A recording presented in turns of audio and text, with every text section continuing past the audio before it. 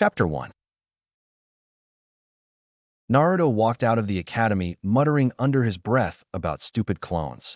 While he was walking, he saw his instructor and another teacher talking to each other. Naruto ran up to him and asked, "Hey Sekiten, Sensei, can you help me with my clones? They always look like they're dying when I do the jutsu." Sekiten answered with a fake smile, "Sorry Naruto, but the year is over. You will have to wait until next year." "But what am I going to do for the next 2 months?" Naruto asked. The Chunin thought for a moment and said, "How about this?" while reaching into his weapon pouch and pulled out a scroll. "This is a Fuinjutsu scroll. Work on this over the summer," handing the scroll over to Naruto. "What's Fuinjutsu?" Naruto asked with a confused look on his face. "It's the sealing arts. Have you ever wondered how some of the teachers get weapons out of scrolls?" the teacher asked. Naruto nodded his head and Sekiten continued, "That is Fuinjutsu. And even the Hokage knows some Fuinjutsu. The fourth was a Fuinjutsu master." Naruto, hearing that his idol was great at Fuinjutsu, was more than enough for him to accept the scroll. "Thanks, Sekiten. Sensei, I'll master this scroll in no time," Naruto said as he started to walk home, leaving the two Chunin by themselves. The Chunin with Sekiten asked, "Why did you give the demon that scroll?" Sekiten snorted and answered, "Like that brat could learn the sealing arts. It's one of the hardest arts to learn." His friend nodded. "I suppose you're right. Even I have trouble with the basics." "Come on, let's get out of here," Sekiten said as they two left the academy. Naruto ran all the way to his apartment, holding onto the scroll tightly. When he got to his apartment, he cleaned off the table in his kitchen of all the empty ramen containers and opened the scroll and started to read. Naruto read the first 2 feet of the scroll and got out some ink and paper. The scroll suggested that Naruto practice calligraphy before getting into drawing seals. The scroll had an example of some words written in calligraphy, so Naruto gave those words a try. It was about an hour before Naruto decided that while his handwriting wasn't too bad, he was going to have to work on it. Naruto was going to need a book on calligraphy. He would have to go to the library, but he knew that the old bat that ran it wouldn't let him in. But lucky for Naruto, stealth was one of his best skills, so that shouldn't be a problem. That night, Naruto was able to get a few books on calligraphy, and he started to practice. His handwriting wasn't that bad to begin with, so it took about a week before he attempted his first seal. The first few days were frustrating as he would look at the scroll and draw the seal, but there were small mistakes, so when he got his first storage seal to not blow up on activation, Naruto was ecstatic. With that, it only took another week to learn all that the scroll had to offer. Now that Naruto had mastered that scroll and the library didn't have any more on Fuinjutsu for some reason, he was headed to the Hokage's office. When he got there, he said hi to the secretary, a young woman who was always nice to him, and walked into his Saratobi-jiji's office. Saratobi greeted Naruto as he walked in and gave him a break from all the paperwork. "Hello there, Naruto. How can I help you today?" Naruto smiled as he sat in one of the chairs and said, "Hi, Gigi. I came to say hi and ask you something." "What is it you wanted to ask me, Naruto?" Saratobi asked. "Well, I started to learn Fuinjutsu, and I was wondering if you had some books I could borrow," Naruto asked. Saratobi looked a bit surprised and asked, "Really, Naruto? Fuinjutsu is a very complicated and dangerous art to use, if not used right." Naruto took out the scroll that his teacher gave him and the one he made. "I got this scroll from my sensei. He gave me this scroll after I failed to make one of those stupid clones. It was pretty easy to do, and I even made this other scroll to hold all my weapons in," demonstrating by poofing out a kunai. Saratobi asked, "So you have only had that scroll for 2 weeks?" Naruto nodded, and the Hokage thought for a moment. "That is pretty good for someone how just started. Maybe I could give Naruto his parents' Fuinjutsu books. They have some of their notes on them. It could help him a lot." The Hokage got up and went to a storage room in his office and moved some boxes to where a safe was. After entering the combination and some quick hand seals, the safe opened. In the safe were several scrolls. He took them out of the safe and went back to his desk. He tossed the scrolls to Naruto, who nearly dropped them. "What are these?" Naruto asked as he looked at the white scrolls with the numbers 1 through 4 on them. "A friend of mine liked seals, and these are his scrolls with his notes in them." The Saratobi said, "You can have these." "But they aren't mine," said Naruto. The friend I'm talking about is no longer with us, and he would want someone to learn from him. Sealing was one of his best arts, Sarutobi said. Naruto thought for a moment and said, Okay, Gigi, I'll work as hard as I can to master Fuinjutsu and make you and your friend proud. Then ran up to his Gigi and gave him a hug and said, Thank you. Now Naruto, about the academy, said Sarutobi. You will be put with your age group next year. I think we were getting a little ahead of ourselves sending you in 2 years early. Okay, Gigi, I better go so you can get back to your paperwork, said Naruto. The Hokage looked at his paperwork that seemed to double in size since he last looked at it, and sweat dropped. All right, Naruto, be sure to be in room 213 at the academy when the break is over, Sarutobi said. See you later, Naruto said as he ran out of the room. Well, their son would take an interest in seals. If this pans out, we could have another seal master in the village, Sarutobi thought. Over the next month and a half, Naruto studied the first scroll, which had 15 books in it. He got through the first 2 and was working on the third. He even thought up some new pranks with the seals that he knew.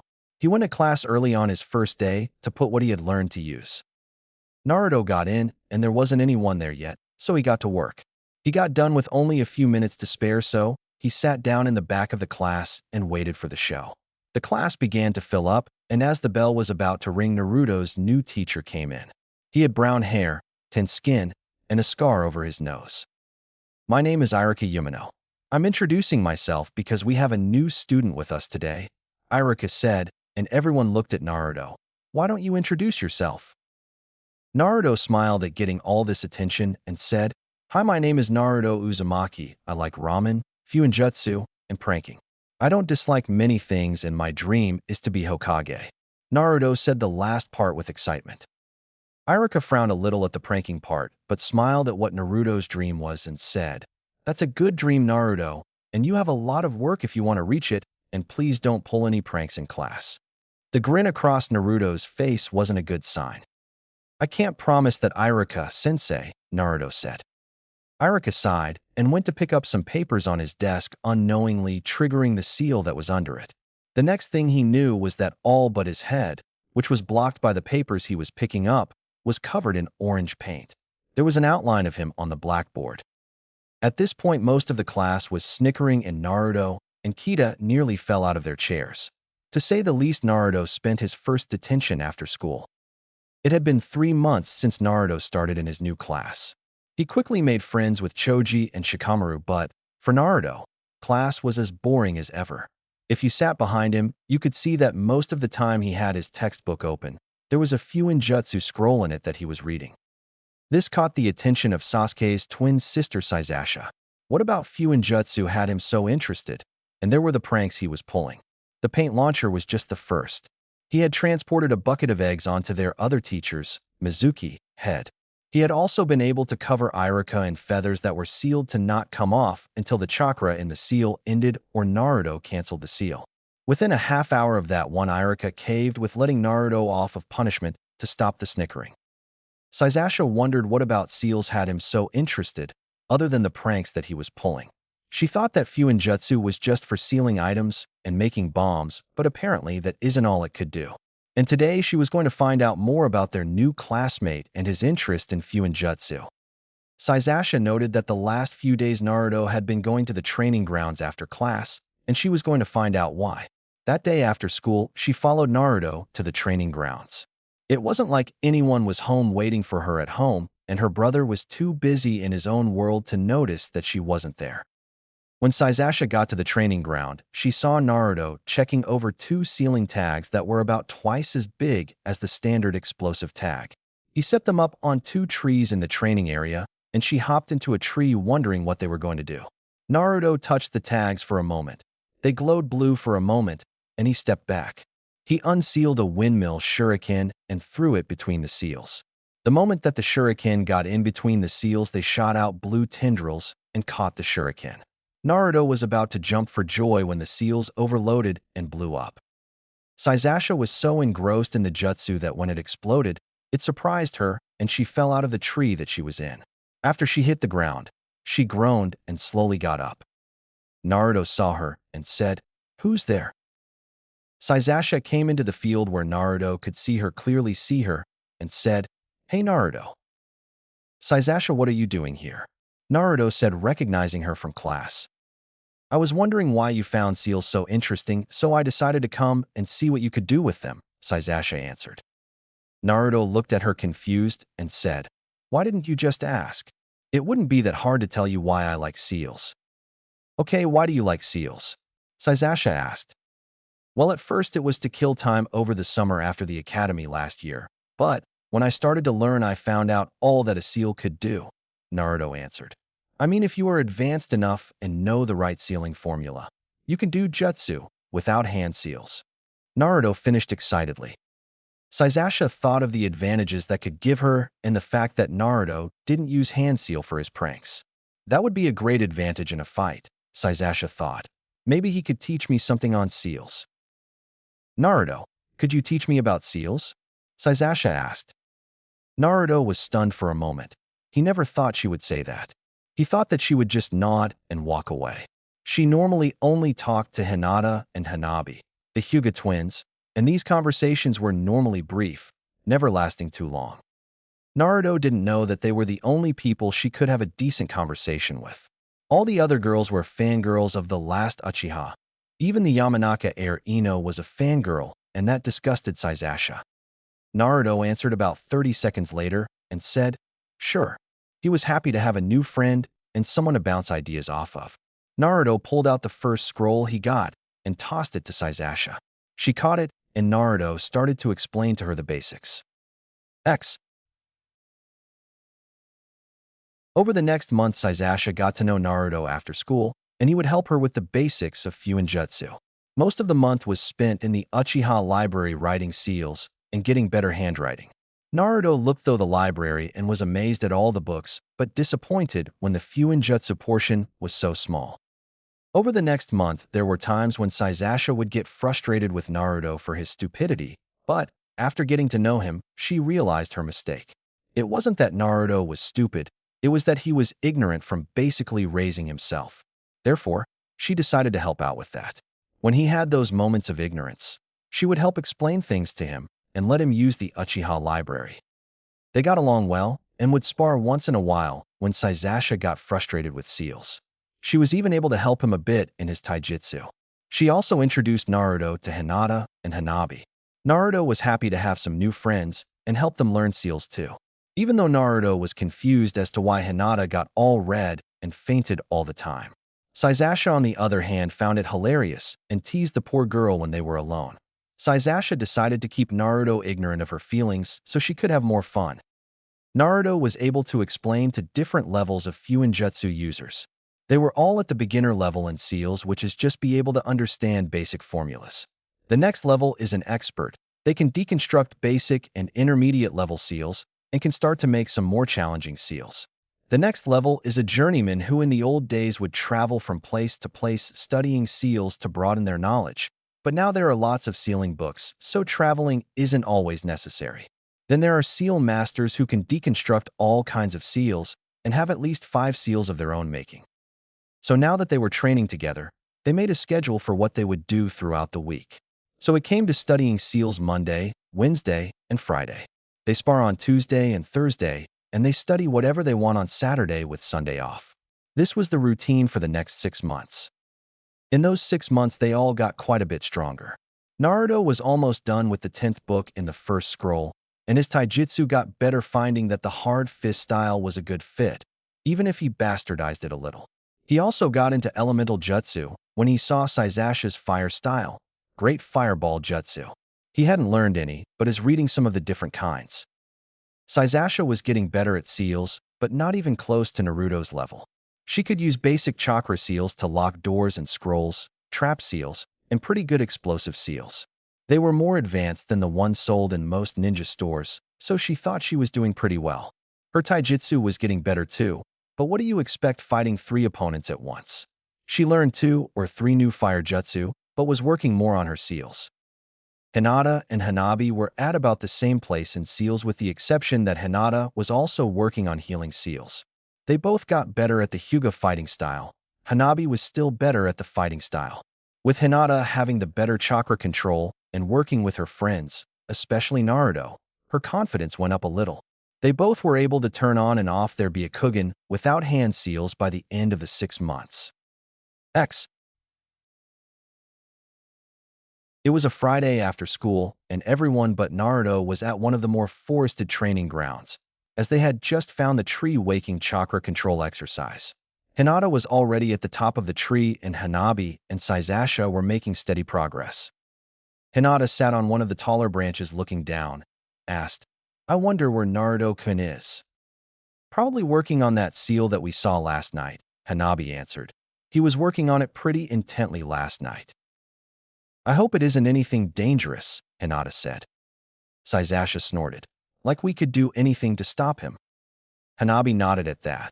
The Hokage couldn't stop Naruto when he's working on a seal that he is fixated on. Hinata sighed and nodded her head. Naruto could be quite stubborn when he was working on seals. At this moment, Naruto ran into the clearing and had one of the biggest smiles on his face that they had ever seen. He looked for them for a moment, spotting them up several of the trees, and ran up to them. "It's finished," Naruto said. "So what is it this time?" Saizasha asked while hanging upside down on a tree branch. Naruto was about to speak when he closed his mouth and took out a seal, placed it on the ground, and the field glowed blue for a moment. They recognized the privacy barrier. It was a round barrier that went about 20 meters from what they saw. That was an improvement over the last time they saw him make this barrier. They wondered what Naruto was going to show them. "What is the new seal you wanted to show us, Naruto-kun?" Hinata asked curiously. Naruto stood up and said, "I'm glad you asked, Hinata-chan. You see, I made a seal that will help us with our training speed quite a bit." They all looked surprised at this, and Saizasha asked, "What seal is that?" Before answering, Naruto took off his jacket and shirt, which turned Hinata's face red as she put her hands over her eyes with an eep. That didn't stop her from looking through her fingers at Naruto. Saizasha and Hanabi, seeing Hinata's reaction, giggled a little, and Hanabi asked, "Not that Hinata doesn't like the show that you're giving her, but why did you take your shirt off?"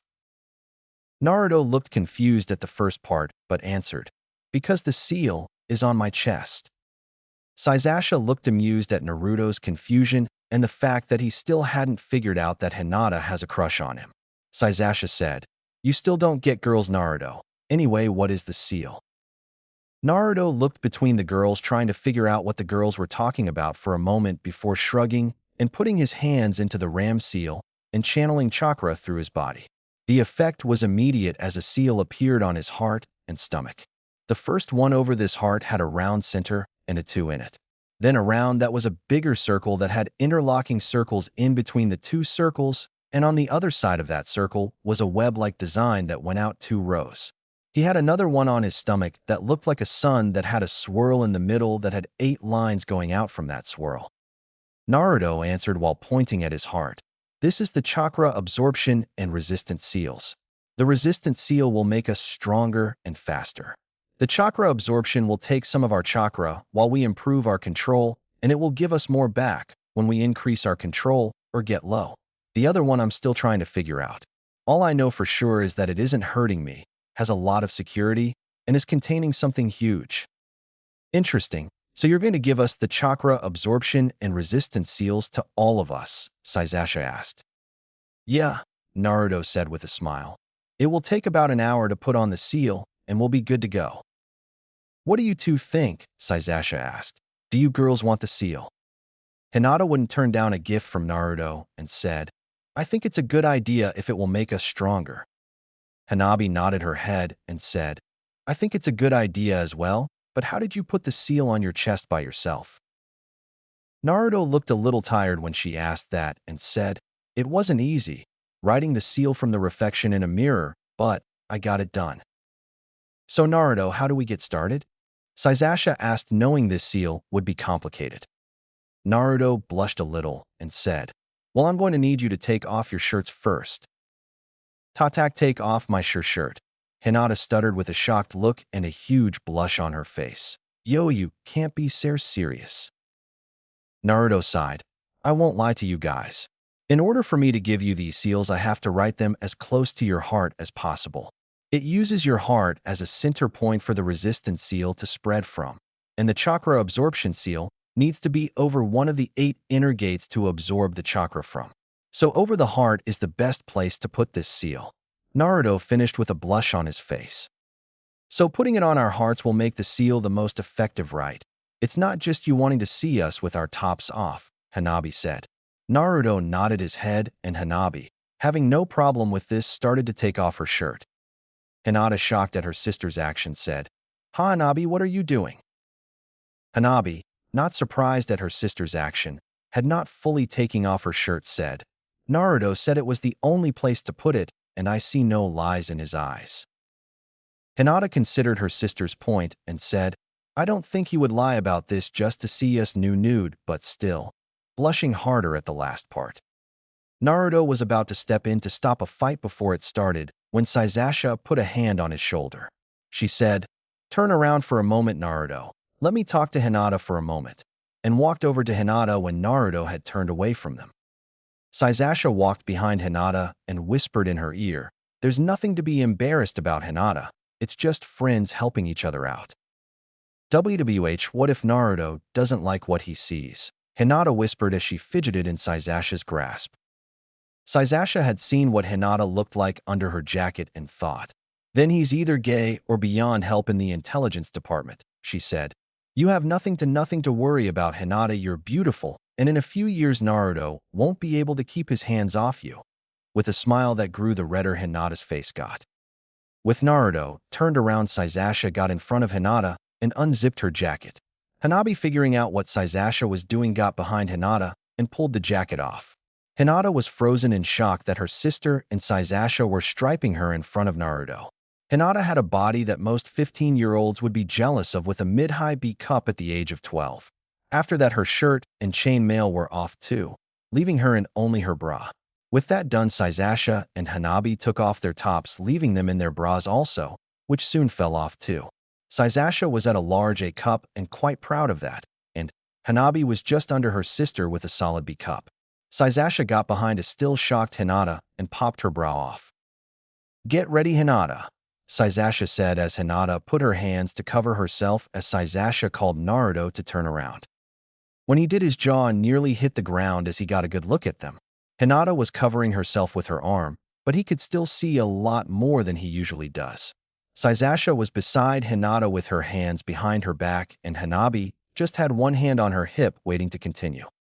Sasasha saw that Naruto seemed to have frozen and was just staring at them. She smiled and said, "Do you like what you see in Inka?" Naruto nodded his head slowly and said, Wow. Sorry for wow. Wow, what were we doing?" Sasasha said, "You were going to give us your new seal. That is, if you remember it after looking at us." Hinata at his point was giving a good impression of a tomato, and Hanabi even had a small blush on her face. It was good to know she could make Naruto speechless. "Why don't you start with Hinata, Naruto-kun?" Naruto nodded and unsealed a futon so they could lay on it while he applied the seal. "Why, Hinata, please lie down on this while I get the ink ready." Doing as he told her, she laid down and tried to relax as her crush came over and knelt at her side and said, "Try to relax, Hinata, you're beautiful." Hinata blushed harder if that was possible and said, "Go ahead, Naruto-kun." Naruto nodded, and he got started to draw on the left side of her chest. She giggled cause it tickled, and Naruto smiled and said, "It's good to see you smile, but try not to laugh. The faster I get this done, the faster you can put your shirt back on." Hinata nodded and let him continue. Sasasha and Hanabi looked at the seal being written. The first one was done in about 20 minutes, and the sealing language covered a little move, then half her chest. Naruto ran through a few hand seal and put his hand on the center of the seal, which was Hinata's breast. Hinata had never been so embarrassed, and it could have been her imagination, but she thought she felt Naruto squeeze a little. The next seal took about the same amount of time as the first, and as Naruto activated this one, something surprised Hinata. It started to spread to cover her arms and legs and put her in pain. Hinata looked with pain on her face and said, confused, "It who hurts, Naruto-kun? You didn't say it would who hurt." Naruto looked a little sad and said, "I know, Hinata-chan, I was afraid that it would scare you into not wanting it. It will be over soon." "No fair," Hinata moaned out. But like he said, it was over a few moments later. She was breathing a little hard, but the seal was done. She looked down, and it looked just like Naruto's, only with a zero in the circle. Hanabi asked, a little concerned, "Are you okay? How did it feel?" "I'm okay. It felt like when you get a bad scrap, but all over," Hinata answered. After that, Hanabi was the same way, but when Naruto was about to start on, Sasasha saw a small scar about 2 inches long where the center over the seal was going to go. Naruto looked a bit confused because it looked like a stab wound, but that wasn't possible. If she was stabbed there, it would have gone through her heart. Sasasha saw where he was looking and sighed. "Naruto, my heart isn't on the left side, it's on the right." Naruto looked even more confused, so she elaborated. "I have dextrocardia. It's a condition where all my organs were made on the opposite side they were supposed to." "That doesn't explain the scar over where your heart is supposed to be," Naruto said. Sasasha smiled ruefully and said, "It was a parting gift from my older brother." Hinata and Hanabi's eyes widened at that, as they knew all about the Uchiha massacre and knew that Sasasha escaped that fate on a technicality. Naruto, not being in a clan, didn't know all the details about the demise of the Uchiha. "Your brother Sasuke stabbed you," Naruto said, shocked. "No, Naruto, it was our eldest brother. Itachi is the one who stabbed me through my chest, and he is also the one who massacred my clan," Sasasha said. Naruto was speechless, and she continued, "I probably used up all my luck that day when he ran me through and didn't check if I was dead. I lived because of a medical abnormality. That is why I try to have fun every day, not brood like Sasuke does." "How can you move on from something like that?" Hinata asked. "I didn't have much of a choice. It was either that or I end up like Sasuke, and I don't want that," Sasasha said. "Not that I wouldn't jump at the chance to kill Itachi. I'm just not going to go out of my way to find him." "How could someone do that to their own family?" Naruto said, finally coming out of his shock. "I don't know, Naruto-kun, but it isn't something that you have to worry about," Sasasha said as she stroked his cheek. She continued, "Now can you give me the seal, Naruto-kun? I'm getting a little cold." This brought Naruto out of his slightly angry state and got to work on the right side of her chest. After that, he explained a bit more about the seals. Naruto explained how to raise the resistance seal's level by channeling chakra to the seal and how to make it go to 0 by making the bird seal and saying Kai. After that, they did some light sparing to get used to level 1. At the end of the day, it was just Naruto and Sasasha sitting in a comfortable silence when Naruto said, "Sasasha, if you ever do find Itachi, don't go after him by yourself." Sasasha smiled. "I won't, Naruto, that is what I have friends for." With that said, they got up and went their separate ways. Chapter 2. Naruto was in the Uchiha library working on the security seals for most of the jutsu and ninja-related information scrolls for all the people in Naruto's little study group. There were obviously no Uchiha seal masters and few journeymen because it didn't take too long for Naruto to break some of the low-level jutsu and a section on something called hinjutsu, whatever that was. Naruto's curiosity getting the better of him, he grabbed a scroll on hinjutsu and started to read. It was a scroll on female anatomy and pleasure and pain nerves. Naruto's first thought was to put it back on the shelf, but for some reason, he couldn't, and before long there were 2 more scrolls on the table in front of him. One was on the same subject, the other was a jutsu. Sasasha walked into the library with a box of Poke in her hand, looking to see if Naruto had made any progress. She came to see Naruto reading a scroll with a blush on his face and raised an eyebrow. "Naruto, how's it going with the seals?" Sasasha asked and picked up one of the scrolls he was looking at. Naruto nearly jumped out of his skin when Sasasha talked and scrambled to grab the scrolls that were on the table. Unfortunately for Naruto, Sasasha had already grabbed one and sat down to read it. Naruto was sweating bullets as Sasasha continued to read, and worst of all, Naruto couldn't see her reaction on her face because of the scroll. "Naruto," Sasasha said, enjoying some little reading. "This isn't what it looks like," Naruto said quickly. "Really, Naruto? Because it looks like you are looking into the art of seduction," Sasasha said in an even voice while continuing to read. "I just wanted to know what Henjutsu was," Naruto said. Sasasha looked up from the scroll. "I think that would be obvious with the first scroll, not the first 3 scrolls," she said. "Well, it was. Interesting," Naruto said. "Do you not like me anymore?" Naruto asked nervously. No, Naruto, just because you read these I don't think, and less of you, Naruto. I would be concerned if you weren't interested in the female body, Sasasha said, putting down the scroll and running her hands down the sides of her body. Naruto watched her hands the entire time, and it made Sasasha smile. Naruto, she said, getting his attention back to her face. When you were reading these scrolls, whose body did you see? Mine? Hinata's? Hanabi's? She asked. Naruto, who was not expecting that at all, couldn't put together the words to answer. Sasasha, still smiling, continued. I mean, you have seen yous all topless. To tell you the truth, all four of us. Naruto answered. You mean you doing this to us? Sasasha asked. Naruto answered, yes and no. I have thought of that, and what I would look like as a girl. Really, Sasasha said. Yeah, and while I was thinking about it, I thought of something. Sasasha, why is yours, and a few others I've seen, girls' bodies developing so quickly? Naruto asked. Sasasha nodded her head at that. It was a good question and one she had the answer to. Girls who take their ninja training seriously and have higher levels of chakra will find that their bodies develop faster, so the body can keep up and control their chakra better. I think it's the same for boys too. So all the girls chasing your brother complaining about a development in class would just have to train harder, Naruto said. Sasasha nodded and said, yes, they would. Those in clans like Ino would grow a little faster than Sakura would because being a ninja's in their blood. With that said, she looked back at the scroll. Made any progress on the seals? Naruto relaxed and nodded. Yeah, I got some of the low-level jutsu unlocked, but the seals are getting more complicated and compact, so it is hard to see them all. Don't worry, Naruto, you've got plenty of time, Sasasha said. After that, he got back to work. Over the next 2 months, Naruto learned that he was a wind user and even learned a jutsu with it. Wind style, great breakthrough. He also started to increase his chakra control and wind chakra, but that was slow going at best. He continued to study Hinjutsu in his spare time, but only Sasasha knew he studied that.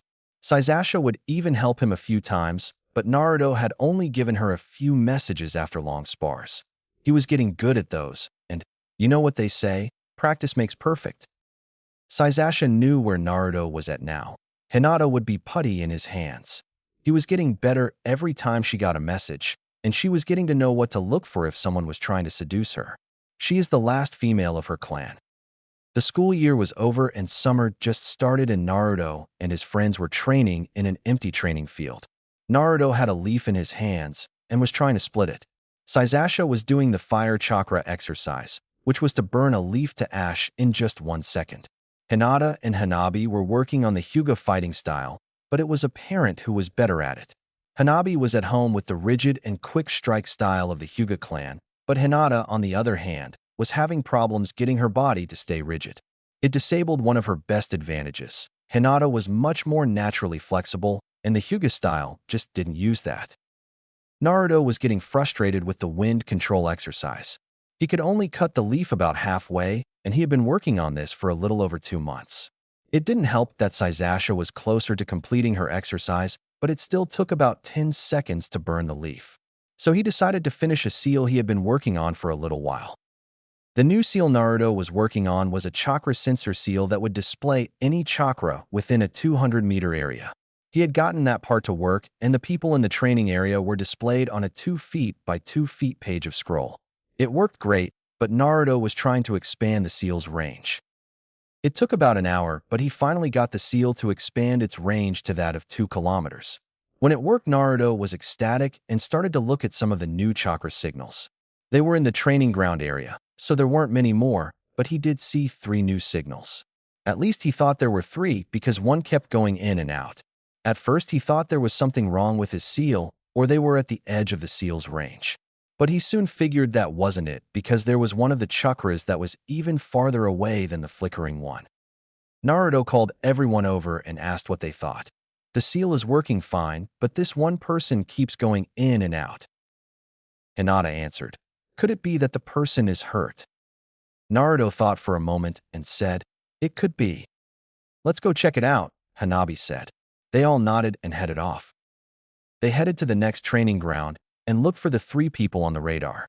They got there, and it wasn't too hard to find the three people, or should I say women. The first one was a woman with black hair that went to her shoulders with red eyes who was sparing. She wore what looked like white bandages with mesh armor under it with one red sleeve.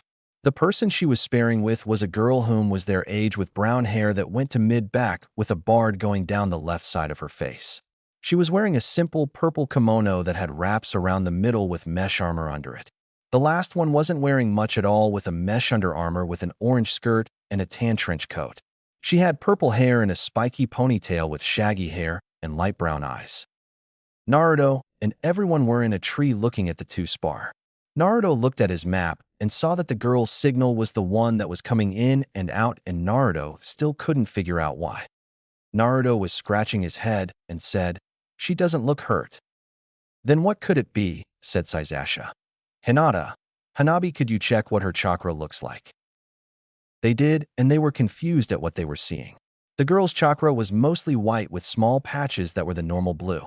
Hinata and Hanabi told them this, and it just confused them farther. While Naruto was thinking, he noted that something was wrong. Where's the other woman at? It only took a moment for all the girls to leave the tree as Naruto was wrapped up in ninja wire and pulled out of the tree. Naruto was put to the ground and soon found the woman that was missing as her foot impacted his chest to keep him there. The girls also found her when Naruto grunted from the impact. "What do we have here?" the women said. "Spies are getting small these days." "Hey, I'm not a spy," Naruto exclaimed as he struggled to get free. "And untie me." All she did was tighten the wire. The others that were sparing stopped at this point and looked at Naruto and the others that jumped out of the tree.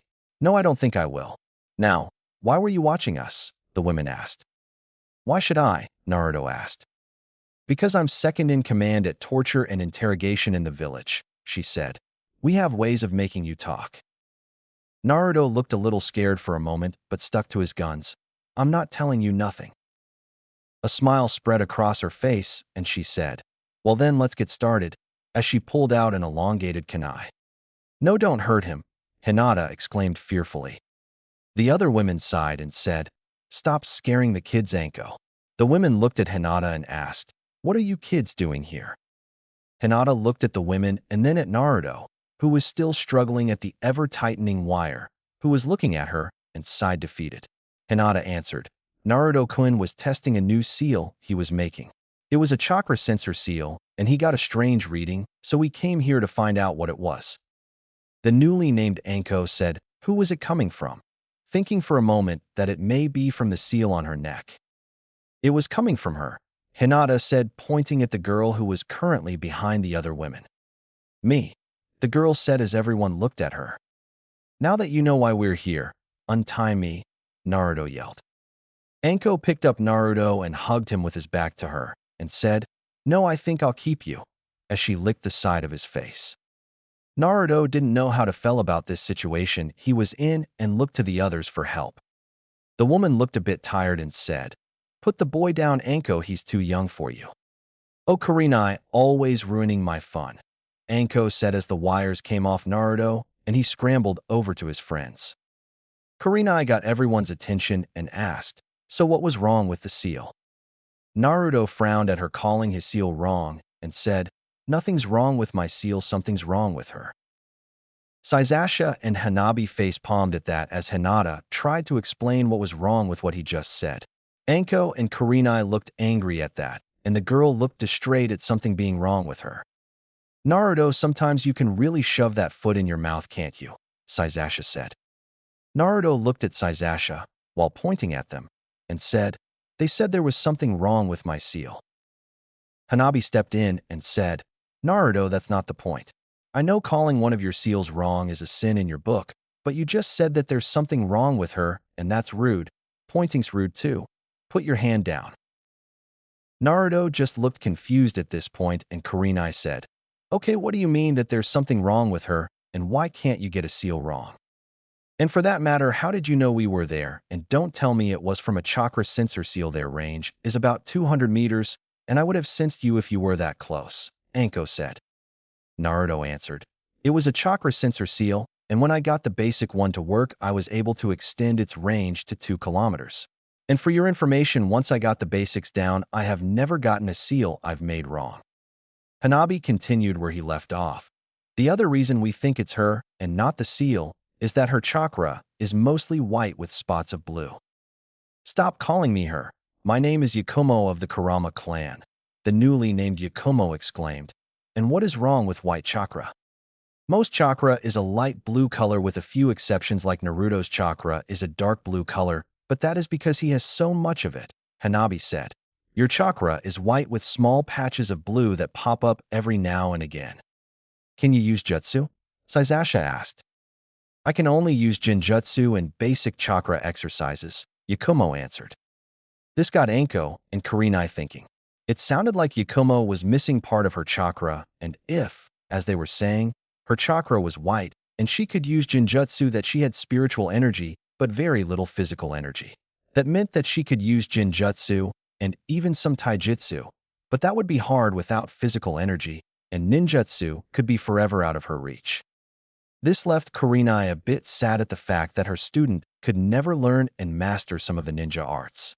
It did explain why their training had stalled, why she could use tree walking and more than likely water walking, but past that there would be nothing more she could learn outside jinjutsu. Anko, on the other hand, saw this as a way to more focus on the aspects of a ninja that she could learn. They could stop wasting half the day on Yakumo working on the basic three. Anko saw the look on Kurenai's face and said, Hey, don't get that look, Kurenai, this explains a lot, and now we can narrow down her training now. Kurenai sighed and said, But this means she will only be able to master jinjutsu. Yakumo was confused at this and asked what they were talking about. So Anko and Kurenai explained to her what they had figured out and what it meant. So without physical energy, I can only use jinjutsu and some taijutsu, because without physical energy, after a while my muscles will fall like they're on fire. Is that right? Yakumo said. At her sensei and her friend's nod, she continued. So be it. I already feel the burning on my muscles, and now I can give up on ninjutsu, so I can concentrate on my family's bloodline. Anko smiled at her statement, but Kurenai didn't look so sure. Could Yakumo be a ninja without ninjutsu? There was the boy who got to be a ninja with only taijutsu, but Kurenai wasn't sure she could push Yakumo in jinjutsu and taijutsu like Guy, Lee's teacher, does for Lee only in taijutsu. Are you sure about this? Kurenai asked. Yakumo nodded with a determined look on her face and said, Yes, I want to be a ninja and make my clan proud. Kurenai still didn't look too sure about this whole thing. Then Naruto got an idea and said, What if we helped her with the physical part of her training? Kurenai turned to them and said, How? Well, we could make a seal that cuts down on the burning sensation, but I would have to have help with that, because I don't know much about the body, Naruto said, and looked at Hinata. Can you help me, Hinata? Hinata looked surprised at being asked to help. You are the one of us that is looking into medical seals, and probably know more about the body than any of us, Naruto finished. Hinata was surprised that Naruto thought of her. I don't know a lot. I'm positive that Yakumo's senseis would know more than I do, she said. Anko and Kurenai looked at Hinata, and Anko said, I don't know a lot of medical ninjutsu, I just know poisons and antidotes, and Kurenai-chan is a jinjutsu mistress. More importantly, do you really think you can make a seal like that? Anko finished talking to Naruto. Naruto smiles and answered, Well, I made a chakra absorption and resistance seal to improve our training, so this shouldn't be more difficult than that. I just need more info on the body to know what I'm doing. We do know Hana Inazuka. She's a vet, but would help, Anko said. Kurenai was thinking hard on this and listening in on their conversion and asked, How long would it take you to make a seal like that? Naruto thought for a moment and said, I could probably have it done before we go back to the academy for our next year, so 2 months. All right, if you can get it done by then, we'll consider it. But if you can't, I will have to look into alternatives, Kurenai said. Naruto, who was happy to be able to help someone with becoming a ninja, wanted to get right to work, but Saizasha stopped him, saying that he should meet Hana first. He nodded and set a date for them to come over to his apartment then, Anko, Hinata, and Hana the next day. Hinata wanted to refuse, but when Naruto insisted and said there may be more she could learn from Hana, she caved like a deck of cards. X. The next day, Hinata showed up first, and saw that Naruto's apartment was a bit of a mess and suggested that they clean it before the others got there. When they finished cleaning the kitchen and the floor was when Anko and someone whom they assumed was Hana came in. Hana had pale skin and long brown hair that she had in a ponytail. She had the red fangs of the Inuzuka clan, like Kiba, and wore the standard Chunin vest that was open a little at the top and black shorts. She also had a tattoo on her upper right arm that resembles a flower. When they got there, they stared to discuss the problem and possible solutions. It took about a week and a lot of work, but they came up with an idea. They would make 2 seals. One would be a red blood cell production seal that would be on Yakumo's hips that would double, maybe triple the amount of red blood cells in her body. The other would be on her throat and collarbone that would take in more oxygen to give to the red blood cells. With these 2 seals, it would give what little physical energy she had and maximize its effectiveness. Now that was the easy part. The next part was making the seals, and that would take a few weeks. In this time, it was mostly Naruto asking questions about the body and Hinata learning what she could from Hana. During all this, Hana and Anko were also learning a bit more about seals. It was about a week in when Anko noted some scrolls on Naruto's desk in his room and looked at them. When she found out about the contents, she had to laugh. Little Naruto was learning Henjutsu, and the scrolls on his desk weren't the basics. They were more toward the intermediate level and a few jutsu. When she brought it up in front of everyone, Naruto couldn't look at anyone, and when Hinata found out what it was, she invented a new red. When Hinata found out that Sasasha was helping him in the art well, her mouth worked faster than her brain when she said she would help him practice too. That day was the best and most embarrassing in her life because, like Sasasha, thought Hinata was putty in his hands, and while getting the massages, she let out a loud moan. Hana and Anko were doing their best not to laugh, but it was a losing battle. The seal was done about 2 weeks before the next school year, so they got to work. Naruto told Anko to have Yakumo come in a bikini because Naruto would have to work on her collarbone and hips. This let Anko have her fun teasing him about wanting to see Yakumo naked. She left a blushing Naruto to give Yakumo the massage. The next day, Naruto, Kurenai, and Yakumo met in the training ground they first met in, and Naruto said to Yakumo, "Are you ready to get started?" Yakumo nodded her head, a bit embarrassed, and took off her purple kimono, revealing a black bikini as she laid down on the ground. Kurenai was not happy about a boy seeing her student in that, especially after learning that Naruto is also learning seduction, but Anko assured her that it was necessary. After she lay down, Naruto got the ink ready and knelt next to her. "This will be cold and tickle a bit, but try not to move," Naruto said. Yakumo nodded and tried to relax as Naruto got started on her neck and collarbone. The first one took about 20 minutes, and when it was activated, it looked like a choker with the word oxygen in a circle in the middle around her neck. The ones on her hips took a bit longer at 30 minutes, and when activated looked like 2 elongated swirls with a thick black line with 4 prongs coming out on both her hips. With that done, Naruto checked to see if the seals were working okay, and when he saw they were, he smiled at his work. Naruto took her hand to help her up and said, "The seal are working, and it should take about 2 weeks for the red blood cell seal to reach at max production. The air seal should be working now and should also filter out poisons that are inhaled." Yakumo looked at the seals on her hips and felt the one on her neck and pulled Naruto into a hug.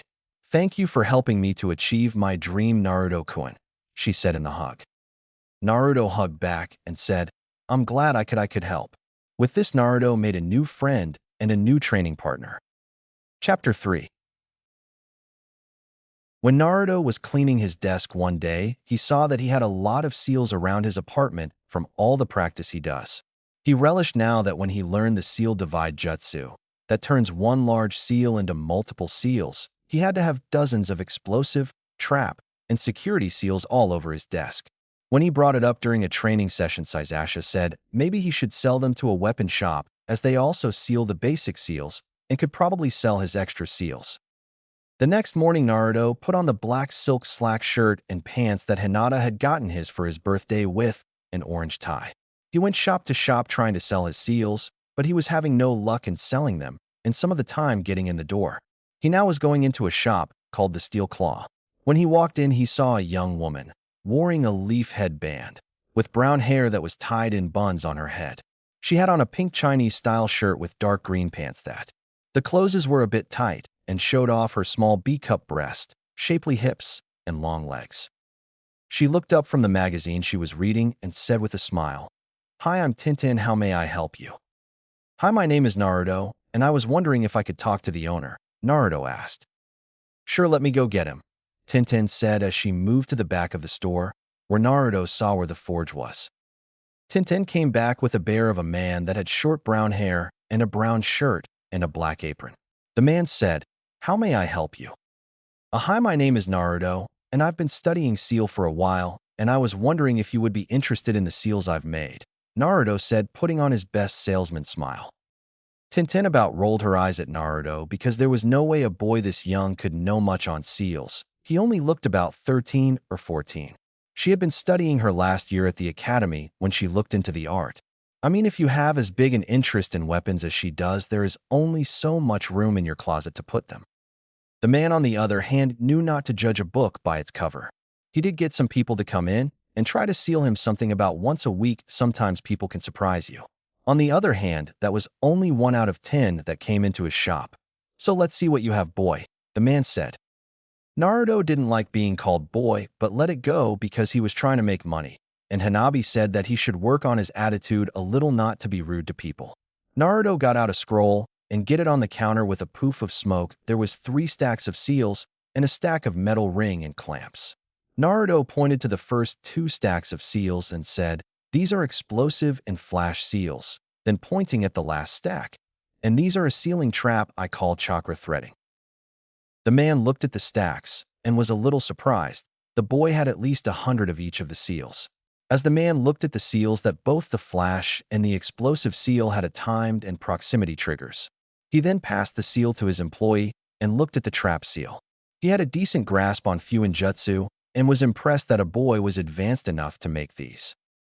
Tintin was thinking maybe she was a little too quick to judge Naruto if he could already make something like this. She could make something like that too. She was a bit more advanced than the seal, and when she looked at the trap seal, she also understood those, but thoughts were probably her limit. The man looked at Naruto and said, "These aren't bad, and there are quite a few of them, but what are the clamps and rings?" Naruto picked up one of each and said, "These are book and scroll security clamps. They can be set to blood, chakra, and password and have some durability seals on the metal, so someone can't just break or cut them off. The seal would be work better if they were carved or forged into the metal, but I don't know how to do that.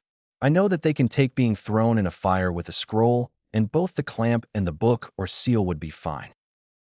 Now the man and Tintin were impressed. The man know that those would seal pretty well, and the other seal were good too. He knows Tintin could make these seal.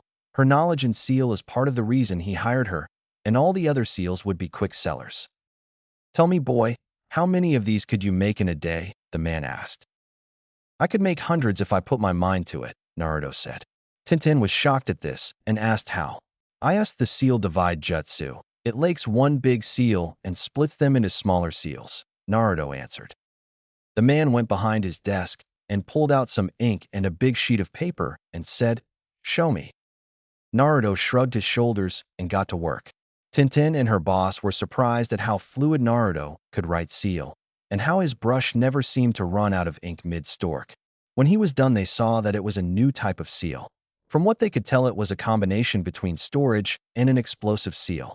After he was done, he went there a few hand seals and touched the paper.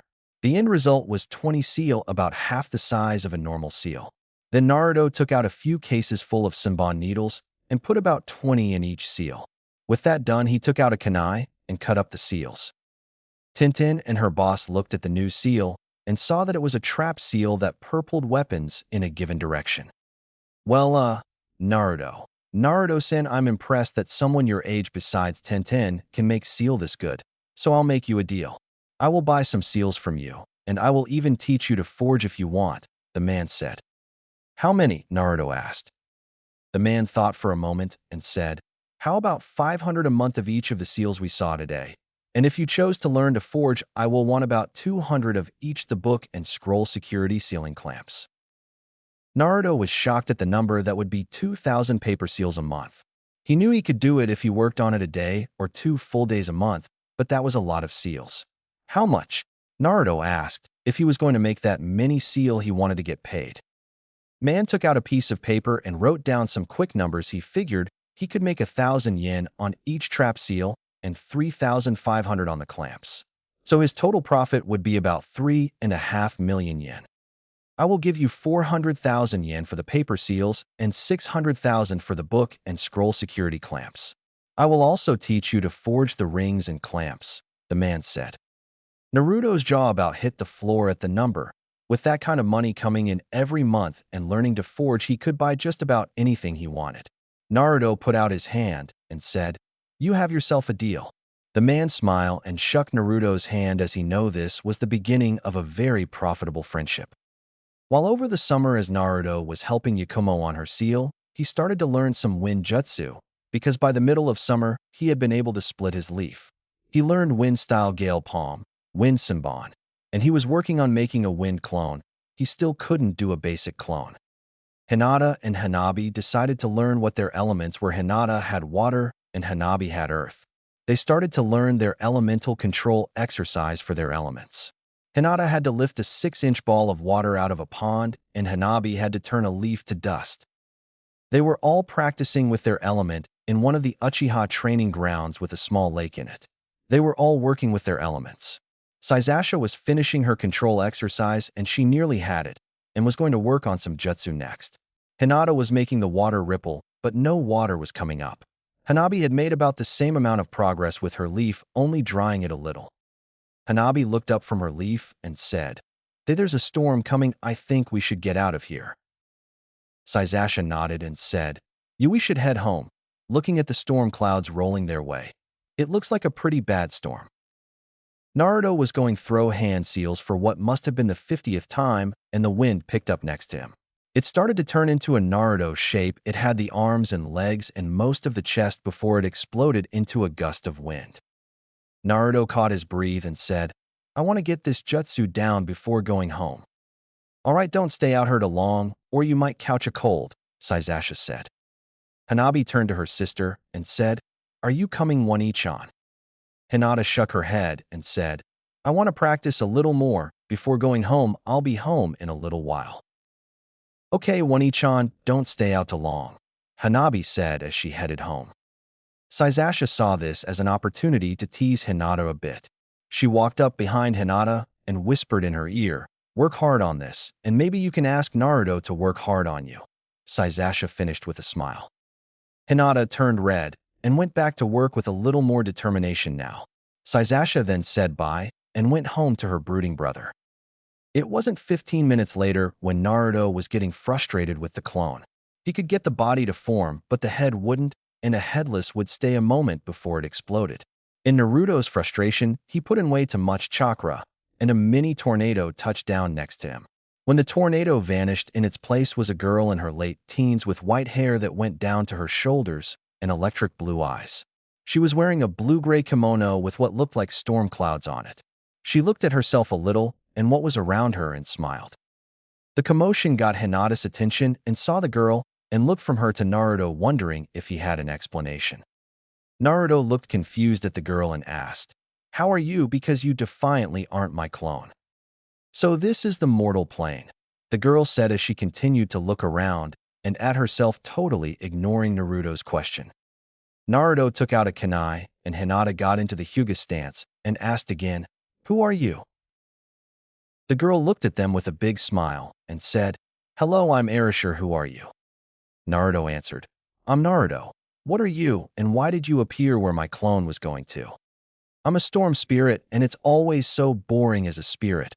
All I can do is make storms like that one and throw lightning at people," Erasure said as she pointed at the storm clouds rolling toward them. "How I got here was that you used so much energy that I was able to use it to get here. It's so much more interesting here than it is in the spirit realm." "So you were just bored and desisted to come?" Naruto asked, confused. Erasure nodded and said, "It's so much fun watching you mortals try to gain control over our elements." "So you just want to have some fun here?" Hinata asked. Erasure answered, "Yes, it's so rare for a spirit to come here. It's fun to watch mortals use our elements in such interesting ways." Erasure, what are the elements that you can use? Naruto asked. I can control the wind, water, and lightning. I use them to create all kinds of different storms, Erasure answered with a bit of pride. Can you help Hinata out with her control on the water? Naruto asked. Sure, Erasure said existed to help. They told her the exercise, and she did it without moving her hand or anything. Erasure had Hinata do the exercise, and she saw the problem. You are trying to force the water where it doesn't want to go. You have to let the water flow into the ball and then lift it, Erasure said. Hinata took the advice and let the water flow. She swirled the water into a bulge on the water's surface, and when she got about half a ball it popped. At this point Naruto hugged Hinata and said, "That was great, Hinata. You'll have this down in no time." Hinata blushed at how close Naruto was to her and hugged back. Erasure, would you like to stay with us? I'm sure we could have lots of fun together, Naruto asked. Erasure smiled and answered, I would love to, Naruto, and held out her hand to Naruto. Naruto took it, and there was a pain in his right shoulder. He pulled up his shirt sleeve, and there was the word storm that looked like it was branded into his shoulder. There we have a contract, and I'm now bowed to you, Erasure said. Contract? Naruto asked. Yep. Now I can come to this plane anytime I want, and you can call me to play or help you out, Erasure said. Cool, Naruto said as he looked at his shoulder. Erasure, is there a way for you to hide, so it won't be too suspicious coming into town with you? Sure, Erasure said as she turns into an eagle. It was about 2.5 feet tall and had a white head with bark blue feathers with white tips. Beautiful, Hinata said. Thank you, Erasure said. Let's get out of there before it starts to storm, Naruto said as Erasure perched herself on his shoulder. They were walking through the Uchiha district when it started to rain, and they took shelter in one of the abandoned houses. When they got inside, and it started to pouring outside, they asked if Erasure if she could stop the rain, but she said no because it's easy to start a storm, but stopping one is extremely difficult. Hinata was blushing at the thought of being alone with her. While mostly alone, Erasure was there, but she was admiring her handiwork outside. Hinata desisted to go with Sasashi's suggestion and asked, Naruto-kun, could you give me a massage while we wait? Sure, Hinata, but you do know you will have to lose most of those clothes, Naruto said. Hinata, still blushing, nodded and said, I have a new bathing suit with me, so I will just change into that. Naruto nodded, and Hinata went into another room. He unsealed a futon that he had. Sasasha had been a bit demanding of his massages lately, and he just carried one with him now. Next, he took out a scroll with a jutsu on it. He was going to try this time. It was called Heated Touch, and it worked the deeper muscles and gave the recipient a sense of warmer and increased the recipients their sensitivity to pleasure. Hinata came back into the room and was wearing a lavender-colored one-piece that was cut to look like a two-piece. The suit left her stomach and back exposed, and the top and bottom were connected by a pair of silver rings. There was also another silver ring between both the cups of the top. Naruto thought the suit looked good on her, and said so to her, only making her blush harder. She said a quick thank you and lay down on the futon. Naruto desisted to take off his shirt, and Hinata had a hard time looking away from him. All the spars with them and his recent interest in forging had been great to his body. Naruto started with a normal massage and worked her shoulders, back, and legs. Hinata was trying not to be vocal about what she was feeling, but it was hard. She was still giving small groans and moans in pleasure as Naruto worked her back. This was music to Naruto's ears, and he worked to find the notes in Hinata's muscles and find the places that were the most pleasurable to her. He found that she reacted to most of what he did, but she was the most vocal when Naruto worked her back. That might be because of the near D cup she had on her chest, which Naruto wasn't complaining about. When he was done with the basic massage, he went into more detail with the heated touch. Hinata really tried to keep her voice to a minimum, it was hard, but when Naruto's hands started to heat up and reach deeper into, she resisted for about 7 seconds. After that, there was no more groans, they were all soft to mild moans, and she just couldn't stop them. Her body seemed to heat up, and the heat seemed to travel to her breasts and between her legs. Naruto during all this was enjoying all the sound she was making and was trying to make her make new ones. After he started to use the heat touch, Hinata started to smell really good. He had found out one day working with Hana that he could smell better than most people, not as good as an Inuzuka, but still pretty good. The smell kept getting stronger, and when Naruto was working her legs and thighs, when he found the sources of the smell. When he was working the inside of her thigh, Naruto touched a clear liquid, and from all the books he had read, he knew what it was and desisted to have a little fun. Lime. Naruto said in a lower voice. You're really enjoying this, aren't you, Hinata?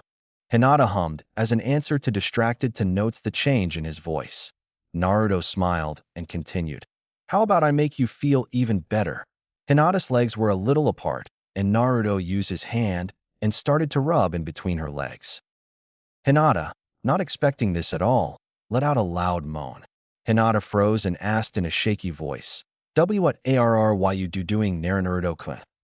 Naruto got down to her ear and whispered into her ear, I'm making you feel even better, aren't I? As Naruto continued to rub between her legs. Hinata's only response was another low moan, and a shiver went down her spine.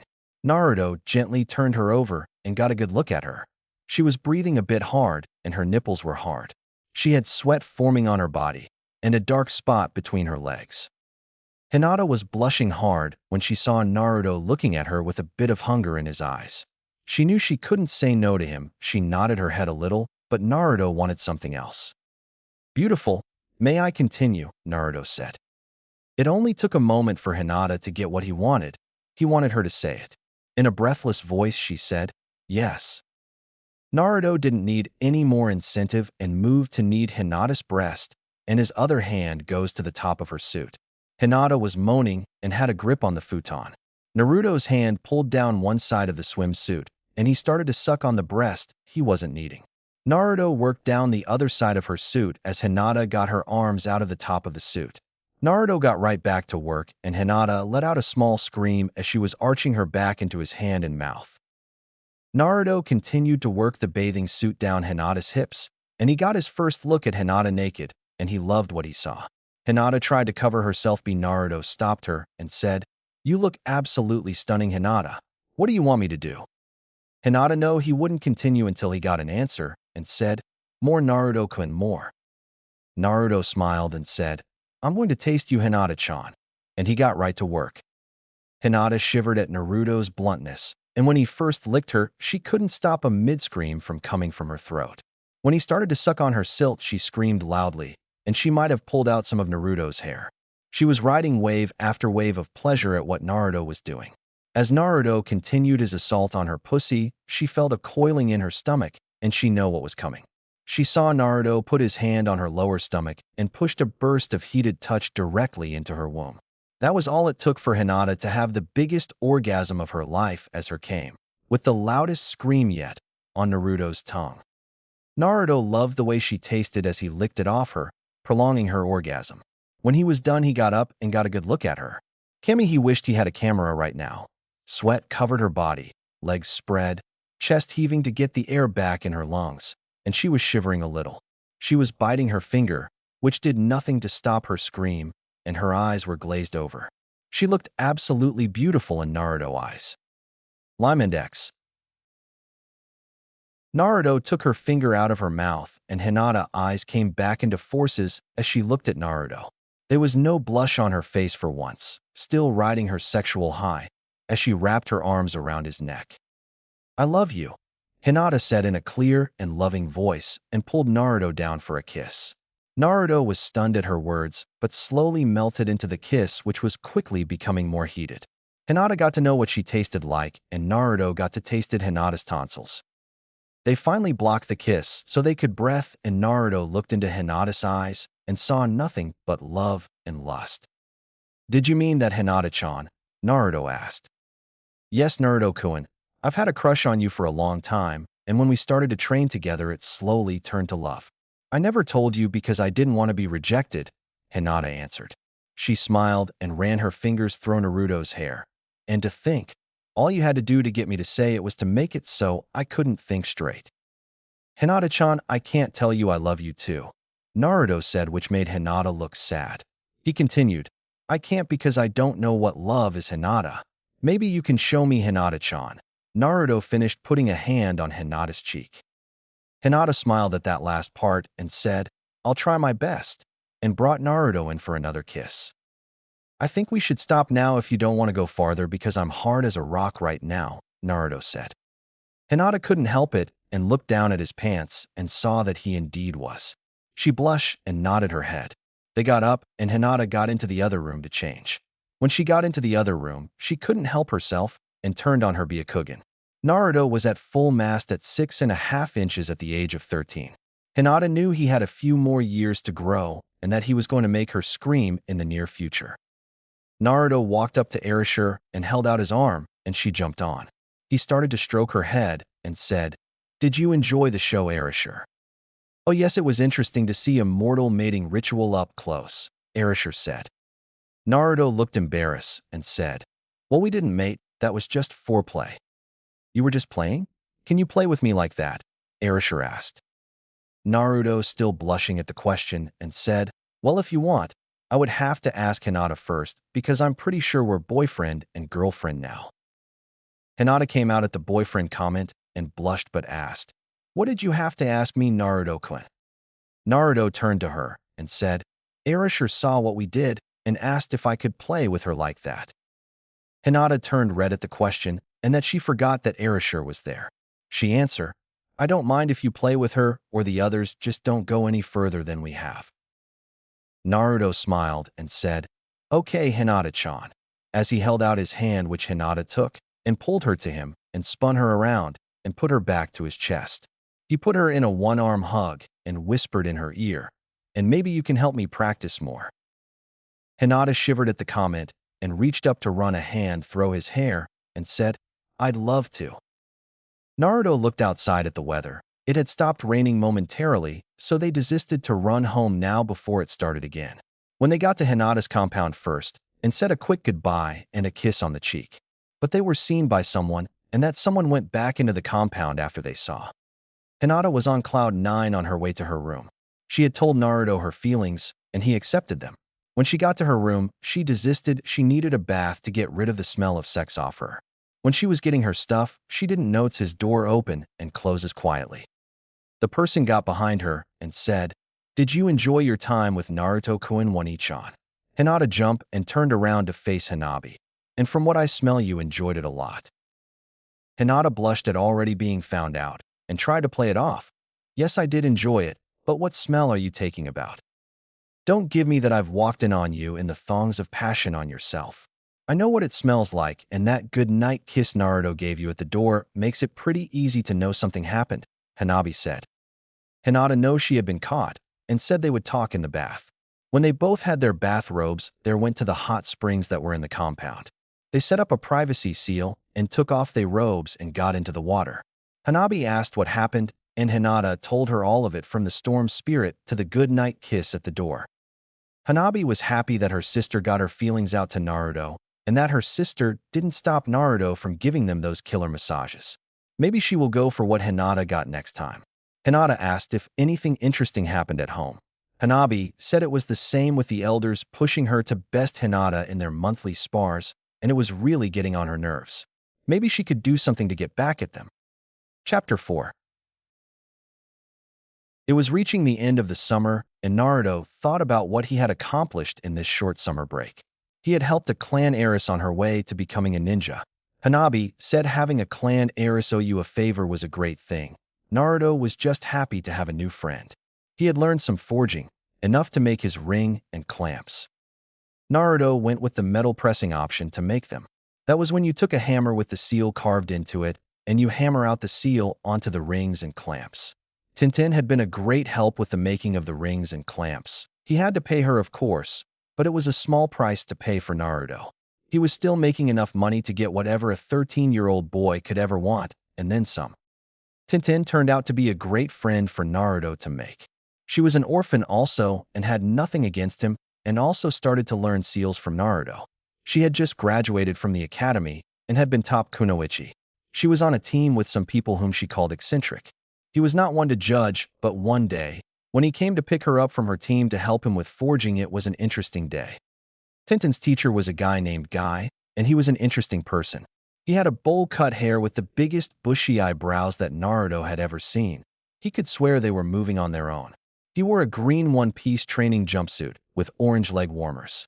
The man also had a tendency to go into long speeches about nothing but the flames of youth, and Tintin said if he ever starts spouting anything about the flames of youth, like her teammate does now, she wouldn't help him anymore. Tintin seemed to be able to use any kind of weapon from a sword to a battle axe, and seemed to know the basics of all the weapons she used. She knew more than the basics with a sword and long-range weapons and in the use of wires, but she seemed to know next to nothing about most elemental jutsu other than she had a lightning affinity. Naruto had given her a book from the Uchiha library about elemental manipulation and just lighting chakra by itself. Hanabi had recently taken an interest in electronics and how they worked, and with the money that Naruto now had, he had bought her some books on the subject. He had also got her some electronics that he could get his hands on, like wireless radios, normal radios, TVs, and he even convinced Anko to give him one of the broken computers in her department and a radio dish. The computer and radio dish would have been near impossible to get new because of how rare they were and how hard they were to make. When Naruto gave Hanabi these, she gave one of her rare shows of emotion and just had to thank him for the early birthday present. It was a great day to be Naruto, and it went down as one of his best days next to the day he discovered seals and the days that he spent most of his day practicing Hinjutsu with Hinata, turning her into a pile of mush. Sasasha even took up the violin because she saw that everyone else had a hobby and she decided to get one. Naruto had forging and Fuinjutsu. Hanabi had her electronics. Hinata liked to study flowers and other plants. Yakumo liked to paint. Tintin liked to study books on old weapons. It was easy for her to get lessons as she was the last Uchiha sister. It was almost too easy, and that just pissed Sasasha off. Her brother could get most anything he wanted if he showed the smallest interest in it. She wasn't going to pass up a free opportunity, and she took the few free lessons with a few beginners' books the owner of the shop gave her. Naruto was taking it easy today and was finishing up one of the Fuinjutsu books that he had gotten from his Gigi. At the end of the book, he saw some sealing notes that he saw on a lot of the books, but this one looked different as it had a little over half a blood seal on it. The seal just seemed to run off the page. He looked at the other books he had seen notes on the back covers and looked at them more closely. It took Naruto about an hour, but when he was done, he was left with 20 books. Out of all the books Naruto was given, most of them had notes on the back, but those he picked out stood out as a real seal and not just notes. When he set them up, there were a security word and a blood seal. The seal was overly complicated to hide what it really was. He first tried the word seal, putting in the name of the village, the names of the Hokages, and some of the clans. After that, he took a closer look at the seal, and a word seemed to come to him, Uzumaki. He wondered why it would be his last name that worked the lock, but he just used it, and the first part of the seal unlocked. All that was left was the blood seal, and if his name unlocked the first seal, he used his blood on the second. With a puff of smoke, there was a 3.5 feet long, 1 foot wide scroll. It was dark blue with a crashing wave design on both ends of the scroll.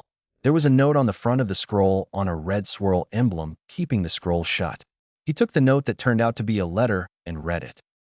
Dear Naruto-chan, hello honey, this is your mother. If you are reading this, I'm no longer among the living. I'm sorry, my little Naruto-chan. My name is Kushina Uzumaki, and I'm originally from the land of Whirlpool's Yuzushiogakure, and I am a part of the Uzumaki clan. I was sent to the Leaf Village to promote continued friendship between the two villages. But soon after I left, our village was attacked, and the village was all but destroyed. Most of our clan's heirlooms and teachings were almost lost, but the clan head at the time was able to save them in the scroll in front of you. He used Fuinjutsu to make the scroll go to the person who was the safest and the closest to the head of the family. That was me, and at the age of 10, I didn't know what to do with it. But when I made Genin, I looked through the scroll and learned much from it. I'm even in the bingo book as an S-ranked ninja, as Whirlpool's Red Death. I wish I could have watched you grow up to the man you were always meant to be. I love you, Naruto-chan, and I always will. Naruto was crying by the end of the letter, but there were two things on his mind. He needed to protect this scroll, and he was going to have a talk with the old man. Naruto took the Uzumaki scroll and sealed it in a seal on his wrist and ran to the Hokage's tower. Naruto walked up to the secretary in front of the Hokage's office and asked if he could see the Hokage.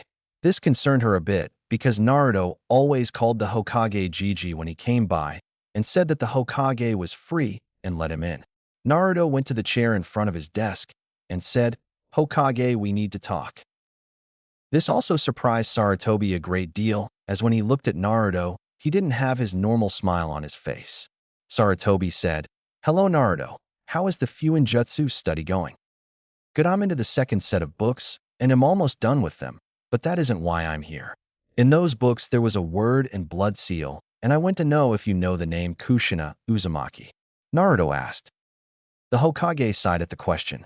He expected to have this conversation with him, but not now, and asked, "Where did you hear the name from?" Naruto pulled out the letter and said, "From this letter she wrote to me." Now there was no way out of this. The Hokage said, "She was your mother, Naruto. I was going to tell you about her when you made Chunin, and I will tell you about your father when you make Jonin." "Why?" Naruto said in a controlled voice. "You have to understand, Naruto. They had many enemies that wouldn't give it a second thought about sending ninja to kill their child," Sarutobi answered.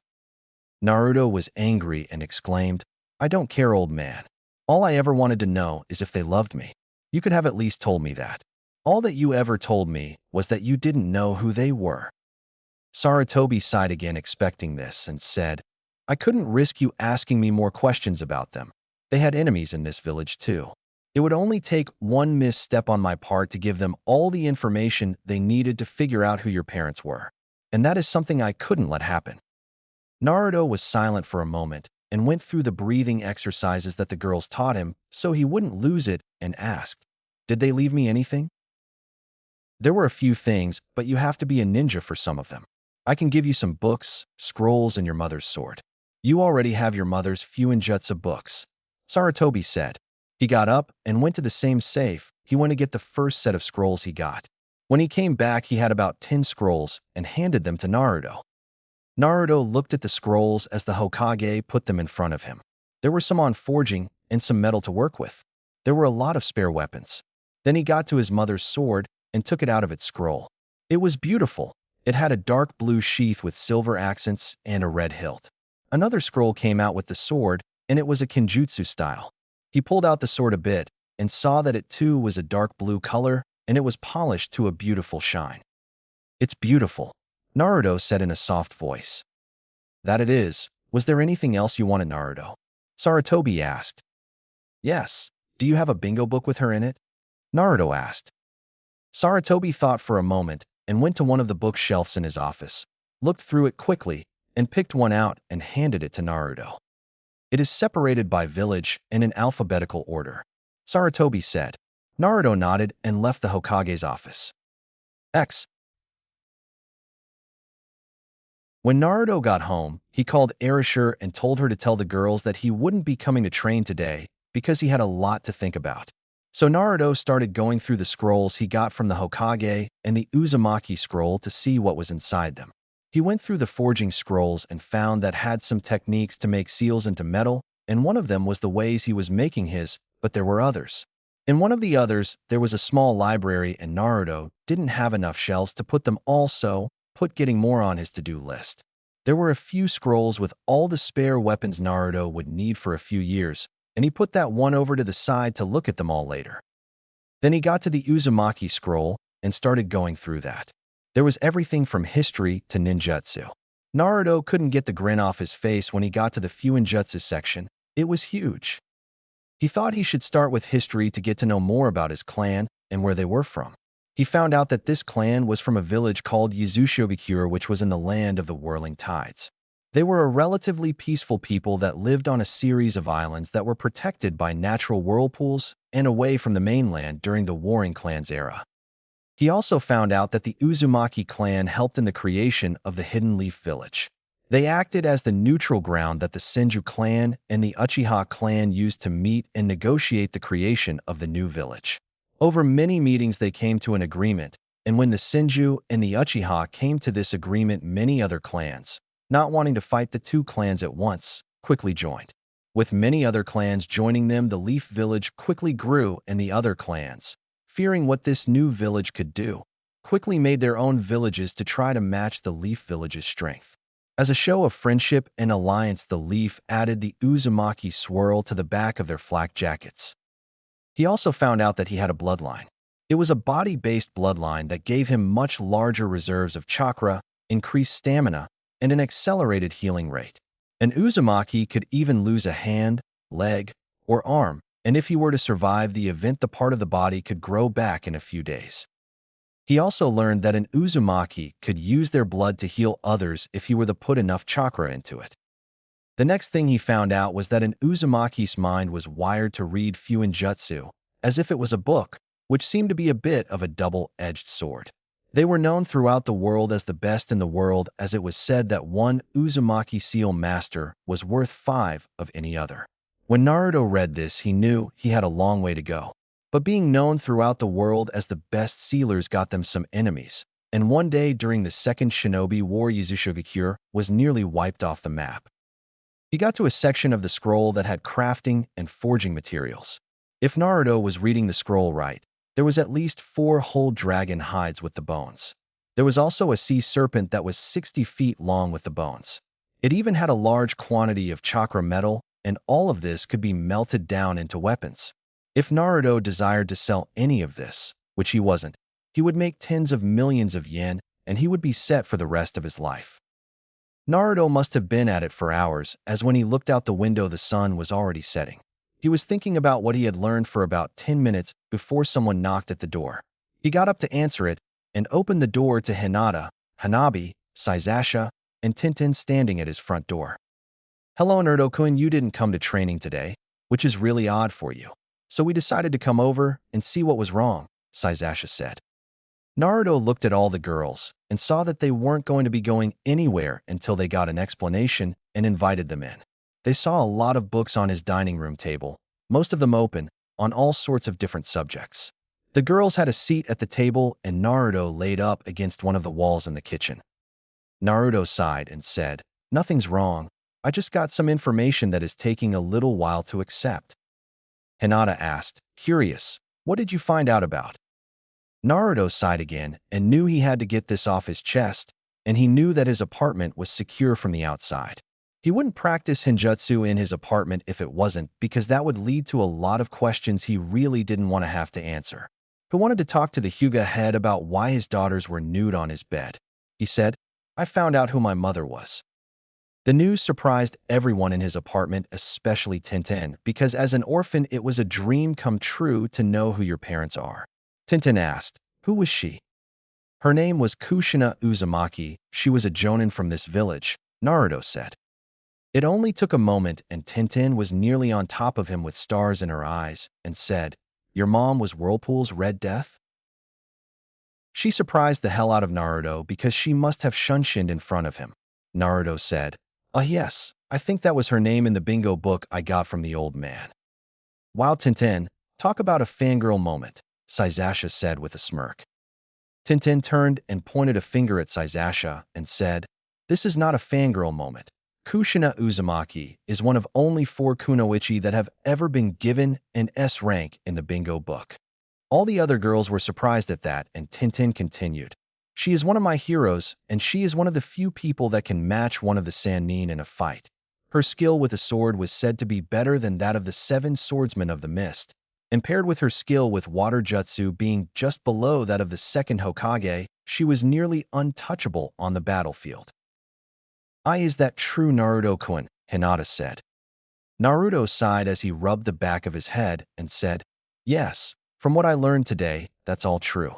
If you want to look at her entry in the bingo book, it's on the table," pointing to one of the books in front of Hanabi. Hanabi saw the bingo book and picked it up from where it lay open face down on the table and looked at the entry for Kushina Uzumaki. It had all the information that Tintin had said, and a bit more, like Kushina Uzumaki was from Yuzushogakyure, which was in the land of the whirling tides. It also said that she was one of the last members of the Uzumaki clan. Hanabi asked about the clan, and Naruto said that yes, he was also a part of that clan, and he had been doing some reading from the books that the old man had given him on his clan's history.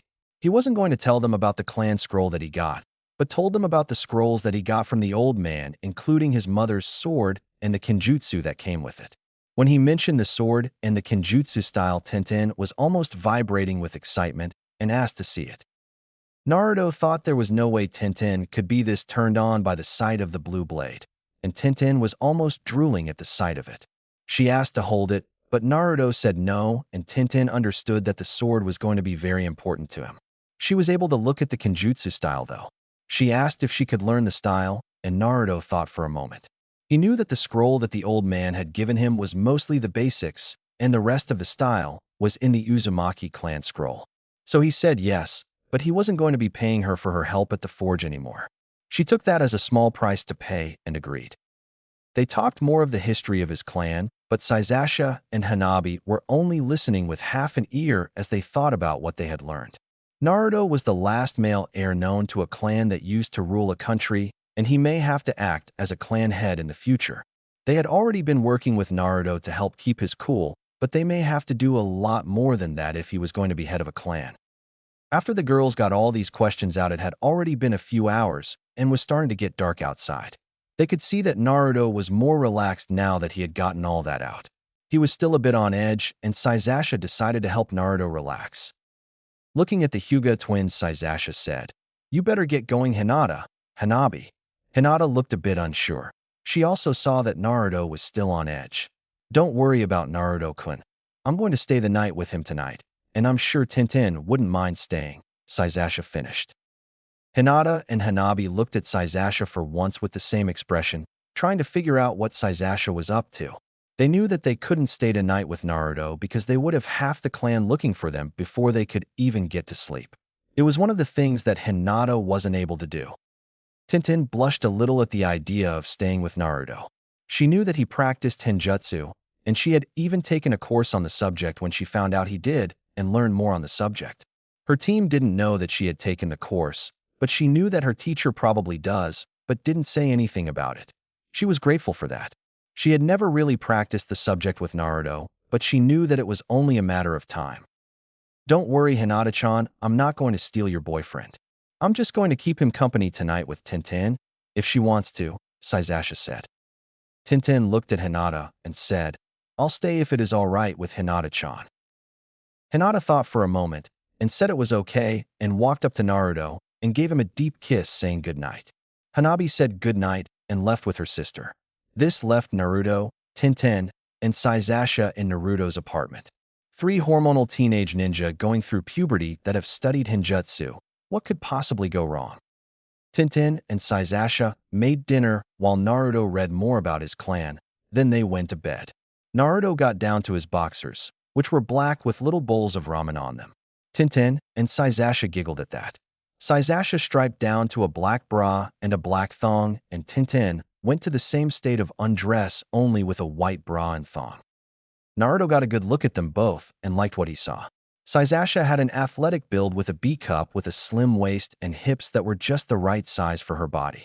With the black bra and thong on her pale skin, not as pale as Hinata's, made a good contrast. Tintin, on the other hand, had a plumper build with a C-cup with wide hips and legs that went on forever. Tintin's white bra and thong had the same contrast that Sazasha had, but Tintin had nicely tanned skin. Naruto knew it was going to be a long, difficult night. Chapter 5. Naruto, now in his last year at the academy, was sitting in a seat in Irika-sensei's class in the middle of Hinata and Sazasha. Naruto tried to listen to his sensei, he really did, but it was so boring. He had so much fun in the last summer that sitting in class was just too mind-numbingly boring. They were reviewing what they had learned last year and what they were going to cover this year, and Naruto could say with no doubt in his mind that it was going to be a boring year. It was the last year of the academy, and they weren't going to cover any of the subjects that he liked. They weren't going to study Fuinjutsu, elemental manipulation, or Henjutsu. The only subject that he was going to enjoy this year was trap making, and even then, there was probably little that he hadn't figured out through trial and error with his pranks. Now Henjutsu, he could understand that there were classes on the subject that you could take after you graduated. He had heard from Tintin. Fuinjutsu, on the other hand, was an incredibly useful art, and once you got just the basics down, you could at the very least not need to buy a sealing scroll or explosive tags. Of course, Naruto thought a bit more on the subject. If they did, Naruto wouldn't be making as much money as he was making seals. The last one, elemental manipulation, only some of the clan kids knew about, and some in no real detail. It can be a bit of a dangerous practice. Only those with a wind affinity were in any real danger of getting ahead of themselves, and getting hurt practicing a jutsu that was beyond them. It was going to be a boring year, and Naruto knew that he was going to be getting some more time to study some of his favorite subjects. Yet he played his cards right and his luck held up, which it always did for some reason. He could be a high-class journeyman or a low-class seal master by the end of the school. It also gave Naruto time to work on his latest project. After school, Naruto and the girls went to their usual training ground and started to train. Yakumo was going to be training with them today. She had made some good strides in becoming a ninja. Her taijutsu had improved quite a bit, and her jinjutsu, on the other hand, had improved in leaps and bounds. With the help of her bloodline, she was able to make jinjutsu so powerful that it caused the victim to believe anything that happens to the victim within the jinjutsu physically harm their body. She had mostly fire-based jinjutsu and the creation of monsters that can't be easily dispelled. She did this by making the monsters double or sometimes triple layer jinjutsu, but she could only make 2 or 3 of the bigger ones of them at a time. It was a productive day of training with their little group. Hinata almost had the ball of water a meter out of the water, but the ball was unstable and would pop from time to time.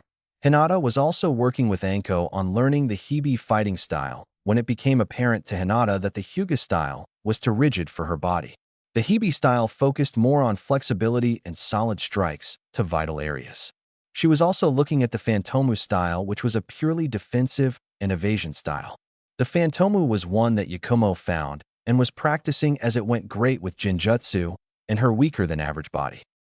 Hanabi was also working on her element, but it was going slower for her as she could dry out the leaf, but she was having a problem grinding it to dust.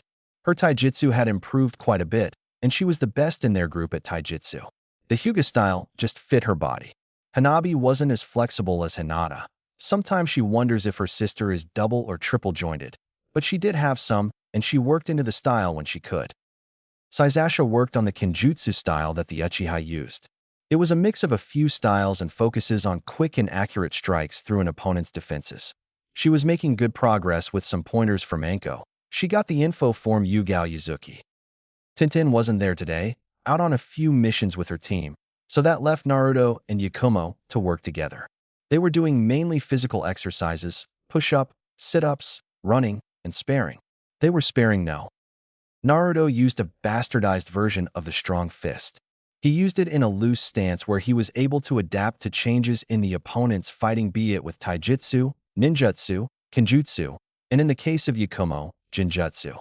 Yakumo's jinjutsu was a bit different to others because she mainly used her fire and monster jinjutsu, and with those she used multiple layers jinjutsu.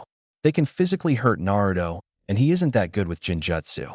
With Yakumo, her jinjutsu monsters can be physically fought, but if you don't break the jutsu, they will just keep coming back. Naruto ran at Yakumo, who had one of her monsters in front of her. This one was about 4 feet tall and seemed to be covered in red-brown skin. It had no real head. What it had was more of a mound of flesh with a hole where the face would be. It had a thick body with hands that had 3-foot-long claws. And the Mumbler from the Silent Hill game, and yes, most of Yakumo's monsters will be from Silent Hill. Yakumo's monster went to defend her with a thrust of its claws. Naruto dodged left and punched the monster, but it didn't move much and took another swipe at Naruto. As Naruto was fighting her monster, Yakumo finished another set of hand signs. On the ground, all around her, foot-long bugs that looked like moth larvae came into being from what looked like ash collecting. And the twin feeler from Silent Hill, just smaller. There was about 10 of them, and most of them went underground, and the rest went at Naruto. Naruto, seeing the new monsters, knew he had to get rid of the one he was fighting. Now, Naruto wasn't good at jinjutsu, but there was one thing he knew that could kill these monsters. Dodging another swipe from the first monster, he put his hands together in a praying motion, concentrated his chakra into what he imagined to be a sphere, and pulsed his chakra. Yakumo, knowing what Naruto was doing, had her monsters dodge, but the first one was not fast enough to get away and shattered like glass. The pulse was about 5 feet wide, and when it dissipated, she had her larva spit at Naruto a purple liquid. Naruto charged Yakumo while dodging the liquid, but when he got loose, 3 larvae popped out of the ground in front of him and latched onto his legs. Where the larvae were started to burn, and Naruto saw that the bugs were producing the same liquid that was being spit at him. He charged another pulse and shattered the bugs on his legs and a few globs of acid that were about to hit him.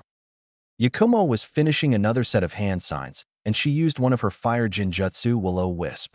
5 balls of fire about a foot wide appeared that looked like they had an eye in the middle and started to shoot balls of fire that were about the size of softballs. Naruto, seeing this, thought, I hate fighting long range. Dodging even more projectiles of fire and acid, he went through hand signs and called out wind style, blade bits. He swung his arms out, and 24 wind blades the size of razors shot off. They went through a few fireballs, but didn't do anything and just passed through them. Naruto wasn't aiming at them because he knew fighting Jinjutsu with ninjutsu was pointless.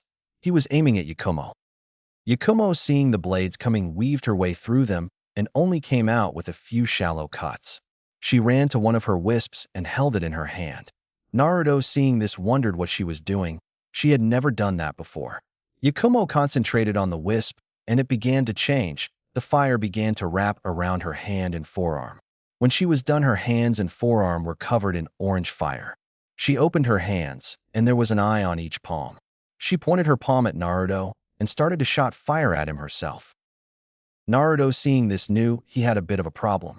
Yakumo's normal wisps had perfect aim, and with the speed at which they flew at someone, they were a bit difficult to dodge. But their perfect aim and their independent thinking was their weakness.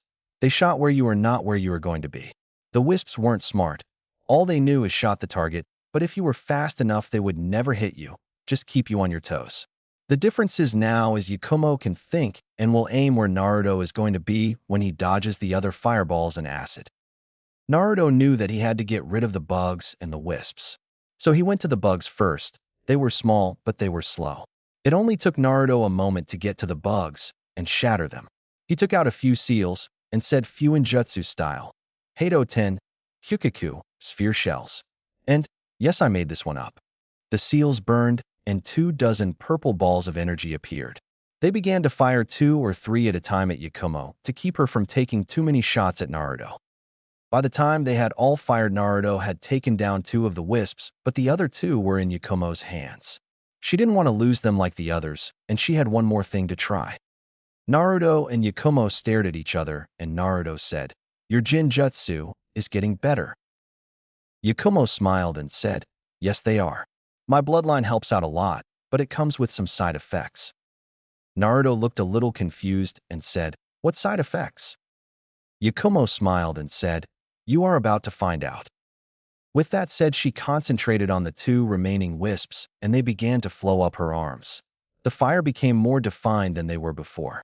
Before it was just fire going up her arms, but now they looked like armor, and arm guards on her forearms, and an armored shoulder caps with plates of armor going down to the elbow, with an armored claw on her hands. Yakumo undid the braid in her hair, and that was when Naruto noticed another change. Her eyes were now a deep purple with what could only be described as insane glee in them. Yakumo looked at Naruto and smiled and said, Are you going to play with me, Naruto-chan? Naruto, now thoroughly confused at the near childlike voice she was speaking in, nodded, and that was all Yakumo needed. She charged at Naruto at a speed that he didn't know she had, and tried to take off his head when a sword of fire formed where her hand was. Naruto ducked and hit her in the stomach, but all it did was knock her back when it should have done more than that. Naruto threw a pair of kunai at her with a chakra threading seal on them, making a net between them, and Naruto found out why the punch had little effect. Jinjutsu. Yakumo passed right through the net, still charging him, and at that moment another Yakumo appeared behind him with a hand raised ready to slash at his back. Naruto ran forward at the Yakumo in front of him, charging a chakra pulse. The Yakumo behind him took the back of his jacket, exposing the chainmail under it.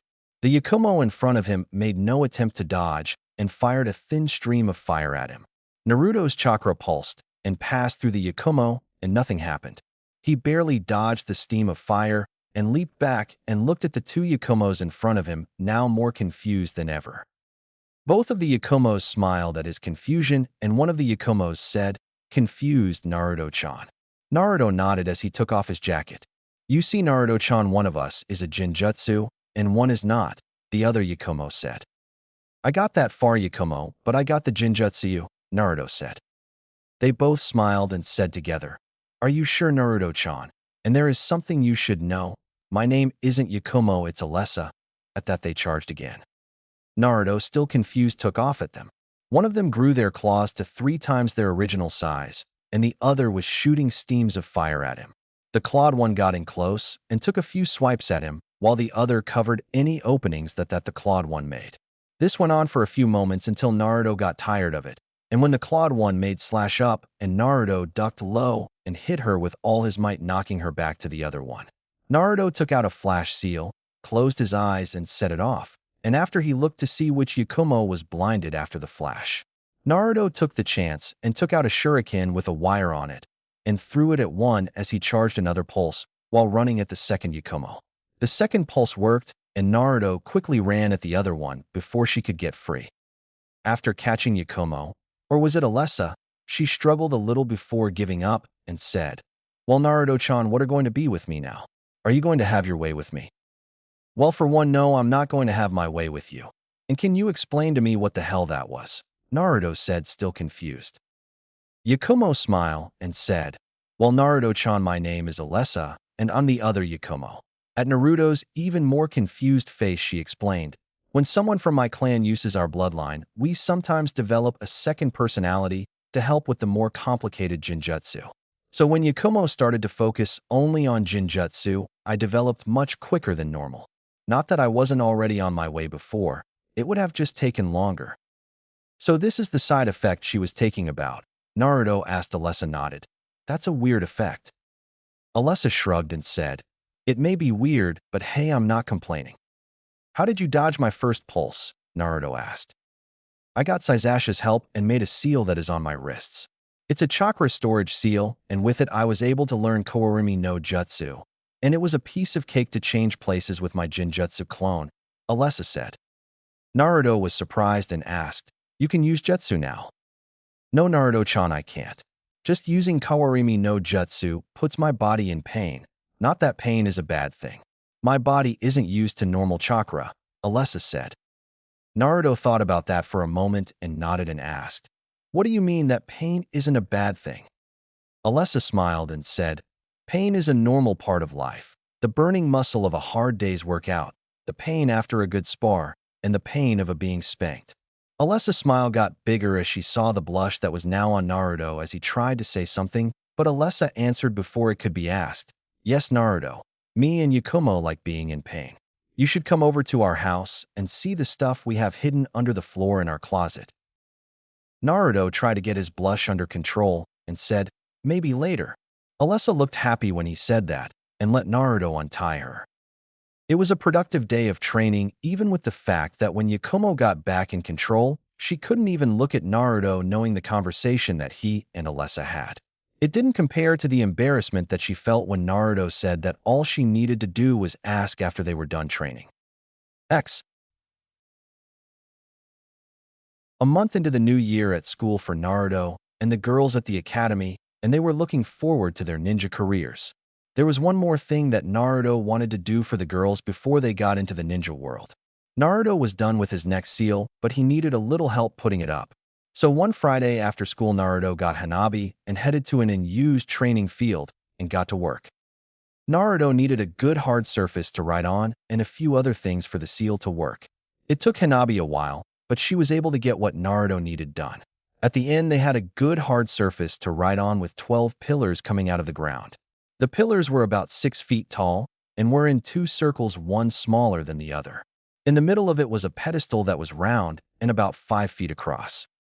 Naruto knew it was going to take a while to get this seal done, so he got to work. It took Naruto about a day and a half to get the seals all down on the ground and on the pillars, but when he was done, it could be called a work of art. The seal consisted of 2 large circles that ran into all the pillars, with the pillars themselves having 3 lines of seals going up their sides. In the middle of the 2 seals there was a circle, and on the other side in the inner circle there was another circle. The most complicated part of the seal was in the middle, where the seal spiraled out from the pedestal. When it was done, Naruto spent the rest of the day checking the seal for any mistakes. Finding none, he reactivated the security seals he set up the night before. They made the place where the seal was nearly invisible, and he also set up a few trap seals just to be safe. With that done, he went home and went to bed. The next day, Naruto met up with everyone: Sasasha, Hinata, Hanabi, Yakumo, and Tenten, and he even got Anko and Hana to come with them. When Anko saw Naruto, she brought him to her bosom with a smile. Now Naruto liked where he was, but he needed to breathe. "Hi Anko-chan, how are you today?" Naruto said. Anko smiled and said, "Well, hello Naruto-kun. Now I have a question, Naruto-kun." Naruto said, "What? When are you going to practice some henjutsu with me?" Anko asked. Naruto blushed at that and said, "I think I need to practice a bit more before I practiced with you." "I'll go easy on you," Anko said. Naruto tried to ignore Anko and said hi to Hana and the Hammer brothers. Hana smiled and said hi. With the hellos out of the way, they went to the training ground so everyone could get a good look at the seal that Naruto made. But when they got there, they put on a pair of goggles and took a look at the seals. "Someone was messing with my seals," Naruto said. This surprised everyone because only the girls and Naruto knew they were working here, and Anko said, "Did they get in?" "No, but not for a lack of trying," Naruto said as he deactivated the invisibility, and they saw what he meant. There was a crater on the ground, but the odd part about this crater was in a half circle like it had hit something. Naruto went up to the edge of the crater and taped on something. When he did, a dark blue dome came into view. They disabled the traps, but the barrier I set up was too much for them, and they weren't about to break it, even with force, Naruto said, pointing at the crater. Hana asked Naruto, "How good would they have to be able to break all your seals?" "Pretty good considering they couldn't see the seals because the invisibility seal is on the inside of the barrier, and I only know of two ways to see the seals. The first is to have the goggles I made myself to see them, or the second is to have the Byakugan," Naruto said. Everyone looked at Hinata and Hanabi. Hanabi said, "It wasn't us. We didn't tell anyone." Anko thought for a moment and said, "Well, it looks like you are having someone spy on you." "Why would they want to spy on me?" Naruto asked. Anko looked at Naruto and said, "Naruto-kun, sealers of your level are rare, and the seals you make can be very valuable to the right people." Naruto had to nod at that as he was making a few 100,000 a month to make seals. Naruto decided that he would put more advanced security on his house when he got home. They all went up to the seal that was written on the ground, and Sasasha said, "Wow, Naruto, this has got to be the biggest seal you have ever made." Naruto smiled with a bit of pride and said, "Yep, this is the biggest, and I wanted to give you all a spirit of your own." "Really? How do we know they will like being summoned?" Hinata asked. "I made the seal to pick a spirit depending on the chakra, and to pick a spirit that is bored and open-minded," Naruto said. "Cool. It's amazing what you can do with seals, Naruto-kun," Hanabi said. "Yo, I'm an Uzumaki, so it runs in my blood, I guess," Naruto said. "What does being an Uzumaki have to do with being good at seals?" Hinata asked as she came and hugged Naruto from behind. Well, the Uzumaki clan was a clan that specialized in seals. They were also known for a few other things like their massive reserves of chakra, the ability to heal nearly any wound that didn't kill them immediately, and their long lives, Naruto said. "Long lives?" Hinata asked. "Yeah, even a citizen of the Uzumaki clan could live to well into their hundreds," Naruto said. Being a ninja only lengthened their lives if they weren't killed in battle. It wasn't uncommon for an Uzumaki to live to see 200. That was why the Yuzushiogakure village also has the name the Village of Longevity. "So that's why you have the chakra and stamina to fight all three of us at the same time," Sasasha said, referring to herself, Hinata, and Hanabi. Naruto nodded and said, "Now that that's out of the way, let me explain the seal." He explained that all you have to do is pump your chakra into the small outermost circle, and the seal will do the rest. Hinata gave Naruto a kiss on the cheek and went to get a closer look at the seal. Sasasha came up in front of him and said, "Naruto-kun, can I get a kiss too?" Naruto blushed and said, "Sasasha, we have been over this. Hinata is my girlfriend." "That may not matter anymore if the Uzumaki clan has a bloodline," Sasasha said. "What do you mean?"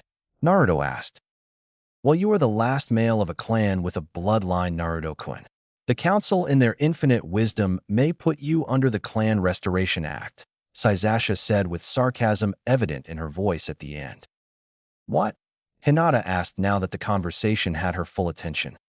Well, it means that Naruto may have to take more than one wife so that his clan will grow faster, Sazasha said.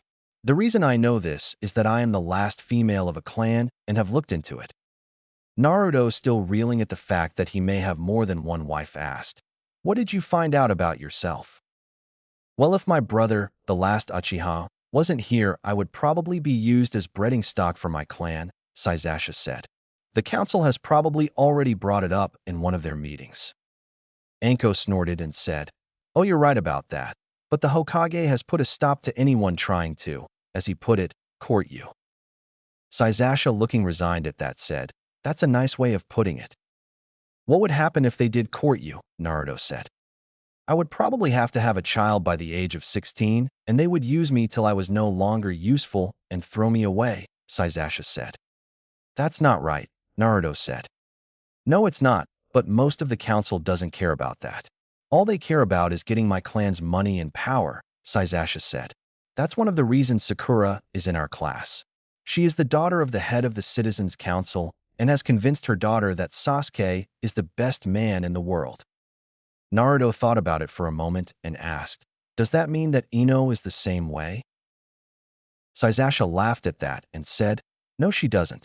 I'm pretty good at reading people, and I think that Ino is only chasing Sasuke because Sakura is." "What do you mean?" Hanabi asked. "Well, Ino and Sakura used to be best friend. They used to play together all the time, but after Sakura started to chase my brother, Ino couldn't stand getting less attention from her best friend and also started to chase my brother. When that happened, Sakura decided not to be friends with her anymore, and they became rivals," Sazasha said. Everyone in the room thought about that for a moment, and Sazasha continued, "It probably wouldn't take much to get Ino to stop being a fangirl. Just a push in the right direction would get her on the path to being a real ninja. But that's something for another time." "Well, now that that's out of the way, who wants to go first?" Naruto asked. Chapter 6. "I'll go first," Anko said. Anko stepped into the seal on the ground and knelt in a small circle in between the two larger circles. She then started to channel chakra into the seal, and everyone saw two spherical barriers go up. She then started to channel chakra into the seal, and everyone saw two spherical barriers go up. One of the barriers on the outside most circle, and the other on the inside of the seal around the pedestal in the middle of the seal. On the pedestal, nothing seemed to happen for a moment, and then all the seals glowed and an orange light started to appear. Then all at once fire came out of the pedestal and a figure appeared. It looked to be a woman who seemed a little confused. She was obviously not human, however, as she was covered in fire and what looked like black coals covering her red-orange skin along with a pair of small black horns to complete the demonic look. The creature of fire saw Anko and asked, "What am I doing here?" "Well, I summoned you here with the help of Naruto-chan over there," Anko said, and pointed a thumb over her shoulder at Naruto. She continued, "My name is Anko, what's yours?" "Kusaburu." "Now, why would someone summon me?" Kusaburu asked. It was more along the lines of a loosely guided summoning. "Someone else could have been summoned, but the seal you're sitting in chose you," Anko said. Kusaburu looked down at the seal below the pedestal she was sitting on. How did he get an idea like this? He accidentally summoned a storm spirit a few months back and made a contract with it, and thought it would be cool to get his friends some too. "So what are you, by the way?" Anko asked. "I'm an Ifrit, a race known to be beings of fire and always looking for power. If you're looking to make a contract with me, that may be a bit difficult, as I'm not a spirit like the last one that was summoned. I'm a being of flesh and blood," Kusaburu said, looking back at Anko. This got Anko to think for a moment and asked, "Well, what do you want to do?" Naruto-chan made this seal to pick summons that were bored and open-minded. "I may fall under those things, but I can never really stay in one place for a long time," Kusaburu replied. Anko looked at Kusaburu and asked, "Can you fight?" Kusaburu nodded and Anko continued, "Well, if you're good, you can come with me on my missions, but you may have to tone down the fire on stealth missions." Kusaburu took a few minutes to think on this one and said, "That's all right with me." And as for toning it down, suddenly the fire began to recede from her form and her skin went from red to the color of polished brass. Her horns sank into her head and shoulder-length brown hair became visible without the flames obscuring the view. As the changes finished, she gave a slight grin at Anko. "How's this?" Anko nodded before she touched the inner dome and walked up to Kusaburu. She held out her hand, which Kusaburu took with a smile. The next one to go was Hanabi, and hers was relatively simple, as she summoned an earth spirit named Burakusitan and was easily able to make a contract. Hena went after her and got a wolf spirit named Tanamo. Saizasha went through the same process as the others and waited for her spirit to come. After a moment, and a flash of red light later, there was a fox in the pedestal just sitting on it lazily. It was a red fox with black ears, muzzle, paws, and the tip of its tail. It looked at the seals on the ground and the barrier around it, and then at Saizasha and said in a smooth but diffident male voice, "Hello there, little girl. How may I help you?" Saizasha was a bit irritated at being called a little girl, but ignored it and replied, "This seal was supposed to summon spirits, but from the feeling I'm getting from you, you aren't one." The fox gave a bit of a toothy grin and said, "I could be considered a spirit as I am a kitsune and we are spirit beings. My name is Hikage. What can I call you, little girl?" "If it will stop you from calling me little girl at Saizasha," Saizasha said. "And I guess this summon is a bust as I'm not making a contract with a demon." The kitsune seemed to perk up at the mention of a contract and said, "Now don't be so hasty here, Saizasha. I think we can come to a deal." "I'm not selling my soul to a demon," Saizasha shot back. "Now whoever said anything about selling a soul?" Hikage wheedled. "There are many things that can be bargained with." Now Saizasha is curious and asked, "Like what?" Hikage sat up a little straighter and said, "Well, there are a few things like some of your life, information, or from what I can feel I could take a bit of power from you." Saizasha narrowed her eyes and replied guardedly, "You aren't getting any of my life. As for the other two, what kind of information, and what do you mean by taking my power?" "Well, that would be information like this seal I'm standing in, some memories of yours or other people, I don't care much, or some books that can be of some use to me. As for power, when I'm around you I will leech a bit of power from you, and I will even answer a few of the questions you may have about me, my kind, or some other people or other beings you may have. That is if the price is right," Hikage answered. Saizasha thought about this for a moment and finally concluded, "I will have to think about this." "That's fine. If you come to me, I will give you something that will make it easier to get in contact with me," Hikage said. Saizasha narrowed her eyes and said, "How do I know you won't try to get me or try to get out when I drop the barrier?" "I'll give you this bit of information for free. When a demon gives his word, he can't go back on it. I, Hikage, will only give you what you need to summon me, and I will not try to escape," Hikage promised. Saizasha thought about what he had said for a moment and decided to take a leap of faith in believing him. She touched the barrier and walked up to Hikage and asked, "What are you giving me?" "Hold out your hand," Hikage answered. Saizasha did so, and he bit into her forearm, but quickly let go. Saizasha pulled her arm back immediately and shouted, "What the hell?" She looked at her arm and saw the bite and the blood coming out of it. Hikage gave a toothy grin and said, "I did exactly what I said I would do. I didn't say I wouldn't hurt you. Now look at your arm." Saizasha looked from Hikage back to her arm and saw a mark starting to appear on it. There were 2 black rings around her forearm, and on top of her forearm was a circle that was over the rings with Hikage's name on it. "All you have to do to summon me is put a bit of blood and chakra into the circle." Saizasha looked back to Hikage and said, "Well, we're done here." And with a hand seal and a flash of light, he was gone back to where he came from. She went back to the others and Hinata, and Hana looked at the bite. Hana wrapped it and said it would be fine. 9. Now it was Hinata's turn, and she got into the seal and put her chakra into it. Then there was a flash of white. When the light was gone, no one was there on the pedestal. Instead, there was what looks like an egg, about the size of a chicken egg, just sitting there. The spirits that were there almost had a heart attack at what this young lady just summoned. Did she just summon what I think she did?" Burakusitan asked Tanamo. Tanamo nodded his head and replied faintly, "I think so."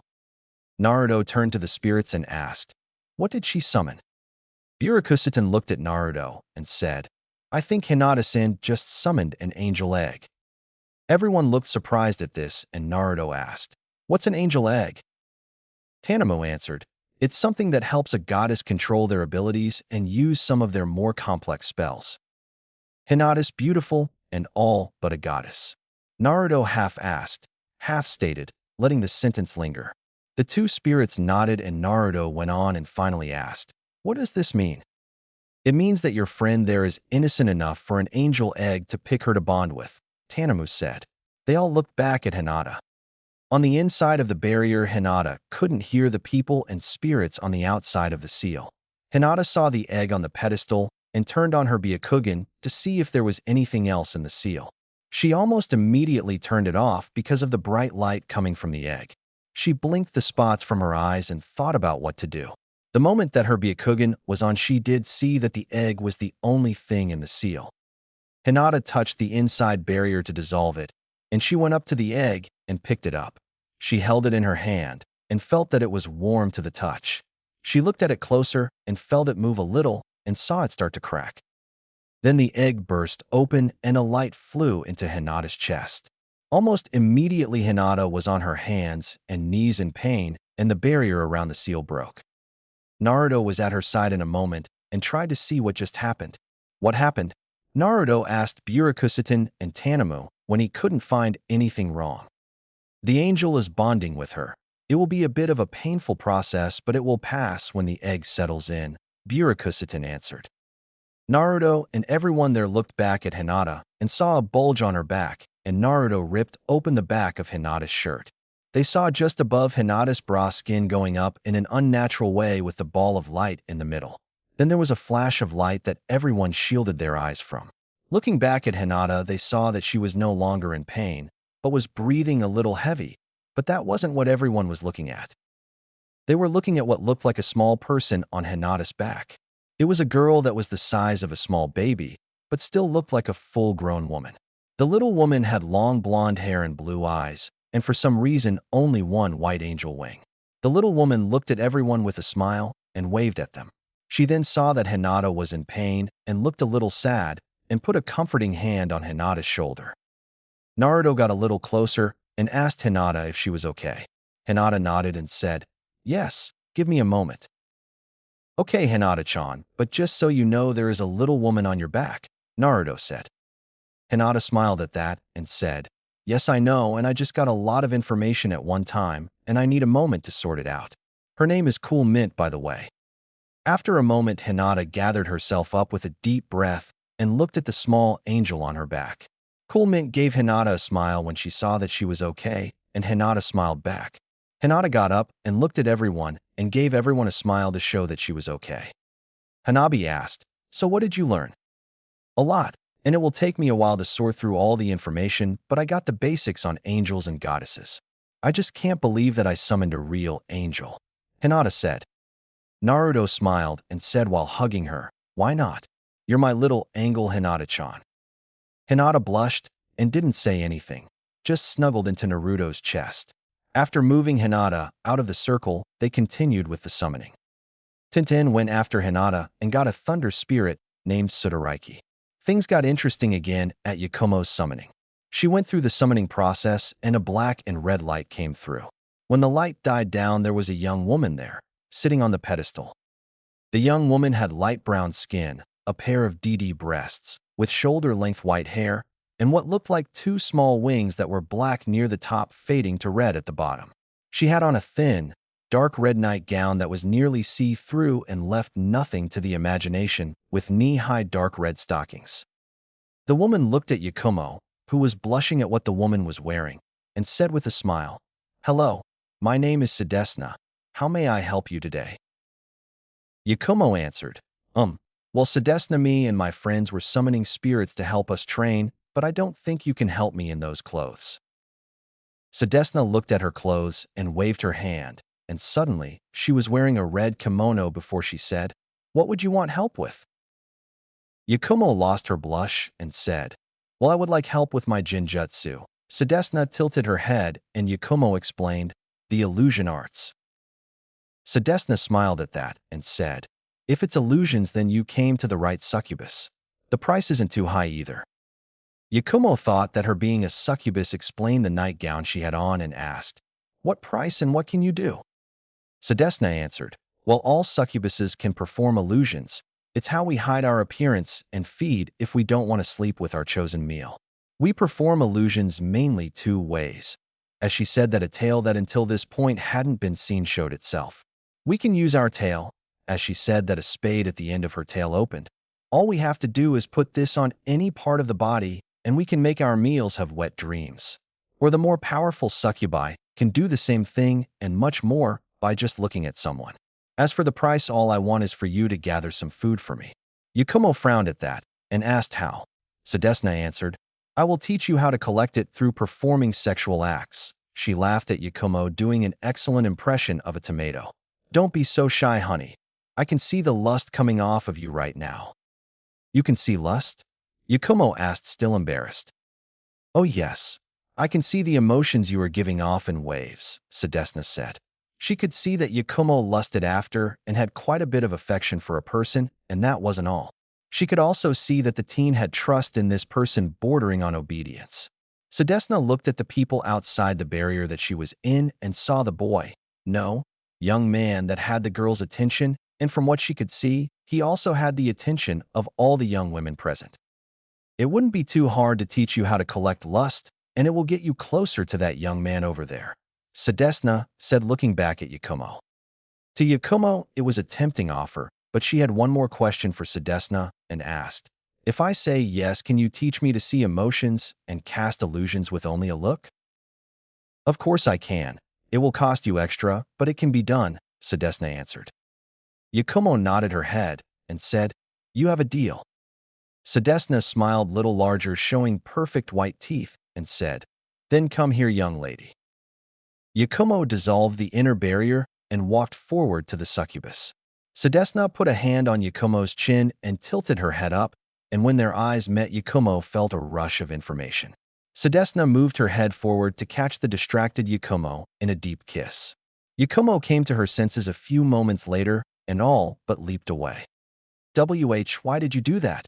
Yakumo all but shouted. Sadesna smiled and said, I was just getting you started. Yakumo was about to ask what she meant when it hit her. Her heart beat a little faster, and she was getting a little hot. Sadesna continued, you can take care of that yourself and collect the lust off yourself, but you will get a lot more if you ask for a little help. With that said, Sadesna left with a giggle and a burst of red light. With that, the rest of the seal fell, and everyone asked if she was all right, and she said that she was fine. With everyone having their own summon, they all left to get to know their new friend. The last two in the field were Naruto and Yakumo. Naruto was getting rid of the seal on the ground, and Yakumo was having an inner debate with herself, but it was getting hard because she was still getting hotter, and it was getting unbearable. It was just getting worse as she was so close to Naruto, and she knew he could give her what she needed. It eventually became too much, and when Naruto was done dismantling the seal, Yakumo told Naruto what she needed and why. Not that she needed the why. Naruto would have been happy to help. I mean, what teen wouldn't? And he would be able to see what she hid in the floor in her closet. It turned into one of the greatest nights and morning of Yakumo's life. Ino was having one of the weirdest few weeks of her life. She had no reason for why, but she was now paying attention to Naruto, and she saw that he was a lot closer to the girls than she thought. It wasn't anything big at first, just training and sparring together, but one day she followed Naruto after school and saw that it was more than that. Naruto would take the girls he hung out with on what looked like dates, and not just to Ichiraku Ramen. They would go there sometimes, but also to much fancier restaurants as well. Ino also found out that he even had more friends outside their class, people who were already ninja, and one of them she knew, Anko. Anko is not a woman that Ino thought any sane person would just hang out with. Ino first thought maybe Naruto was going out with all of them, and that none of them had figured it out yet, and that was a story that Ino would love to spread. That idea was shot out of the sky when the next day Naruto went out with most of them after school shopping. It was Naruto with Saizasha, Hanabi, Hinata, a girl named Yakumo, and a girl named Tenten. To Ino, it would have been a normal day of shopping, looking at shirts, shorts, pants, and other assorted things. Ino had tricked Choji and Shikamaru into taking her shopping more than once, and Ino was sure that Naruto was bored out of his mind. But he stuck with them and even paid for all the clothes that they got. That was another mystery. How in the world did Naruto have enough money to take 5 girls out shopping? They weren't just buying the cheap stuff after all. It was at the last stop that Ino finally figured it out. Why Naruto had not gone insane with boredom. He was just waiting for the last shop on the trip, a store that Ino would never take Choji or Shikamaru to, a lingerie store. Ino was shocked when the store clerk not only gave him a pleasant greeting, but guided him and the rest of the group right into the changing area, and Naruto went where no other guy should go, the women's changing rooms. Ino walked up to the manager of the store and asked, "How come you let a guy into the women's changing rooms with no fuss?" The manager, an older woman that Ino was pretty sure was also the owner, answered, "Oh, that group come in here every once in a while. The first time I said that a young man shouldn't come back there, but the girl said it was fine. I still insisted that they may be fine with it, but the other customers wouldn't. Then one of the girls brought up the point that with all of them only one room was left open, so it was basically just them. I let it go then because they had a point." Ino looked back at the changing room and then to the manager and said, "Can I try something on?" The manager looked at Ino and asked if she was sure she was comfortable with the boy being in there. Ino nodded and went to the changing rooms. She did a quick hinge and went in. The next 10 minutes will be forever burnt into her mind. The girls seemed to not notice her, and Naruto was far too distracted to take note of her. The girls were trying on all sorts of things from teddies to frilly bras to thongs.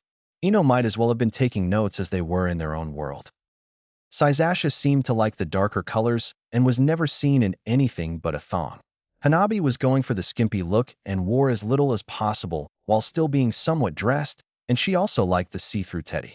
It was one of the ways that Hanabi had found that skimpy or flashy clothes really pissed off the elders in her clan. Hinata was more modest, but was not one to be outdone, and because of her flexibility, she had to be in a thong. Anything else just got in the way. Yakumo seemed to like leather, and Tintin seemed to like things with a string, which was why she was in a corset. What was Naruto doing in this personal striptease? He was just basking in it, giving a comment here and there. What shocked Ino was that they all let him touch. It wasn't anywhere too personal, just the girl's sides, stomach, and thighs. On top of that, the changing areas seemed to be getting hotter, so Ino got out of there quickly. It took Ino a week to get up the nerve to follow Naruto again. Thank Kami, they weren't shopping. They were just having some sparring matches. When watching those matches, she noted something. They were holding back in class. They never moved that fast in class or gave any indication that they could use elemental chakra. It was a few hours before they stopped sparring, and Ino was glad because she had to get home soon. Ino thought that they all were going to go home, but only Hinata and Hanabi left while Naruto and Saizasha stayed in the clearing. "So Saizasha, the usual?" Naruto asked. No, let's go a bit further than that," Saizasha said with a smile. Naruto smiled back and said, "As you wish." He took out a scroll, and with a puff of smoke there was a mat with a futon on the ground. Ino was wondering what they were doing when Saizasha took off her top, leaving her in a black bra. Ino nearly fell out of the tree that she was in when the bra came off too. Ino looked to Naruto to see that he wasn't embarrassed in the least. When she looked back at Saizasha, she saw that she had taken her shoes off and was pulling down her pants. Ino was now seeing Saizasha basically nude in front of her. Saizasha had a solid B cup with dark pink nipples. Ino looked down Saizasha's body and didn't find a single flaw. Saizasha had a taut, perfectly sized butt and long legs. Every part of her had toned muscle and fat in all the right places. Naruto unzipped his jacket and took it off along with the chain mail he had on. Ino's mouth fell open at what she saw. Naruto didn't have an ounce of fat on his upper body. He also had defined arms and chest with the beginnings of a six-pack. Saizasha laid face down on the futon with only a black thong on. "You are always more open than Hinata or the others are," Naruto commented. "They always wear a bathing suit." "That's not that surprising," Saizasha said. "Hinata already has a C cup at 13 and is a bit embarrassed about it and how fast her body is developing." "Only a bit?" Naruto asked playfully while starting to give the massage. "Okay, very embarrassed about it, which is why she always wears those coats to hide it in public," Saizasha said. "Hanabi, on the other hand, is holding back a little because her sister loves you and she doesn't want to get in the way." Naruto nodded and said, "I figured. I mean, Hanabi is at a small C cup and only a little bit behind Hinata. "Less talk, more massage," Saizasha said. Ino was in shell shock at the conversation that just took place. He does this with all the girls he hangs out with. Hinata has admitted her crush on Naruto to him? How far have they gone with each other? Ino was brought out of her thoughts when Saizasha moaned as Naruto worked on her inner thigh. Ino watched as Naruto worked Saizasha like an instrument. The noise Saizasha was making would be music to any guy's ears. Naruto stopped and said, "I'm done with this," sighed Saizasha. Saizasha turned over with a smile, and Naruto worked from the bottom up. As Ino watched Naruto work Saizasha's body like a pro, and Ino could have sworn Naruto rubbed Saizasha's thong-covered pussy. Naruto continued to work up her body, working her stomach, ran his hands on the sides of her breasts, worked her arms and shoulders. Ino thought they were done when Naruto asked, "May I continue?" Saizasha's smile grew as she nodded and Naruto started to knead her breasts. Saizasha started to moan as Naruto started to suck on her breast and pinching her other nipple. Naruto's other hand worked down her body and slid the thong down her legs. Ino at this point was starting to work her own body. Ino watched as Naruto spread Saizasha's legs and stroked her pussy. Saizasha's moans got louder and Ino started to stroke herself through her panties while biting her lip to stop herself from moaning. Naruto worked his index and middle finger in and out of Saizasha's pussy as he kissed his way down her body. When he got to her pussy, he removed his fingers and started to lick her. Saizasha moaned louder and nearly came when Naruto started to nibble on her clit. Ino was watching all this in her tree, working herself furiously. She was at this point imagining taking Saizasha's place. Ino was biting her lip so hard she nearly made it bleed. She was whimpering and letting out soft moans despite her best effort. Her attention was brought back to Saizasha as she let out a mild scream. Naruto got out from between Saizasha's leg, licking the juices off his hand and face, said, "Well, that was fun." After catching her breath, Saizasha said, "Well, we could have more fun with our new friend." Naruto asked, "Are you sure? We don't know her that well." "I'm sure it's fine," Saizasha said.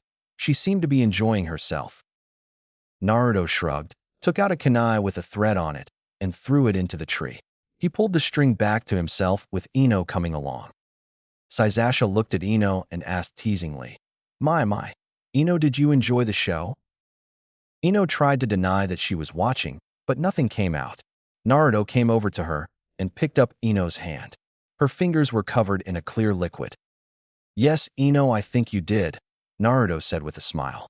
Ino looked away from him with a blush on her face, and Naruto brought the hand to him and licked off the liquid slowly. Ino's face got redder with every lick. "You don't taste bad, Ino," Naruto said. "Would you like me to finish where you left off?" Ino looked at Naruto in shock at the question and asked, "How can you ask someone that?" Naruto shrugged and said, "The 5 people I've asked all said yes." "5 people?" Ino asked, shocked. "Yes, Ino, Naruto is good at what he does and always makes sure his partner is satisfied," Saizasha said. "But that's not right, Saizasha. Are you okay with him having more than one girlfriend?" Ino asked. Saizasha giggled and answered, "Naruto only has one girlfriend. The rest of us are just friends with benefits. If he wanted all of us as his girlfriends at the same time, none of us would have a problem with it. Naruto has enough stamina to go a few rounds with all of us at the same time and still be ready for more." "There's no way he can do that," Ino said. "You would be surprised at what I can do, Ino. I've got a lot of stamina and can recover very quickly. I could demonstrate if you want me to," Naruto said. "How?" Ino asked. "Well, I could call Hinata and Hanabi back here and screw them and Saizasha into the ground," Naruto said. "All my girls love how I treat and pamper them. They would come back here without a second thought." "How can you say that, Naruto?" Ino asked. "You're just using them." "Ino, that's not the case at all," Saizasha said. "He only goes as far as we want him to. You heard him ask me if he could continue earlier, and if I said no, he would have stopped. If you need more proof that Naruto isn't using us, look at his pants." Ino looked and blushed at seeing Naruto at full mast in his pants. Saizasha continued, "He hasn't asked me to satisfy him even after he satisfied me. If anything, Ino, we're using him to relieve stress, and he asks for nothing in return, no matter how much he wants to, and that thing looks painful." But that's not right, Ino said. Ino, would you let me continue if I was a girl? Naruto asked. Ino looked at Naruto in confusion and said, maybe, but you aren't. Naruto put his hands into the ram seal, and there was a puff of smoke. When the smoke cleared, Ino saw a female Naruto in all her glory. She had a B cup and pink nipples on her perky breasts. Naruto smiled at the shocked look on Ino's face. That's just a henge, Ino said. Touch me, Ino, Naruto said. If it is a henge, then it will pop as soon as you do. Ino reached out her hand to what she believed was Naruto's male chest, instead grabbed a hand full of Naruto's very female chest. Naruto let out a low moan, and Ino nearly jumped out of her skin. That's not possible, Ino stated, eyes wide with shock. Naruto smiled and said, nothing's impossible if you work for it, Ino. This is a jutsu I made because I wanted to know what I would look like as a girl. According to what Hana found out about this jutsu, it suppresses all the male chromosomes in my body and turns me into a real girl. So you're really a girl right now, Ino said, and Naruto nodded. What else does it do? Well, what I've learned by being like this is that it brings out suppressed emotions to the front of my mind, and I have less self-control. So when I'm like this, I need to get one of the girls to help satisfy me, because as you can imagine, I have a lot of suppressed lust, Naruto said. Like right now, my pussy is soaked and the juices are running down my legs. Naruto put her hand on Ino's face, which made Ino blush harder. Naruto smiled and kissed her. Ino's eyes opened wide in shock at the femme Naruto kissing her. Naruto licked Ino's lips, silently asking her to open up, and Ino just went into autopilot. When Naruto pulled back, he looked at Ino, who had a glazed-over look on her face from the deep kiss, and asked, Ino, are you bisexual? Ino got a shy look on her face and nodded her head. Well, thank you for your honesty, Naruto said. Most girls, even if they were, wouldn't admit it. May I continue? And keep in mind, if you say no, I'm just going to play with Sasasha in front of you. A blushing Ino thought for a moment. If she stays like this, I won't lose my virginity, and he will satisfy me. Hi. Naruto smiled and kissed Ino again while unbuttoning her shirt. Naruto started to suck on Ino's neck as he kneaded Ino's breasts through her bra. Ino had a solid A cup from what Naruto could feel. Naruto took off Ino's shirt and bra before he began to cut off the bindings around her stomach with a kunai. Naruto rubbed Ino's sides and felt nothing but skin and bone. Ino, you should eat more, you're nothing but skin and bone. What? I don't want to get fat, Ino said. Well, Ino, that's the great thing about us kunoichi, Sasasha said. If we train, all the fat goes to the right places, and you also gain more muscle than fat. As she said that, she moved behind Ino and started to rub her sides. Women are supposed to have 11% body fat at minimum to be healthy. I don't want to get too muscular either, Ino said. Do I look muscular, Ino? Sasasha asked. Ino shook her head no, and Sasasha continued. If you don't try to get too muscular, you won't. You'll just be toned like I am. Ino said that she would think about it, and with that Naruto started to suck Ino's breast and nip it a little.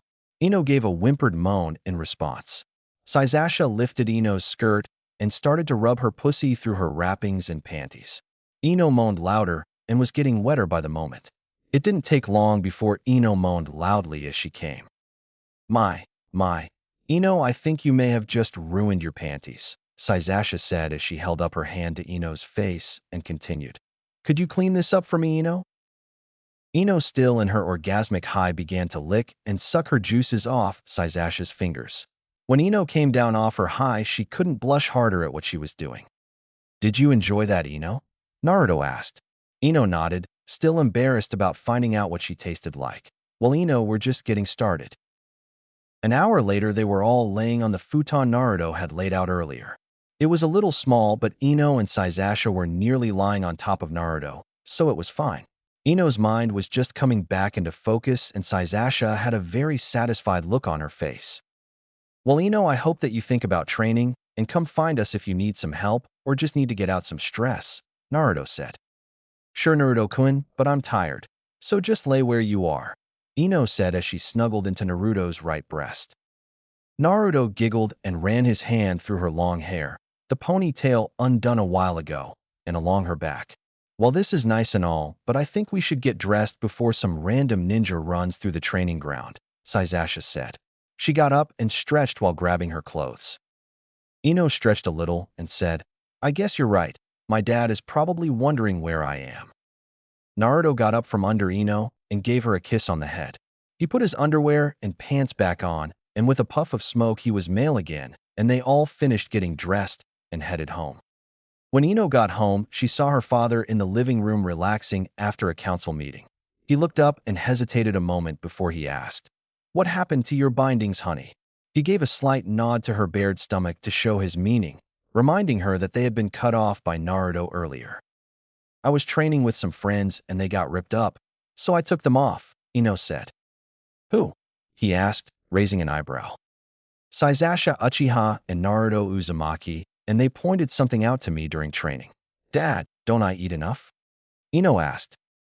Her father was surprised at this and said, Well, if you were to train more, you would need to eat more of a balanced diet to help you recover faster and build muscle.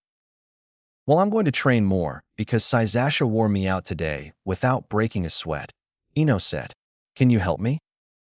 He smiles at his daughter taking her training a bit more seriously and said, I'd love to. Chapter 7. With the help of her father, Ino was able to gain a few pounds over the next few months and started to train with everyone. While training with everyone, she got to meet Anko a bit more often and started to learn from her. Ino took to learning the Hibi fighting style and a few other things from Anko, like poisons, antidotes, hinjutsu, and, since Ino was a Yamanaka, some interrogation. That last one gave Ino a good look at the darker side of being a ninja. She also found out that she had the same elemental affinity as Naruto, wind. When Ino found this out, she was surprised. Most of her clan had water and earth affinities. So she also started to work on the control exercises for wind, but that was going as fast as expected. Ino was a bit discouraged when she found out how far ahead the others were. They could probably take out a Chunin one-on-one, and all of them could give Anko a workout. So after Ino got the gravity seal, she started to work with the group more to try to catch up. The rest of the group got a better grasp of their elements. They hadn't mastered their elements, but they had control that most Chunin would be proud of. Naruto and Saizasha even started to work with a second element, water for Naruto and wind for Saizasha. Hinata, with the help of her angel Cool Mint, was starting to learn the celestial tongue, but that was extremely difficult. Just saying a few words would exhaust a person. Her angel said it would get easier with time, and once Hinata learned her true name. Another thing that she learned to do was to see the soul of a person. In the beginning, it was just the size of someone's soul, but as she worked at it, she was able to see different characteristics. Like if a person was good or bad, and with a bit of concentration, she was able to tell if that person is lying or not. It also worked as a sensory ability outside of the Byakugan, as she could see a soul much further than her Byakugan with no waste of chakra. Yakumo, over the next few months, was able to, work with Naruto in collecting lust to start learning from her new friend Sadesna. The first thing they worked on was casting Genjutsu with just a touch. She was getting that easy enough, but if she wanted to learn to cast with just a look, she would have to collect a lot more lust. Hanabi worked with her spirit and was able to modify a few earth jutsu, like making the stone gauntlets from 3 inches of stone covering her hands and forearms to about half an inch with the same amount of stone. She was also able to use stone skin with just one hand seal. Tintin was working with her spirit and was able to magnetize some of her weapons, and she was working on controlling them in the air. She was also continuing to work with Naruto on her Kenjutsu. The academy was the same as ever, and Naruto couldn't be more bored if he tried. At least it was a free period right now, or Naruto may have had to do something drastic. Like the time that Naruto was able to put a water balloon launcher on the ceiling and launch balloons filled with paint at Irika. Or the time that he was able to get a pair of cat ear and tail on Mizuki that matched his hair color and wouldn't come off till the end of the day. Naruto looked around at what the girls were doing. Ino was reading a sealing book that Naruto had given her, just the basics. Saizasha was playing the violin. Irika didn't mind her playing, as every ninja needs a hobby. Hanabi was just thinking to herself, and Hinata was reviewing the class work. This is so boring, Naruto said. Saizasha smiled and put down her violin that she was playing and said, If they were teaching seals or Hinjutsu, you would be interested in class. Naruto grinned at that and said, I could teach those classes. Hanabi rolled her eyes. You probably could, but there is no need to stroke your ego. Why don't they? Fuinjutsu, I don't think they would teach anyone Hinjutsu before you graduate, Ino said, as she read the book in her hand. I don't know. How about we ask Irika? Naruto said as he raised his hand. Yes, Naruto, Irika said. Why don't we study seals in the academy? Naruto asked. Well, the council took it out of the curriculum about 10 years ago. Said the art was too difficult for students to learn, Irika said. Ino looked up and said, Really, I have a book for beginners and the basics are simple enough. As long as you know the basics, you could make your own sealing scrolls and explosive tags. That may be Ino, but the council has a say in what we teach in the academy, Irika said. Which council? The citizens or the ninja council? Sasasha said. Both, Irika said. Why does the citizens council have any say in the academy? Naruto asked. I'm friends with older ninja, and the standards back when they were in the academy were higher. They were, but the citizens council has gotten more power over the last 10 or 15 years, Irika said. Who are the ninja you have talked to?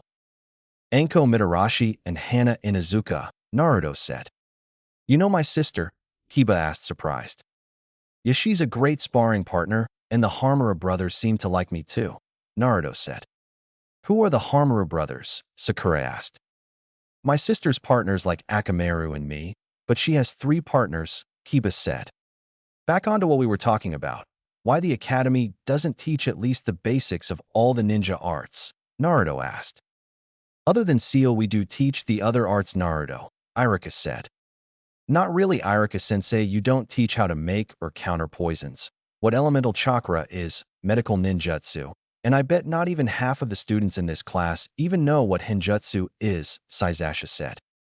Irika blushes at the last one and said, I don't think that last one is a subject that I can teach in the academy, Sasasha.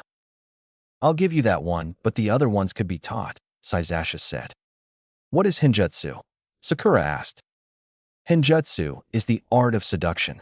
Naruto, do you have a scroll on it on you? Sasasha asked, looking to Naruto. Most of the students were surprised at what Hinjutsu was, and were now looking at Naruto wondering why Sasasha would ask him for a scroll on seduction. Let me look, Naruto said as he took out a scroll, and with a poof there were 10 scrolls on his desk. He looked through them and picked up one and tossed it to Sasasha. That is a scroll on the basics, Naruto said. Sakura furrowed her brow and asked, Naruto, were all these scrolls on Hinjutsu? Yeah, Naruto said. Why do you have them? Sakura said. I stumbled onto the subject by accident and found it interesting, so I read up on it in my free time, Naruto said. Wait, do you practice that subject? Kiba asked. Naruto gave Kiba a grin and said, like I said, Hana makes a great sparring partner. What? You seduce my sister? Kiba all but screamed. Naruto rolled his eyes and said, No, I'm still getting to know the female body, but I can give a killer massage. Kiba settled down a little at that and said, You better not. Or what, Kiba? You'll stop me, Naruto said. Hana's a big girl and can make her own decisions.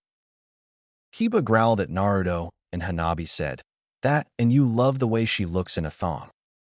Kiba pounded on his desk and said, What have you done with my sister? Naruto rolled his eyes again and said, Calm down, Kiba. To give a good massage, you have to work with bare skin. I always ask if she is okay with something before I start. Kiba still growled at him. Getting back on topic, Sasasha said, Irika could give a few lessons on poisons, what elemental chakra is, medical ninjutsu. Irika sighed and said, I will run it by the council, and if they give me the go-ahead, I will. So go back to studying quietly. The class listened and went back to looking at their books or whatever they were doing with the exception of Kiba and Naruto. Kiba was still glaring at Naruto, and Naruto was happy that they may have some more interesting classes soon. It was Sunday morning in the training ground, and as the sun began to rise, 2 people walked on to the training ground. The first one was Naruto, but he had a change of clothes. He had on a dark blue sleeveless shirt with a dark orange X on it that goes from shoulders to hips, and it had the Uzumaki swirl on the back of it. He also had dark blue pants and a dark orange strip on the side. The biggest change was that he had on a pair of blue gauntlets on his hands that nearly went up to his elbow. The other person that came into the training ground was Saizasha. She had on her normal clothes on, a black shirt and pants with red trim and the Uchiha emblem on the right side of her chest. The new things were the pair of black gloves she was wearing and the sword she had at her side. The sword had no guard, and the handle and sheath were made of a dark red wood. Saizasha took a deep breath and said, "Got to love the morning air." Naruto smiled and said, "Yeah, but we aren't here for the morning air." Saizasha's smile was a bit like that of a predator seeing its prey and said, "It has been a while since we could go all out, hasn't it? Hinata would never try to hurt me. Tintin is a long-range fighter. She is getting better with her sword, and I can blow all her weapons out of the air. Hanabi is a good taijutsu fighter and is getting better at earth style, and Yakumo is good if I want to practice breaking genjutsu. You, on the other hand, have all of those, made not at the same level as they do, and you're the one that can give me the best challenge," Naruto said. Saizasha's smile got bigger and said, "You sure know how to flatter a girl." Naruto got into a loose stance and said, "It's one of the perks of studying Hinjutsu. You don't stick your foot in your mouth as often." Saizasha got into the Uchiha fighting stance and said, "You still put your foot in your mouth every so often, but that is some of the charm about you, Naruto-kun." They quieted down after that and started to do something that they learned from Anko. They started to produce killer intent. Not a lot, mind you, but for someone in the academy, they were doing great, and a moment later Naruto took off. He started with a punch to the head, but Saizasha dodged at the last moment. She went for a kidney punch only for Naruto to knock her hand out of the way and went for a left hook. Saizasha backed up a bit to dodge and unsheathed her sword. It was an interesting sword in the fact that it was pure black and seemed to absorb light. Saizasha got into her kenjutsu stance and got ready to strike. She didn't have to wait long as Naruto came at her. He came at her with a stabbing motion with his gauntlet's inch-long claws, and Saizasha thrust forward and dodged right at the same time. Naruto dodged right too, and used his gauntlets in a slashing motion. Saizasha at that moment had her blade on the left side of Naruto's neck and tried to take his head off with a slash. Naruto jumped back and smiled a bit. "I can always count on you to not pull any punches, Saizasha." "What would be the point of that? In a spar, I want to be pushed to my limit and try to go further," Saizasha said. She then stuck her sword into the ground and did some quick hand seals and took a deep breath. Saizasha then picked up her sword and said, "Fire style, fireball jutsu," as she blew a fireball at her sword. The fire was immediately sucked into the sword that now glowed a dark orange. She then swung the sword at open air and an arc of fire came out. Naruto got out of the way of the arc and moved in close, doing a few hand seals, and said, "Wind style, wind blade." He flattened his hand, and a near-transparent blade came from Naruto's 4 fingers about 2 feet long. Naruto used his new sword to parry Saizasha's sword in a shower of sparks. Naruto was sure to not lock blades with Saizasha for more than a moment, or she would use it to her advantage. Naruto and Saizasha are about even in their kenjutsu skill, but there were a few differences. Naruto had the advantage in strength, but Saizasha had more flexibility. Naruto had a small edge in speed, but Saizasha had better reflexes. She did have her Sharingan. In a few minutes, Naruto's wind sword was running out of power because every time the swords touched Saizasha's took a little chunk of Naruto's with it. Naruto knew his sword wouldn't last much longer, so put all his strength into one more strike with it to get Saizasha's sword away from her. With his strike, he was able to get the sword out of her hand into the ground a little ways away. As the strength in Naruto's sword faded, and he watched the sword fall and lose its orange glow, he thought to himself that was too easy. He found out a few seconds later why it was so easy to get Saizasha's sword away from her. The new seals on Saizasha's gloves gave off a few orange sparks and caught fire. She had let go of her sword, and now Naruto was overextended and wide open. Saizasha did a two-handed punch to Naruto's chest and said, "Flame burst." At that moment, fire exploded on Naruto's chest and blasted him back into a tree in a cloud of smoke. Saizasha then formed a few hand seals and said, "Fire style, fireball jutsu," and a fireball about 3 meters wide launched at the smoke cloud that was Naruto. When the fireball was a few meters from Naruto, Sasasha heard, "Water style, water bullet." A ball of water came out of the smoke and turned the fireball to steam. Sasasha found something odd about Naruto's voice. It was higher pitch. A few moments later, she found out why. As the steam cleared, there was Naruto in all her glory. "Well, this is new," Sasasha said as the new curvy Naruto came into view. Naruto's shirt had now a new hole between her new B-cups, and there was even some damage to the chain mail under the shirt. Naruto smiled and said, "Yumi and Hinata have been experimenting with this form, and we found out that in this form I have a water affinity." Sasasha laughed a little and said, "I didn't know that Hinata was into this kind of thing." "Me neither, but you learn something new every day," Naruto said.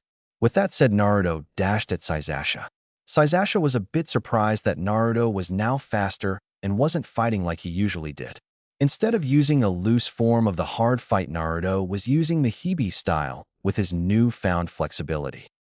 Sasasha, with her Sharingan on, saw that Naruto was pumping a lot of chakra through his body to be faster, stronger, and get better reflexes. Sasasha knew one other thing about Naruto. He could burn 5 times more chakra than her, and she would still run out of chakra first. Naruto was having a great time with this spar in his female form. There were a few things that changed now that he was a she. 1. Now, his flexibility could give Hanabi a run for her money. 2. He had a bit better chakra control. Not much, but still. The last thing was that for some reason Naruto's elemental affinity changed from wind to water. As Fem Naruto, his control over water was a bit below that of his wind control when he was himself. There were a few drawbacks. He wasn't as strong in his female form and his wind control drops. All in all, it was a good change to make when he was fighting fire element people like Sasasha. Sasasha went back for her sword, but Naruto cut her off with a seal Fuinjutsu style Hodo 4, Byakurai. A beam of lightning tore across Sasasha's path, making her stop for a moment. That was all Naruto needed. Naruto took out another seal and said, "Fuinjutsu style Bakudo 4, Hanawa." Sasasha was already ready for the jutsu to hit, as she knew how Naruto's Bakudo worked. They worked by sealing the chakra pathway much like the Hyuga style of fighting, but were a bit less effective. While the Hyuga style completely blocks the chakra pathways, Naruto's Bakudo gunked them up along with some physical restraint. Sasasha exited the chakra in her pathways to help stave off Naruto's Bakudo from affecting her too much. Hinata and Hanabi could get out of a binding like this in a moment, but it took Sasasha a few seconds to get it off, and that's all Naruto needed.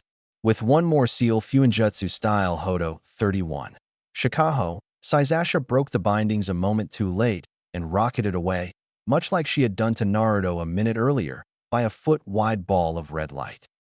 Sasasha got up a few moments later, a little worse for wear, and rushed to grab her sword, and, with a bit of a blood-thirsty grin, knew that today was going to be a good day. After her spar with Naruto, that day Sasasha went home for a good bath to work out the kinks in her sore muscles. She saw her brother Sasuke sitting in their living room looking rather ominously and knew that was never a good thing. When she came in the room, her brother just looked at her with narrowed eyes. Sasasha looked at her brother and asked, "What do you want, Sasuke?" "Why do you hang out with those weaklings?" Sasuke asked. Sasasha raised an eyebrow and said, "Because they are my friends." Sasuke scowled at that and said, "Why are you making friends with them?" Sasasha answered with a raised eyebrow, "You are asking me why I made friends with 4 clan heirs, 2 jonin, a genin, and a soon-to-be seal master. Is that what you are asking me, Sasuke?" Sasuke was a bit taken back by her statement, but continued with his point. "Those people will only hold you back." "No, Sasuke, they will not hold me back. They are pushing me forward.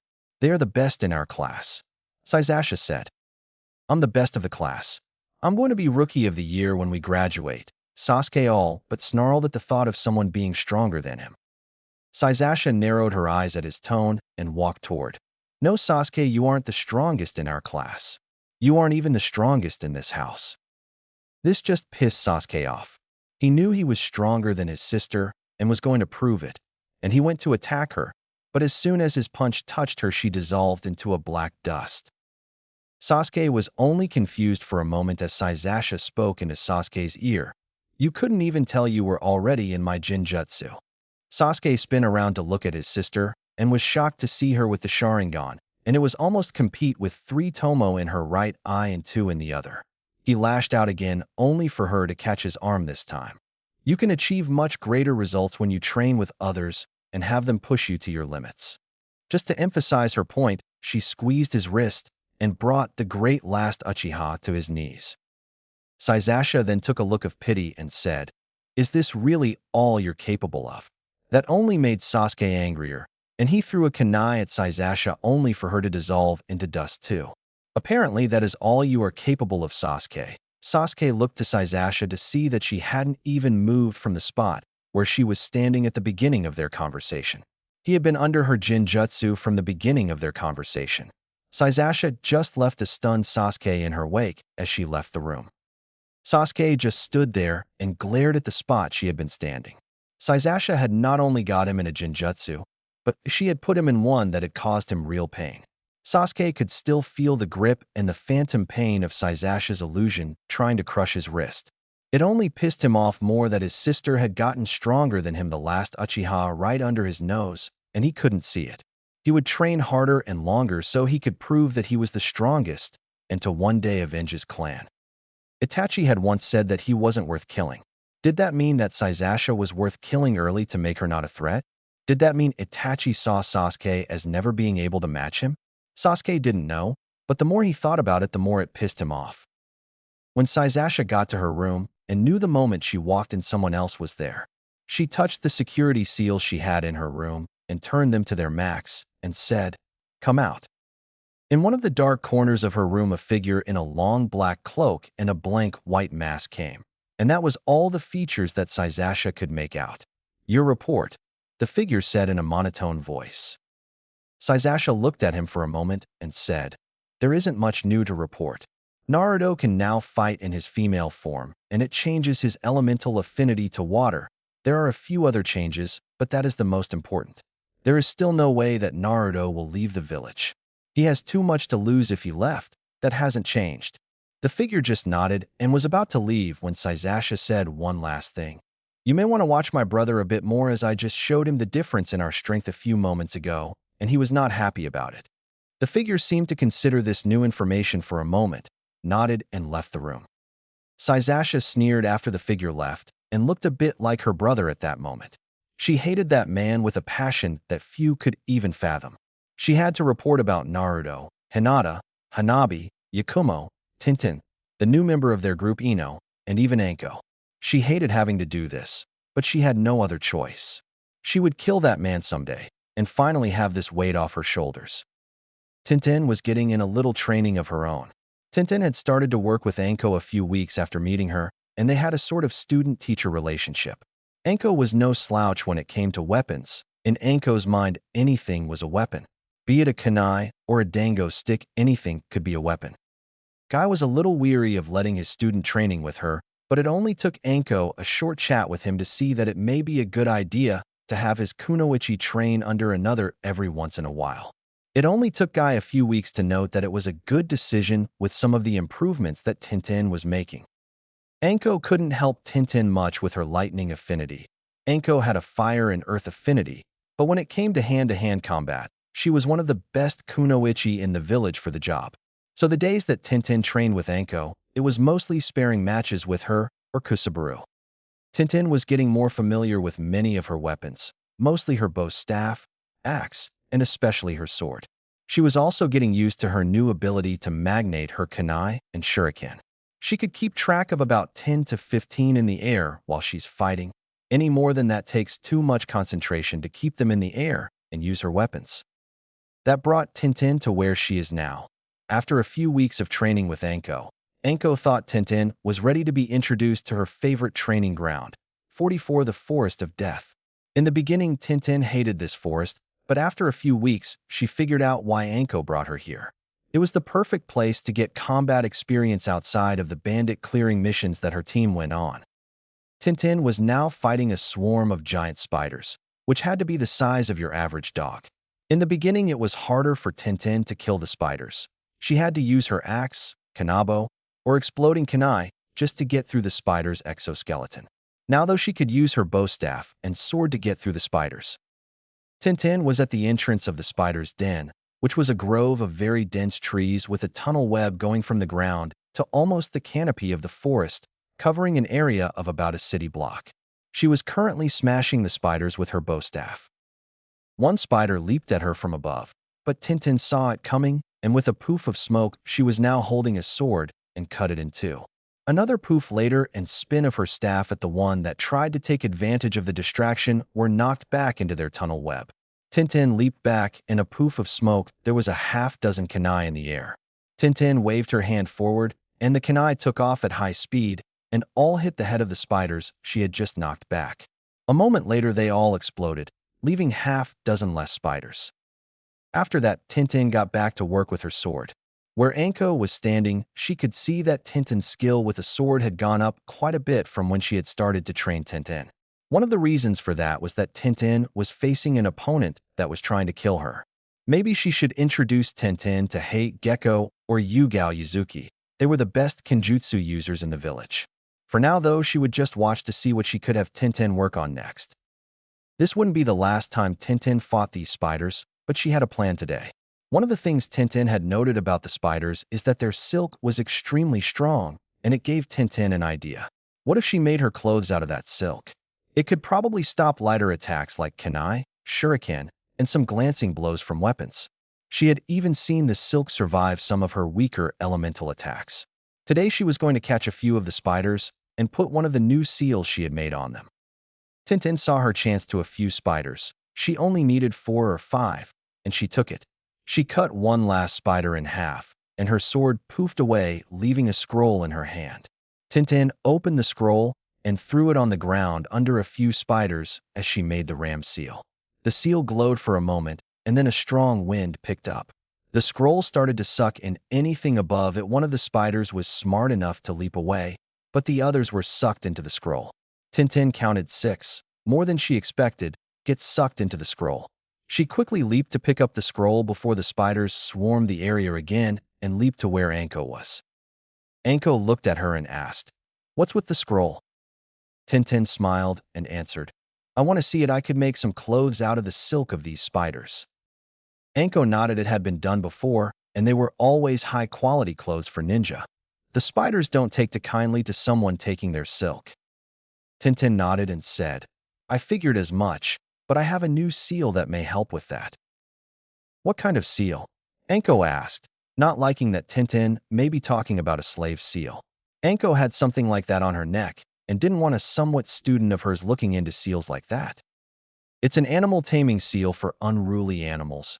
I may have to modify it for these spiders, as they are quite a bit stronger than a dog, but I'm confident I can do it," Tintin said.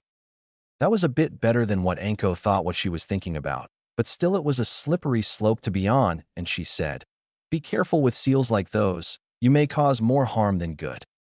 Tintin was confused for a moment on what Anko could be talking about, but got it a few moments later and said a little frantically, "Oh no, I would never make a seal to make something against its will." Anko nodded and said, "Just be careful." Tintin nodded and Anko continued, "Now I believe it's time to end today's training and for you to treat me to some dango," finishing with a smile. Tintin only hung her head. Having Anko train her wasn't cheap, as Anko had a dango addiction that could rival Naruto's addiction to ramen. With that, they left the forest to get back to the village and to Anko's favorite dango shop. Chapter 8. Top of form. Hinata was having a good last few months, and with graduation just a few weeks away, she was looking forward to get to be on a team with her friends. The last few months have been busy for her, as she was now almost Naruto's secretary and his girlfriend. As to why Hinata is now Naruto's secretary was the fact that she had found out a few months ago that Naruto was keeping all of his money underneath some lost floorboards in his room. That was an epic facepalm moment for Hinata. Naruto was keeping nearly 8 million yen under his floor from the seals that he sells to the shop that Ten works at. Hinata had asked why all that money was under his floor and not in a bank or in a sealing scroll. Naruto had said that he had tried, but he always got kicked out of the bank before he could even get a word out, and as for the scroll, he hadn't thought of that. Hinata had to sigh at that. She should have probably seen that one coming. So Hinata did the one thing she could do for him. She opened an account. Hinata had to say it was an interesting day. She went to one of the best bank in the village with all of Naruto's money in a scroll. It wasn't too odd for children from clans to open an account, but that was usually after they became a ninja. Hinata went straight to one of the more high-end bankers and asked for a meeting.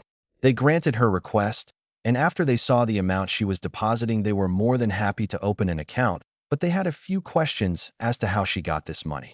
She made up a story that her father wanted her to get experience dealing with money, and they bought it. The work Naruto was doing at the steel fan weapon shop only covered about 8.5 million of that money. The rest was all from some custom jobs he had been asked to do. He was still receiving some payments from some of those jobs. Naruto had gotten 2 custom jobs from the Hokage. They were orders for Naruto's scroll and book security clamps, about 5 times what he was used to, but he got them all to the Hokage with a few days before the deadline with Tenten's help. The other order was some of Naruto's custom seals.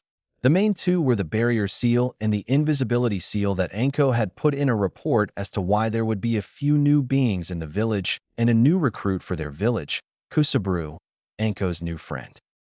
Hinata had helped him negotiate that deal for all the research and for the full seal array for these seals. Naruto made about 2 million for those 2 seals and more for all the scroll and book security clamps. The other job that Naruto had done is what shocked Hinata the most. Naruto got a job from the Hyuga clan. Her father Hayashi Hyuga had found out about Hinata's bank account for Naruto when the bank had sent a bank statement to him on Hinata's account. They were just informing him on how his daughter was spending what they thought was his money. Flashback. Hayashi called Hinata into his office and was now sitting on the other side of his desk. Hinata was cool and collected for anything her father had for her. Hinata and Hanabi were about even in skill, with Hinata being faster and Hanabi having better form, so the elders of the clan were willing to let the choosing of the next clan to wait until a clear winner was found. Hinata just waited for her father to speak. Hayashi looked to his daughter and said, "I received a most interesting letter today for the bank saying that you have 11.5 million yen in the bank. My question to you is, how did you manage to get that much money?" Hinata's eyes widened a little at that, not expecting the letters to go to her father, as she knew she set it up to go to Naruto's apartment. Instead of answering right away, Hinata asked, "Why did you get a letter on that account?" Hinata's father gave a very stern look, but answered, "The letter came with the manager of the bank along with the account information. Now answer my question." Hinata looked at her father for a moment before answering, "It's not my money, it's Naruto's." This threw Hayashi a bit for a loop, and he asked the obvious question, how did he come by so much money? Naruto has been selling the seals that he makes to a local weapon shop, and has been even commissioned by the Hokage to make large quantities of seals along with selling some of his more advanced seals. Hinata said to her father. This surprised Hayashi even more. He had known that Naruto was practicing the art of Fuinjutsu, but he had no idea that he was advanced enough to start making a profit from it. Even the Hokage acknowledged his skill by paying Naruto for seals.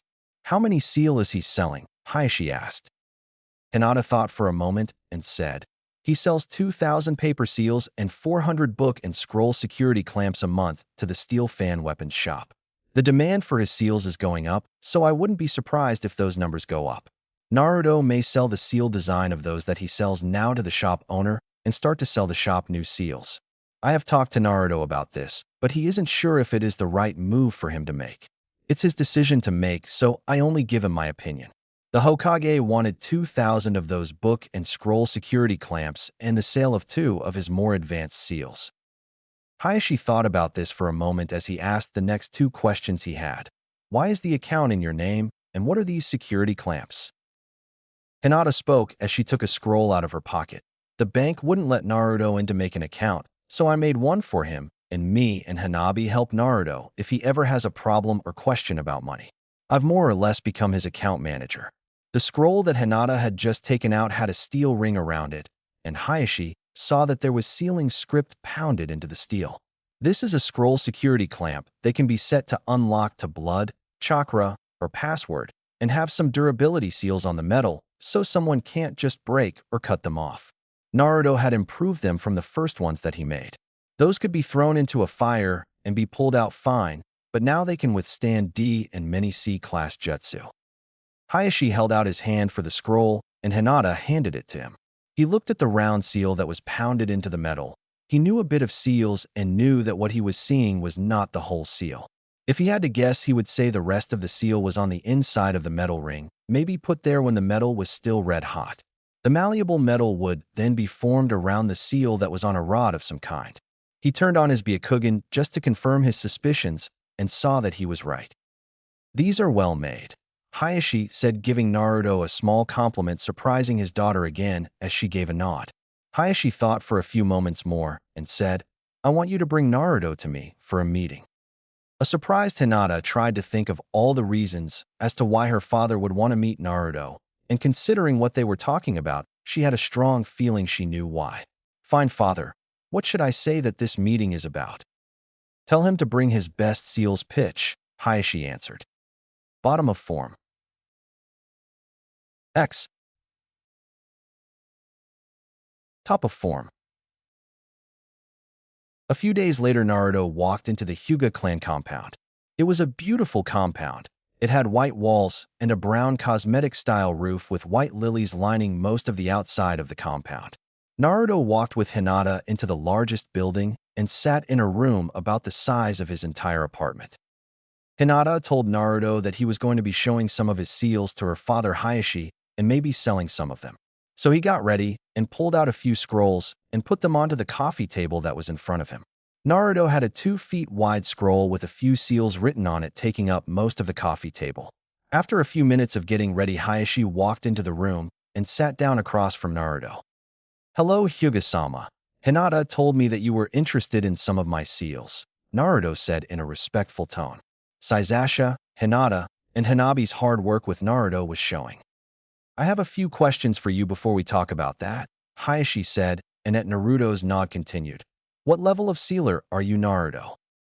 Naruto thought about that for a moment. He had been very busy with his work and training, and said, "I'm a mid to high journeyman class sealer." Hayashi nodded and thought about what that meant for a moment. It meant that Naruto could construct and deconstruct moderately difficult seals. Hayashi looked to the seal that was on his coffee table and read what he could of it. The center of the seal had the kanji for fire inside a trio of elongated diamond shapes overlapping in a row. On the outside of the diamonds, there was more writing that Hayashi thought was to control how hot the fire was. The last set of seals was a ring that he knew was a barrier seal, and the whole seal was about 1.5 feet across. "I'm a bit interested in the security seals that you can make. Tell me more about them," Hayashi said. Naruto just nodded and picked up one of the scrolls on the coffee table and said, "This is one of the first scroll security clamps I ever made." He then set the seal on the table, and Hayashi saw the difference between the one his daughter had and the one on the table. This one only had the seal painted onto the metal, and there was a lot more writing on the outside, while the one his daughter had a more compact seal, and it was carved into the metal. Naruto turned on the small barrier seal on the table, then the fire seal on the scroll. The fire was a dark red, and he said, "This seal will be fine in a fire this hot," but as he said that, Naruto pumped more chakra into the seal, and the fire went from dark red to red, then to orange. At that point, the seal and scroll began to blacken and burn. "It can only withstand a heat of about 800 degrees Celsius. My new ones are better than that, though." Naruto then turned off the seal and took out the now burnt scroll and grabbed the other scroll that was more like the one that Hayashi had already seen and put that one on the seal in the middle of the seal on the table. "This one can take more punishment." And once again, Naruto turned up the heat. Naruto went straight to orange this time, then to yellow, bright yellow, then finally to white. At white, the scroll began to burn, but not much, just the edges began to burn and nothing more. "This seal can take about 1,600 degrees of heat, but not much more," Naruto said, turning off the seal and looking to Hayashi. "Is this about what you're looking for, Hyuga-sama?" Hayashi shook his head and said, "No, I need something that will protect our clan secrets for a long time, and some of the oldest scroll can't be put under any unnecessary stress. Something that wouldn't even let someone touch the scrolls if they have no right to. Can you make something like that, Naruto-san?" Naruto did have something like that. It was what he used to protect the scrolls and books in his own apartment. But did Naruto want to give some of his best security seals over to another clan? But before that, one of the other things that Hayashi said caught. I have a way to copy old scrolls into new ones. Hayashi raised an eyebrow at that and said, Can you now? Hi, Naruto said while taking out another scroll. It's a seal's jutsu that I use once in a while when one of my scrolls gets too worn out. After saying that there was a poof of smoke and a foot-long scroll was in his hand. Naruto rolled up the scroll that was on the coffee table and he laid down another. The seal on this scroll consisted of two round seals as big as the scroll connected by two lines of seals. Naruto then took out two normal 8-inch long scrolls and showed Hayashi that one was blank and the other was just a scroll with some of Naruto's notes in it. Naruto put the two scrolls in each circles in the seal and put a small well of ink in the middle of the seal. He then went through a few hand seal and touched the seal on the paper. The seal glowed and the ink in the middle of the seal was pulled out of its well and flowed across the page, not leaving a mark on the seal. The ink was sucked into the ends of the blank scroll until there was no ink left. Naruto picked up both scrolls and handed them to Hayashi for him to look at. Hayashi saw that the scroll was copied perfectly. It even had an ink stain that the old scroll had that he suspected was from spilled ink, which meant that written notes could be transferred too. This is good, but I would still want those security seals, Hayashi said. Naruto sighed at that and said, There are a set of security seals that would do what you want, but they're some of the best seals I can make and I use them to protect my scrolls. I'm not really itching to let someone else have it. What kind of seals are we talking about? Hayashi asked. I have a barrier seal on all my shelves. The barrier seal has several functions other than the obvious defense. It can filter out light, make the shelf airtight, and make it so the barrier look like a plane of glass so no one can see what's in the shelves. There is no way to get to the books or scrolls unless you have this seal. Naruto said as he turned over his right hand and channeled chakra to it, and a keyhole-shaped seal appeared on his hand. Hayashi looked at the seal on Naruto's hand and said, That sounds like it would take a lot of power. Naruto closed his hand and nodded. It does, but I found a way around that. How? Hayashi asked. I have scrolls in my walls that absorb chakra that people naturally give off, Naruto said. Hayashi knew that, but he also knew something else. Would that work here? Hyuga pride themselves on their chakra control, and we don't give off as much chakra as normal ninja. Naruto thought for a moment and asked, How many people live in the compound? About 400, Hayashi answered. That should be enough for about 10 to 12 good-sized shelves and a few desks, even if they are Hyuga, and in a pinch you can just pump chakra into scrolls, Naruto said. Desks? Hayashi asked. Some barrier seals to lock the drawer, and make if so, only people with the seal can take stuff of your desk, and so the paperwork will be protected from fire or even spilled drink or ink, Naruto answered. Hayashi nodded. That was just what he was looking for. How much would that cost? Naruto sighed and rubbed the back of his head as he thought. It's going to be quite a bit. Do you have a map of your compound? I need to know how many chakra scrolls I will need to make. It took about another hour to come to the number of 750,000 yen per shelf, 500,000 per desk, 100,000 per chakra scroll, and the sealing work to tie it all together. With 10 shelves, for desks, and 25 chakra scrolls, the total came to 12 million yen for the whole job. Naruto is going to be busy for the next few weeks. Bottom of form. Flashback end. Top of form.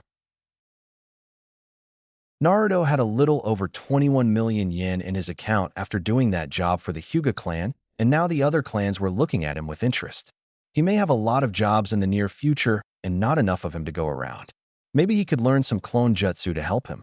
The wind clones that Naruto can make weren't the greatest thinkers. Maybe there was another clone jutsu that could work.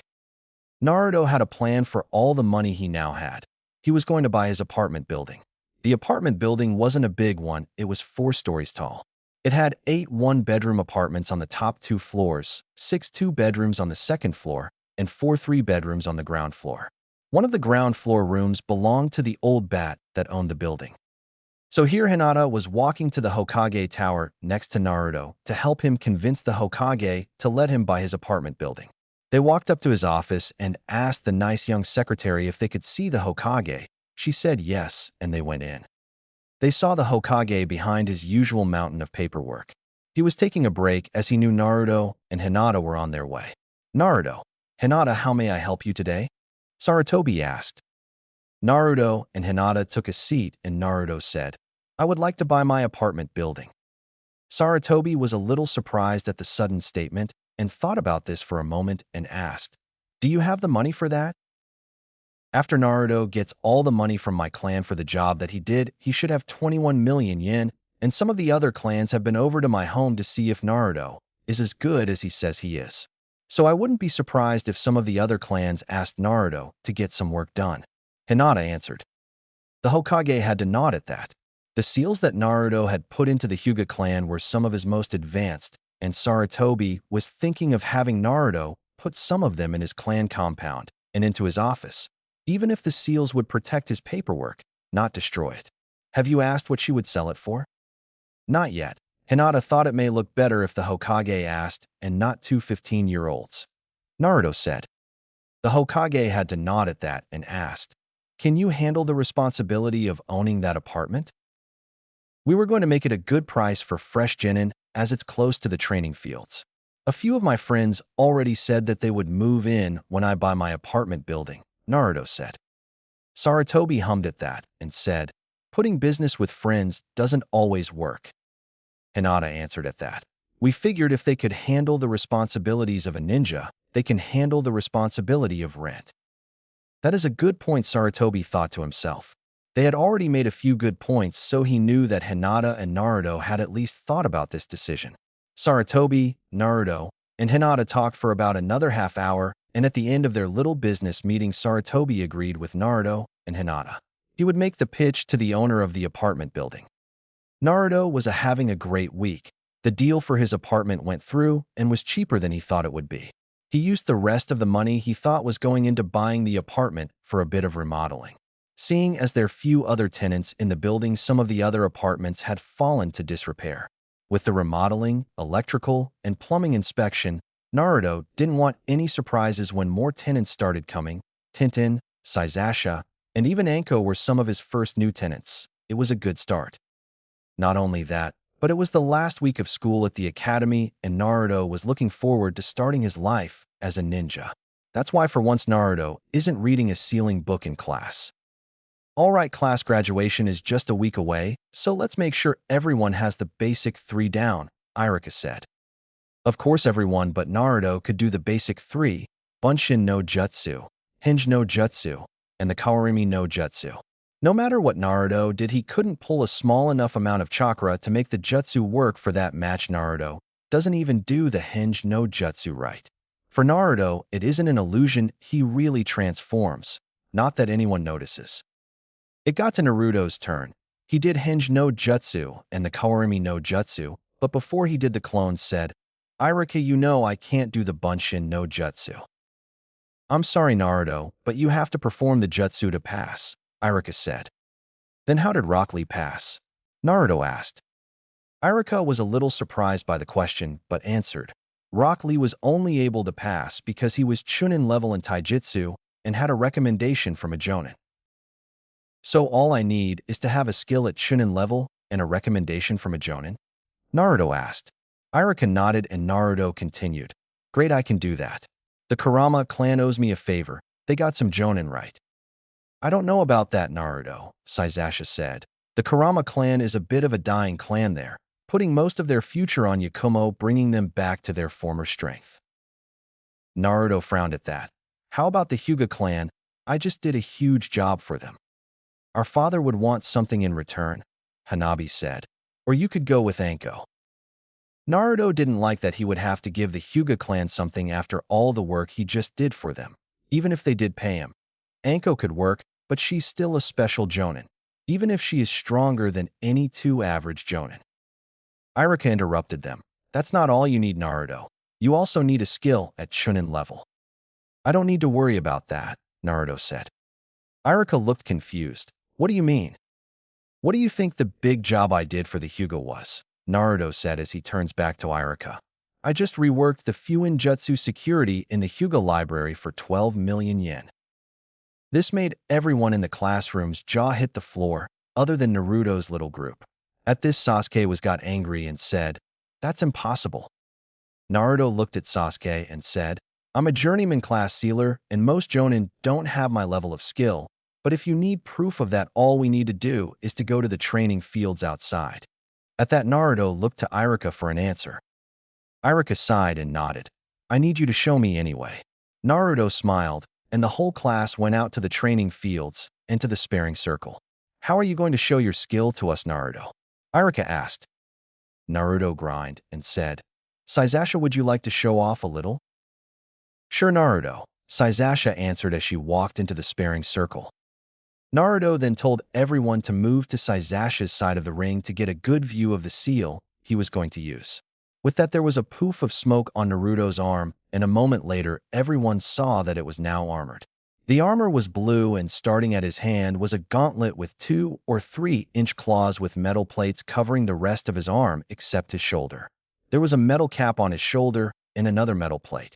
There were seals carved into the armor from the gauntlet to the shoulder plate, which was the most visible. All right, Sasasha, give me your best shot, Naruto said. Sasasha went through a few hand seals and called, Fire Style, Fireball Jutsu, and a 5 feet wide fireball launched itself at Naruto. All Naruto did was raise his arm and brace himself. The moment the fireball got within about a foot of Naruto, the seals on the armor glowed, and the speeding fireball stopped. Iruka was about to jump in and get Naruto out of there when he saw the ball stop, and a moment later he saw why. A sealing formula was wrapped around the front of the ball, and within 2 seconds the whole fireball was wrapped and had already shrunk a foot in size. Another 5 seconds the fireball was gone. Iruka took a look at Naruto and saw that he wasn't completely unmoved. Naruto's feet had dug a small trench about a foot long, and he was sweating a little. Iruka knew it wasn't from fatigue, but from the heat of the fire. Iruka was about to walk over to Naruto to ask a few questions. Look, are you trying to give me a heart attack? When he saw that Naruto wasn't done. Naruto lifted his arm and pointed at Sasasha and yelled, Catch, and fired a fireball about a foot wide at her. Sasasha didn't bat an eye at the incoming fireball, and as it got within arm's reach, she just batted it away like you would a beach ball, and it fell into pieces at her touch. Once again, everyone in the class had to pick their jaws off the ground, not only at what Naruto just did, but that Sasasha batted away a fireball like it was an annoying fly. Iruka walked over to Naruto and asked the obvious question, How did you do that? Naruto gave Iruka a huge grin and said, Through the miracle of seals. How can seals do that? Sakura asked as she thought of all she knew about seals. She knew they can make flash and explosive bombs, sealing items, and are used to make traps. Seals can do anything you want them to as long as you know how to put it into a Fuinjutsu sealing matrix, Naruto said. Iruka asked the next question, What are the seals on that armor? Naruto looked at his armored and said, I have 5 different chakra absorption seals, 1 for each of the elements, reinforcement seals on the metal, 3 chakra manipulation seals, a water storage seal, and weapon storage seals. All of them are tied together into one sealing matrix. It's the best combat seal I have ever made, Naruto finished with a smile. Chakra manipulation seals? Iruka asked. They shape elemental chakra that I can't control myself, but I can only fire it back 3 forms, a ball, arcs, and streams of chakra, Naruto said. Even then the chakra forms aren't very strong, as you saw Sasasha just batted it aside. Fire is her element. Iruka thought about that for a moment. It made sense, no one could control all 5 elements, so they would need help controlling those elements. That was one thing about the way Naruto said something that was bugging him. Naruto, the way you said elemental chakra that you can't control would imply that you can control an element. Yo, Iruka, I have finished the first control exercise for wind and water, and am working on the second one for wind, which is my primary element, Naruto said. This mystified Iruka. Naruto can control 2 elements to an extent that is nearly unheard of for a Chunin, let alone a Genin. Where did you even find the exercises to control elemental chakra? I found them in the Uchiha library, Naruto said. This angered Sasuke to no end, and he nearly snarled. Why were you in my clan's library? Sasasha stepped forward and said, I invited him in. Why? Sasuke asked, glaring at his sister. I had him dismantle all the security in the library so I could learn from all the scrolls, and as payment, I let him learn from them too. Sasasha answered, not even giving the glare he was sending her way a second thought. He took down all the security, Sasuke asked with a bit of interest. It did nothing to the glare he was sending his sister. Naruto gave Sasuke a flat look and said, I did that over a year ago. The security in there was a joke. None of the seals in there were above journeyman level seals. Well, Sasuke knew what he was doing today, and he dropped the subject, for now. Naruto turned to Iruka and said, so is that good enough to pass without Bunshin no Jutsu Iruka? Iruka had a bit of a bewildered expression on his face and said, I'll have to talk to the Hokage about this, but even if I do, you still need a recommendation from a Jonin. With that, they all went back into the classroom to finish class. The recommendation was easier than Naruto thought it would be. Naruto went to the Hyuga clan and asked them for the recommendation for a favor. Hayashi Hyuga agreed to give the recommendation, but he wanted the scroll replacement seal as payment. So the week flew by, and before Naruto knew it, he was proudly wearing his new leaf headband on his forehead with all his friends next to him. They were all going out to celebrate becoming Genin. Well, that was the story that they would tell Hayashi anyway, as everyone but Naruto and Hinata went out to celebrate. They were going to go on a date, as they get very few chances to go on dates because Hayashi is almost always questioning Hinata and Hanabi on where they've been if they came home late. Bottom of form. So Naruto went for a classic, a picnic in one of the rarely used training grounds, and the date was going well in Naruto's opinion. The little bit of the food that was left was on the far end of the picnic blanket, and they couldn't have cared less about the spilled sake bottle next to them. As of right now, Naruto was missing his shirt with his hands under Hinata's shirt, messaging her breasts. Hinata, on the other hand, had her arms around the back of Naruto's neck and her legs wrapped around his waist, as they were having a particularly heated makeout session. Naruto was trying to get Hinata's shirt to go where her sweatshirt was next to Hinata that he almost missed the snap of branches not too far away from them. Then the whistling of weapons passing through the air. Naruto saw Hinata freeze at that. Naruto, Hinata said. Naruto sighed at that. They were getting to the good part. Yeah, I hear it. Can you check where they are? Naruto was pulling down Hinata's shirt and getting up as he said this. Hinata was already on it. She saw two people about 150 meters away to her right, and she recognized them. Naruto, it's Iruka and Mizuki. They're fighting. Naruto looked a bit confused at that. They're training, he asked. They were in a training ground after all. Hinata's face scrunched up a bit and looked closer. Iruka was cut in a few places with a pretty bad cut on his right side. Mizuki, on the other hand, was nearly uninjured, just a few bruises, but what got her attention was the scroll on his back with the word forbidden on it. Hinata concentrated on the scroll and started to read. It's not a widely known fact that the Hyuga could do this, and the more she read, the more she knew what the situation was. No, Mizuki has stolen a scroll with the word forbidden on it. It's about 3 feet long and 10 inches wide, Hinata reported. Naruto, hearing this, as he put back on his own shirt, thinks of his clan scroll that was about that size and all the secrets that it holds. Where are they, Hinata? Hinata, straightening up her clothes, pointed to their right and answered, that way, 160 meters. Naruto nodded and said, I'll go in first and be loud, what for a chance to stick. Hinata nodded and they took off the way Hinata had pointed. It only took a few moments to get to Iruka, and Mizuki and Hinata had already disappeared into the trees while Naruto stuck to the ground. The first thing Naruto saw as he got to the small clearing was that Mizuki had already pulled his arm back to throw a windmill shuriken. By the time that the shuriken had left Mizuki's hand, Naruto was already in the path of it. Naruto reached into his pocket and pulled out a seal and said, Fuinjutsu style, Bakudo ten Seishi no Sakai, Great Divide. With that, the seal in Naruto's hand burnt, and a circle of what looked like purple glass about a meter wide was put in the path of the shuriken. The windmill shuriken hit the barrier, and small cracks formed in the barrier, and the shuriken stayed in the barrier about an inch of the way into it. Iruka saw Naruto the moment he entered the clearing and was about to tell him to run when he saw Naruto's barrier go up and stop the shuriken. A moment later, the barrier shattered, and the weapon fell to the ground at Naruto's feet. What the hell are you doing, Mizuki? Naruto yelled at one of his teachers. A surprised Iruka looked at Naruto and the now stopped windmill shuriken and asked, Naruto, what are you doing out here? Naruto, not looking back at, Iruka answered, enjoying a night out. How about you, Iruka? Naruto, get out of here. Mizuki is stealing the forbidden scroll. Tell the Hokage where Mizuki is, Iruka urged. Mizuki just laughed at that and said, do you really think I will let him get away, Iruka? My original plan was going to have Naruto steal this from me as an extra way to pass the exam. Mizuki said the last part with sarcasm, but he was able to pass, so I had to do it myself. Naruto looked a bit confused and asked, why me? Mizuki gave a wicked little smile at that and said, have you ever wondered why the village hates you, Naruto? No, Mizuki, it's forbidden, Iruka yelled at Mizuki. Mizuki wasn't deterred in the least and continued, the fourth Hokage didn't kill the Kyuubi, he put it in you, Naruto. You are the Kyuubi, you are a demon.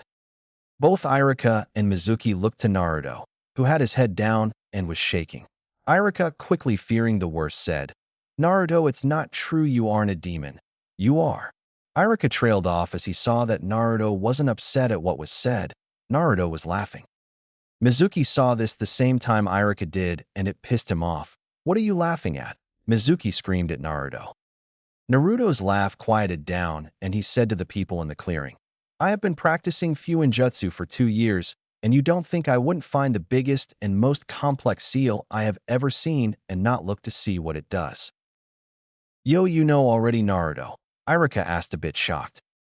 Naruto looked at Iruka out of the corner of his eye and smiled at him. Yo, Iruka, I found it out about a year ago. Haven't met the Kyuubi yet, but I think that is only a matter of time, Naruto said. Iruka still looked a little shocked to all of that. Mizuki was just pissed that he couldn't see a shocked look on Naruto's before he killed him. It wasn't going to stop him from killing Naruto. Mizuki didn't need more than a moment to throw his other windmill shuriken. Naruto looked fully to Mizuki the moment he heard the click of the shuriken when it came off Mizuki's back. Iruka watched the next few moments in shock. Mizuki threw the shuriken with the intent to cleave Naruto is too. Naruto just brought up his hand, and as Iruka watched, the shuriken seemed to slow a bit. The next moment, Naruto caught it by the center ring and kept it spinning beside him. Mizuki had started to charge Naruto the moment the shuriken had left his hand. Naruto saw the shocked look on Mizuki's face when he just caught the shuriken like it was nothing dangerous and smiled, then threw it back.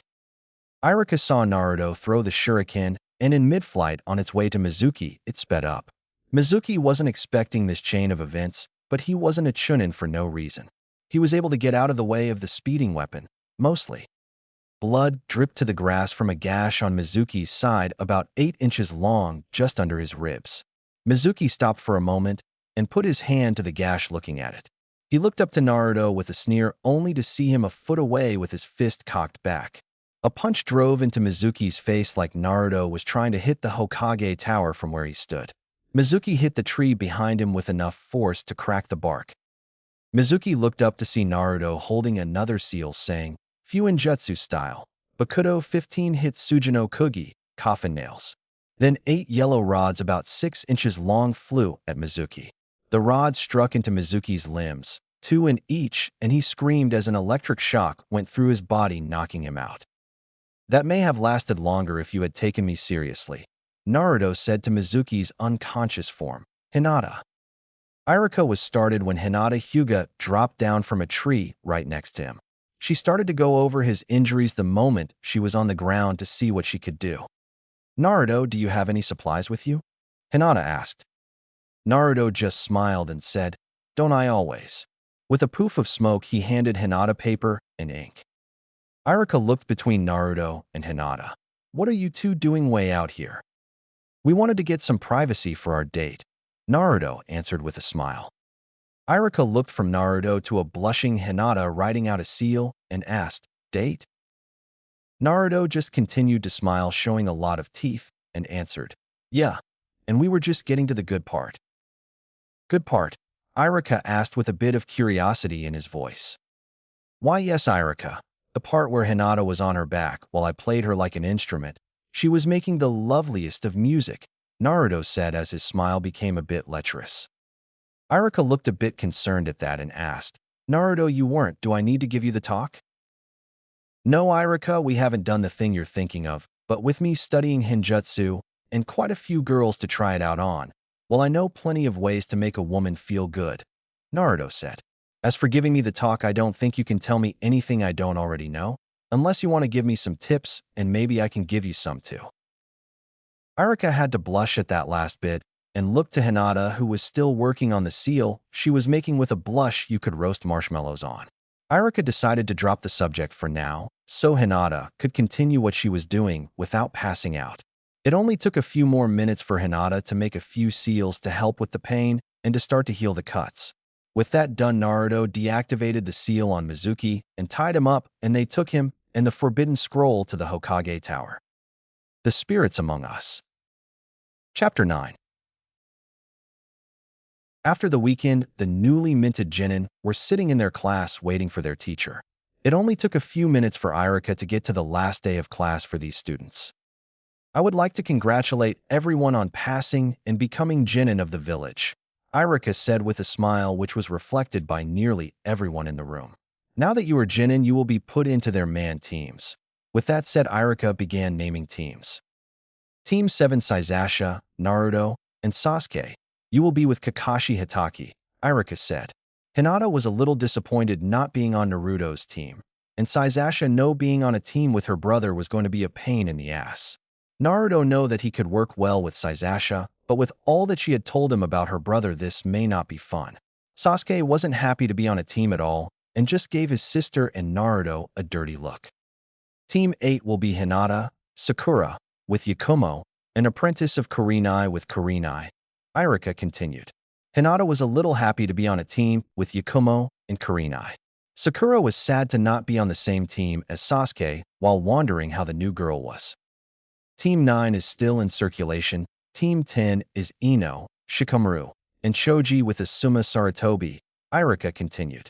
Ino was put off QT the fact that she wasn't teamed up with anyone that know what she could do. As she thought on that a bit more, she smiled. Shikamaru and Choji may not knew of her new strength, but she could always show them. Shikamaru shivered at the smile on Ino's face, but he and Choji were happy to be on the same team. And Team 11 will be Kiba, Shino, and Hanabi with Hana Inazuka, Irika finished. Hanabi was fine with her team and know that Hana would be a good teacher. Shino was as stoic as ever, and Kiba was just inspired that his sister was a jonin now. With the teams made, Irika wished them good luck and left the room. One by one, teams walked out the door, and by the time 20 minutes went by, all but three genin had left the room. Naruto and Sasasha didn't mind at first. Naruto just read a scroll he had brought with him sitting next to Sasasha, and Sasasha just putting feet up on the desk in front of her and closed her eyes. After the first hour, Naruto was thoroughly irritated. He could be doing important things right now, like managing his apartment building, helping Tintin learn more Hinjutsu, working on his next commission of seals, driving Hanabi out of her mind in his apartment's basement, forging new weapons, or turning Hinata into a pile of mush. Important things like that, not sitting in a classroom waiting on his new teacher. How was an hour late? Naruto leaned over to whisper something to Sasasha, and she smiled. A moment later, she got out her violin that she kept in a seal on her at all times. As she began to play, Naruto leaned back and closed his eye to let the music wash over him. Sasuke looked out of the corner of his eye at his sister and snorted. Why she had taken up such a useless hobby. Over the next hour, Sasasha continued to play, and Naruto just relaxed next to her. When the doors opened, all hell broke loose. A man with silver hair walked in then, and when Sasasha stopped playing, the room seemed to shimmer. The man Naruto, Sasasha, and Sasuke assumed to be Kakashi saw it immediately and broke the illusion, but the moment before he broke it, Naruto made a single-hand seal. Kakashi only took a moment to take in the room. There were 5 kunai launchers all around the room, all aimed at the door he was standing in. Kakashi moved on reflex to get out of the room and closed the door to get out of all 5 lines of fire. As he tried to make a small jump back, he ran into something. A barrier had been set up to keep him in the room. At that same moment, 5 shots were fired at the same time. Each kunai launchers fired a scattering of a number of balls the size of large marbles. They hit Kakashi and the area around him in a cloud of glitter. Naruto almost fell out of his seat at the now glittering man. Sasasha just smiled and giggled a little. Sasuke's eyes just narrowed at what his sister and the class idiot of them had made a trap that caught a jonin in the room he was in without him noticing that anything was wrong. It pissed him off all the more. Kakashi, sparkling from head to toe, just looked at the three genin in the room and said, "My first impression is, I don't like you."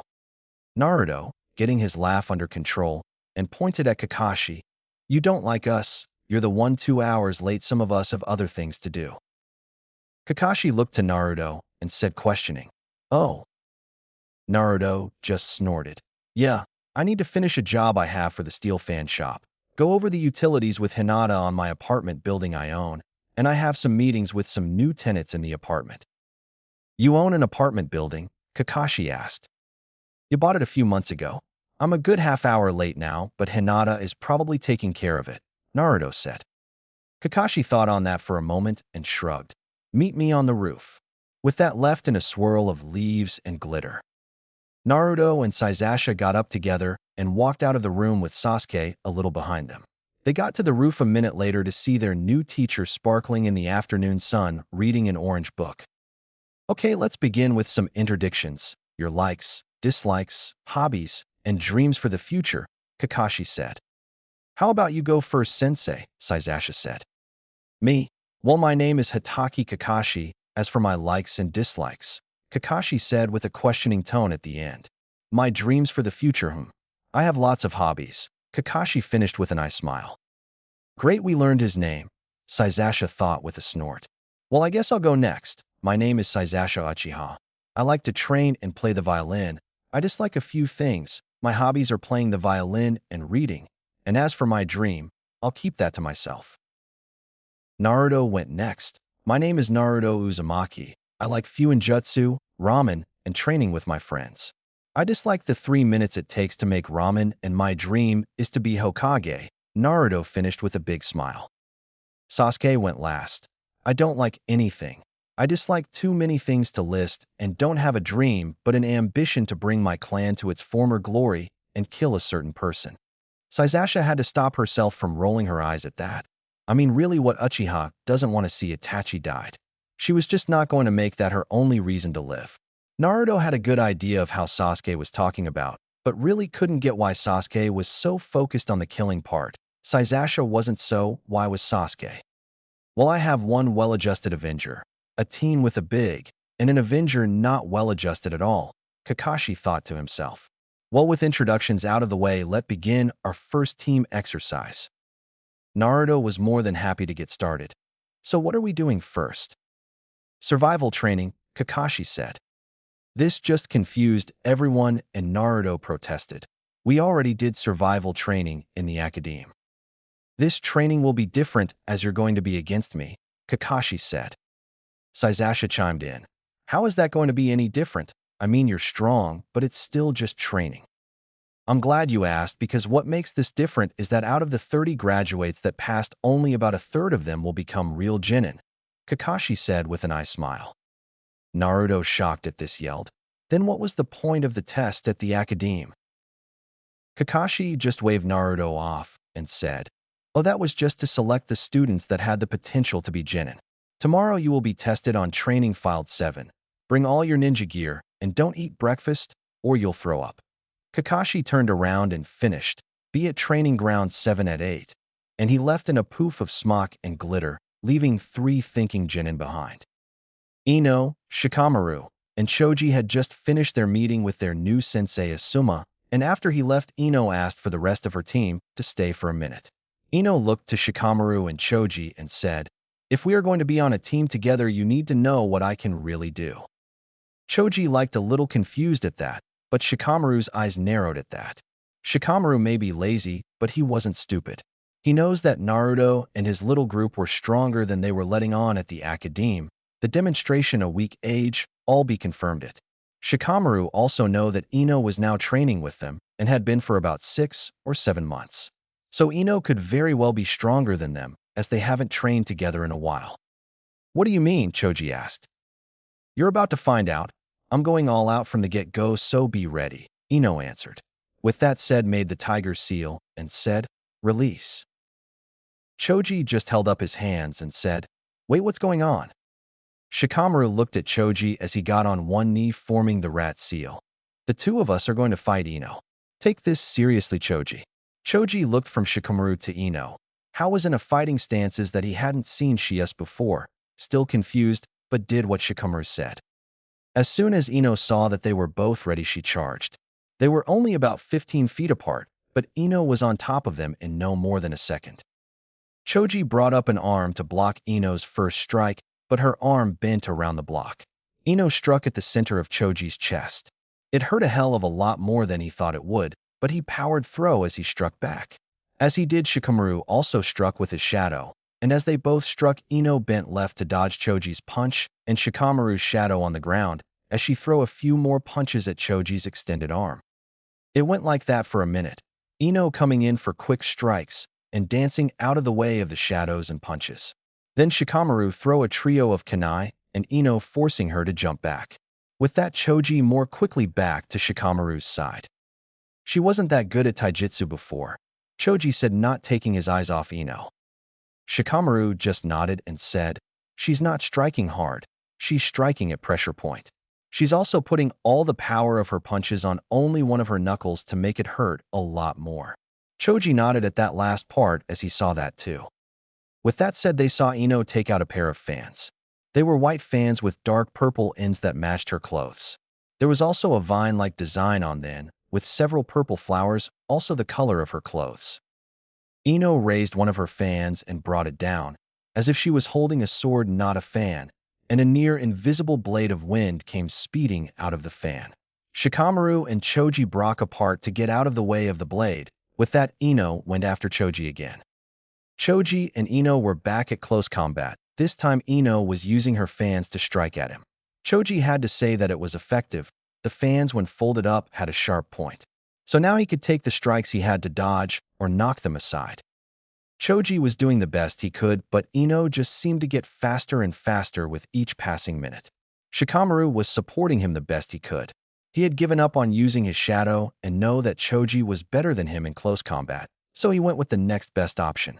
He was throwing kunai and shuriken at Ino to take some pressure off of Choji. It didn't get much pressure off of Choji, as when a kunai or a shuriken came at her, she would bend around it, or if that wasn't possible, she would open her fan and throw a gust of wind at it, knocking it off course. The toe-on-one exchange of blow went on like that for another 2 or 3 minutes. Then Choji ran into a bit of a problem. He could barely lift his arms to block anymore. When that happened, Ino went for another sword strike with her fan, and a blade of wind came at Choji, intent on cutting him in half. He was able to get just out of the way as the blade of wind cut a trough in the ground 6 feet long and about 4 inches deep. With that, they all stopped. Shikamaru didn't much look worse for wear, but he wasn't the one taking the beating. Choji, on the other hand, was breathing hard and had half a dozen shallow cuts on each of his arms from Ino's fans. Ino had taken a blow here and there, but they were all just glancing blows. She was breathing a bit deeply, but it was controlled, unlike Choji, how was taking in gulps of air. Shikamaru decided to start the conversation that no was going to be a drag. "What's a nice pair of fans you have there, Ino?" Ino smiled, looking at the fans. "Thanks, Naruto made them for me." "What are they made of?" Choji asked. He had noted during their fight that they didn't feel what little he could feel when he was knocking them aside, or have the right look to be steel. "I don't know," Ino answered, "but they seem to bring my chakra when I give it to them." Ino had tried to do the same thing with a kunai a few times, and it always took 3 or 4 times longs to just coat them and forget about sending out wind blades. She had just finished the first wind control exercise a few days age, and that was only because she had Naruto's help. She was holding off on the next step in wind control or any other element. Ino still had plenty to learn from Anko. Shikamaru sighed. "We have a lot to talk about, don't we?" Ino just nodded with a smile, and Shikamaru just sighed again. Naruto went home after meeting his new sensei to check in with Hinata. She had taken care of the meetings that he had missed, so they went over the utilities to get a good grasp on what they were going to be every month. After that was done, Naruto headed to the basement to see how the other Hyuga in his building was doing. When he got there, he saw Hanabi working on something. It was kind of like a cart, but a bit smaller and no place to hock up a horse. In place of that, there was a heck of a lot of metal in the front of the cart. There was one thing he did recognize. One of his chakra storage scrolls was attached to the big hunk of metal. Hanabi was working on the big hunk of metal, and her earth spirit, Burakusitan, was in the form of an overly detailed earth golem. Burakusitan was about 6 feet tall and was in the form of a man made of a glassy black stone. But the creepy part of the golem was the empty-looking all-black eyes. Burakusitan was putting on a big wheel on the cart make of what Naruto thought was rubber. He saw Naruto as he was working on the wheel and nodded to him. He wasn't much of a talker. Naruto nodded back and walked up to Hanabi. She was face away from him and the stairs. She was too into her work to notice him coming down the stairs. Naruto came up behind Hanabi, put his arms around her, just under her chest, with his head on her shoulder. Hanabi jumped a little but settled down almost immediately, as only her and Naruto had a key and the password seal to get to the basement, and Burakusitan hadn't warned her of an intruder. "What are you working on now, Hanabi?" Naruto asked as he got a better look at what she had been doing to his basement. Hanabi relaxed in Naruto's grip and ran one of her hands around his neck and the other on his hands, getting grease and oil on Naruto's neck and hands from her dirty hands. "A motorized cart, no horse needed," Hanabi answered. Naruto just hummed at that and looked around the basement. Naruto was letting Hanabi use the basement of the apartments as her personal workshop. Hanabi had set up several tables with all the electronics they could get their hands on. A few bookshelves were against the wall full of books and journals. The last thing in the room was the broken computer he had given her. It was not to the shelves up and running. "You've been busy, Hanabi, but I think you need a break. You have been down here since finishing up with your new team," Naruto said, finishing with a bit of a question. "Yo, I have, but I'm almost done with the cart," Hanabi answered as she pushed off Naruto to get to a wheel in the cart. She sat down in the seat at the wheel and pushed a button, and with a bit of a roar the motor turned on. "It's about ready for a test run outside," Hanabi said as she got out of the car and walked around to the front of the cart to see if anything wasn't working right or if there were any odd vibrations. Naruto coming to her side and said, "I think you've worked enough today." He then took her hand and pulled her over to a small couch that was on one side of the basement. "It's time to relax and maybe a shower." Naruto finished settling Hanabi down on the couch. She didn't fight him. The next morning, Naruto, Sasasha, and Sasuke walked into the 7th training field 10 or 15 minutes before 8 to see no one there waiting for them. So they all had a seat near the 3 stumps in the field, and they waited, and Naruto's patience for this ended about 30 minutes. At that point, Naruto had a plan, and he and Sasasha disappeared into the woods. Over the next 3 hours, Sasuke didn't see Naruto or Sasasha, but he knew they were still at the training ground from the sounds in the woods. Twigs breaking, tree branches creaking, and the rustling of leaves, but that brought up the question of what they were doing. As Sasuke thought on this, he came to the logical conclusion. They were setting up traps, but before he could think all too hard on that, their new sensei Kakashi appeared in a poof of smoke. From the top of the fence Kakashi was standing on, he looked to the field to see only Sasuke and asked, "Yo, where are your teammates?" Sasuke looked toward the trees not too far from him, and as he did, Naruto and Sasasha walked out of the trees. Naruto was glaring at Kakashi, and Sasasha had on a neutral expression. They were both wearing different clothes than they had in the academe. Sasasha had on a black vest and pants with red trim and the Uchiha crest on the back, mesh armor with long sleeves, and black gloves. She also had on black and red kunai and shuriken pouches on her legs and waist, with a sword with a red wood almost the color of blood across her back. Naruto also had a vest on, but it was dark blue and had a burnt orange colored X design covering the front and back, with a red Uzumaki swirl on the back too. He had on dark blue paints on with the same burnt orange color running down the side with tan kunai and shuriken pouches. The last thing on Naruto that all in the field saw was the Fuinjutsu design going up and down both his arms. Kakashi, seeing all his new potential students and taking a better look at the sword and the Fuinjutsu, hopped down from the fence and over to the 3 logs buried in the ground and took out a clock. "Now that everyone is here, we can get started," said, looking to the 3 teens as he took out 2 bells. "The test today is to get one of these bells from me. If you don't, you get sent back to the academe," Kakashi said. Naruto looked at the 2 bells and asked, "Why are there only 2 bells?" Kakashi gave an eye smile and answered, "It's so one of you is Garnet to go back to the academe." Naruto and everyone else got a serious look on their face at that, and Kakashi continued, "Use any weapons you like, and if you don't come at me with the intent to kill, you won't get a bell. You have till noon we begin when I say start. Any questions?" He saw none and said, "Start." With that, two of the three teams disappeared into the woods, and Naruto just stood there smiling at Kakashi. "You know, compared to the others, you're a bit wired," Kakashi said. Naruto just chuckled at that and said, "Like we can really hide from you." Kakashi had to raise an eyebrow at that, because he was right, and he swept his senses over the field and found Sasuke 40 yards away in a tree observing him and Naruto. Sasuke was. Kakashi scanned the surrounding once, twice, and a few more times, but didn't find a trace of Sasuke. That shouldn't be possible. A Jonin hiding from an experienced Jonin. He looked back to Naruto to just see him smile a bit bigger. "You know, Sensei, I should thank you. This test is perfect for me." Kakashi's eyes narrowed at that. "I mean, if you had given us another kind of test. I was just going to lay out a few traps for you when you got here, but you took too long. I mean, really, Sensei, you gave two journeyman class sealers 3 hours to construct the field of battle." Naruto went through a few seals quickly, as Kakashi's eyes widened at what he said, and slammed his hand into the ground. There was a pulse of chakra, and Kakashi felt like he had gained about 300 pounds, and Naruto rushed him. Naruto came at him with speed a Chunin would be proud of, and stared with a jab at Kakashi's head. Kakashi saw it coming and was still able to get out of the way even now at more than twice his normal weight. Naruto didn't give him an inch, though, aiming at any opening he saw. The taijutsu exchange lasted for about a minute before Kakashi tried to make some room with some shuriken, and that was when he figured out what was keeping him so wanted down: magnetism. As Kakashi threw the shuriken, and not a foot from his hand veered down and stuck to the ground.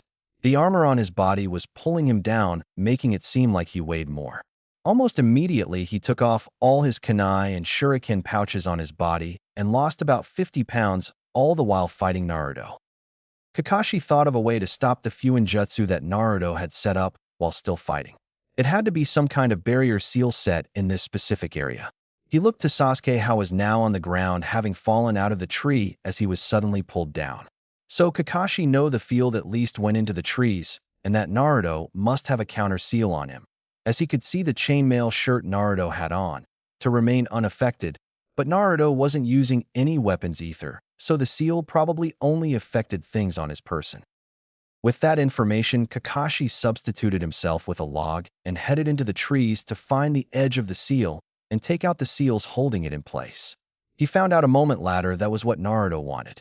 The moment he crossed into the tree line, about 4 dozen light blue tendrils shot out of the ground and tried to ensnare him. About a dozen were successful, wrapping around his legs and one arm when he was in the air, jumping away from the rest. They pulled him back down, and on the way there, he heard the sound of something burning. As he hit the ground, he became the center of a shooting gallery of purple spheres. Even with the limited movement that Kakashi had, and about 50 purple balls of energy coming at him, he was able to dodge or block most of them. He blocked with the tendrils that were on his arm to blow them off. The firing only lasted a few seconds, and after the firing stopped, there were only a few glancing blowing on his body and a few direct hits on legs. He couldn't really move them as they were tied to the ground. Kakashi used his hands to rip the tendrils off his legs and moved into the trees a bit more cautiously. While all that was going down, Sasuke was just at the tree line, between two trees, just watching. She was standing in plain sight too. Well, she would be if it wasn't for the two seals hiding her. The first one was a seal on the ground that masked her presence from most senses. While in this seal, she couldn't be heard, smelt, and sensed by chakra in most cases. Hana had been a great help in making this seal. The other seal was tied between the two trees that Sasuke was. It was a sheet that hid her from sight by making a picture of what was behind it and changes that image in real time. The one flaw in this seal was that where the person standing behind the sheet didn't more in real time.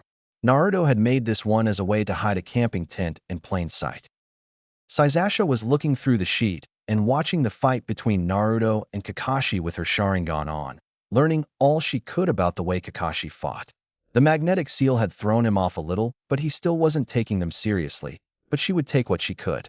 Her Sharingan wasn't quite complete yet, but it was getting there, and the more she watched the easier it would be to predict what Kakashi would do next. When Kakashi ran at the trees, she activated all the seals in the trees. They had them off on the off chance that he would feel them early or Sasuke would set them off early. If any hit Sasuke, now she wasn't going to lose any sleep over it. With Kakashi hitting the first set of traps, she came out from behind the seal and came over to Naruto. How was going now, and sealing away all the weapons that Kakashi threw away. Sasasha came over to Naruto's side and asked, "Anything good?" "Not much, just the basics. Kunai, shuriken, wire, a few paper bombs, and this." Naruto pulled out an orange book and held it out to her. Sasasha took it, recognizing it from somewhere, and flipped through it and realizing it was one of the books from the Ika series. The book series was in the Henjutsu section of the Uchiha library for some reason. Sasasha hummed in thought as she flopped through the book. "We may be able to use this." "Really?" Naruto asked. Sasasha nodded and flipped to the inside cover and showed it to Naruto and said, "It's signed by the author, so could threaten to destroy it. And if nothing else, we know that he's a pervert, and me and you have some experience with Henjutsu." Naruto grinned at that. "I can work with that. Let's start with that first." As he said that, he felt the magnetic seal go down as Kakashi presumably took out one of the seal, holding it up. Sasasha smiled too at that. "What do you have in mind?" A few moments later, Kakashi was back in the field to see both Sasasha and Naruto now standing there. Sasasha was behind Naruto and had out her violin. He looked at the field to see that they had taken away the weapons that he dropped. Smart, he had underestimated them. Sasasha was probably going to use some Jinjutsu with her violin to throw him off, and Naruto was going to attack him and protect Sasasha. It was a pretty good idea, and most Jinjutsu users have a system like that. Sasasha had her Sharingan spinning as she put her violin to her shoulder and said, "Ready for round 2, sensei." Kakashi got into a loose stance, taking this a sit more seriously, and saw that Naruto had another surprise for him. Naruto across with his index and middle finger on his hand and said, "Kage Bunshin no Jutsu," and 7 clones appeared around him. Kakashi's eyes narrowed at the Kenjutsu and asked, "Where did you learn that?" Naruto smiled and said, "I learned it while catching a traitor." With that said, he another hand seal, and there was another poof of smoke. Flashback X. Hinata and Naruto went back to his apartment after taking to the Hokage about what happened with the traitor. They had both been given the pay for a B-rank mission, and it put on their records. Hinata had pulled Naruto back to his apartment afterwards. Not that Naruto was complaining. Naruto thought they were going to start off where they left off, but Hinata went to the desk he had in his room and picked up a pen and scroll and began to write. Naruto came up behind her and hugged her gently as to not disturb her writing and read over her shoulder as he kissed her neck. Hinata was writing out jutsu one after another. Naruto smiled as he read one after another and said, "Have I told you how much I love you tonight, Hinata?" Hinata stopped writing and turned around in Naruto's arms and said, "Yes, you have, Naruto, but I can always hear it again," as she went to kiss him, and they got back to what they were doing before the improvised mission. After the smoke cleared, instead of 7 Narutos, there were 7 women from the age of 17 to 30 in all different shapes and sizes. One of them looked like Naruto if he was a girl. 2 more looked like twins in their teens with short red hair with an athletic build. One other had long black hair around 30 with a body most women would kill for, and the clone next to that one looked like her daughter with black hair, like her mother with a body looking like it would be as good as her mother. The last 2 were on either side of Sasasha and looked just as good as the rest. Kakashi looked to the formation of the clones and thought, "So 2 will stay back and protect Sasasha and 5 will come at me. And while they attack Sasasha, we'll be making Jinjutsu as support." Not a bad plan, and it shows teamwork, at least for these 2. But why are they all women? Sasasha started to play and Naruto attacked, and as Kakashi was about to attack one of the clones, he found out why they were all women. As the woman about 30 attacked him, she was suddenly nude in front of him, and it distracted him for about half a second. Kakashi had to block the punch as he was too distracted to dodge. Kakashi blocked the Jinjutsu a moment later, and the women had clothes again, but Sasasha kept playing, and the twins were nude next as they throw kunai at him. Kakashi got out of the way of the kunai and blocked the Jinjutsu a second later, and without the distraction saw that the kunai were glowing and substituted himself with a log a second before they explodes, and the log was torn to splinters. This may be harder than I thought, Kakashi thought as he looked to Saizasha, how was staring at him with her Sharingan spinning. Oh, and the two girls that were supposed to be protecting her were making out in front of her, and again their clothes vanished. Then the clones were on top of him again. And so the cycle repeated itself over and over again, and Saizasha played faster and faster, and as Kakashi got used to fighting nude clones, other things began to change. Like one clone being closer than it appeared and getting a good hit in, or the clone that looked like it throw a shuriken only for it to be a moment after a broken jinjutsu, to be a windmill shuriken that almost took his head off. While he did tell them to come at him with the intent to kill. The nude clone jinjutsu wasn't a problem anymore. No, it was the two clones near Saizasha because she didn't need a jinjutsu anymore for those to be nude anymore, as they into some petting now. Kakashi was losing blood at the real-life porn that was being performed in front of him. One by one, though, Kakashi popped the clones, leaving only the women around 30, the two clones near Saizasha, and Saizasha herself. Kakashi couldn't bring himself to pop to the two clones near Saizasha. His inner pervert wouldn't let him. I mean, what harm are they doing? I have to say you two have made this more interesting than I thought it would be, Kakashi said, looking at either Naruto or Saizasha. As he said this, Naruto dropped the disguise of the 30 old women, and Saizasha stopped playing and put her violin away.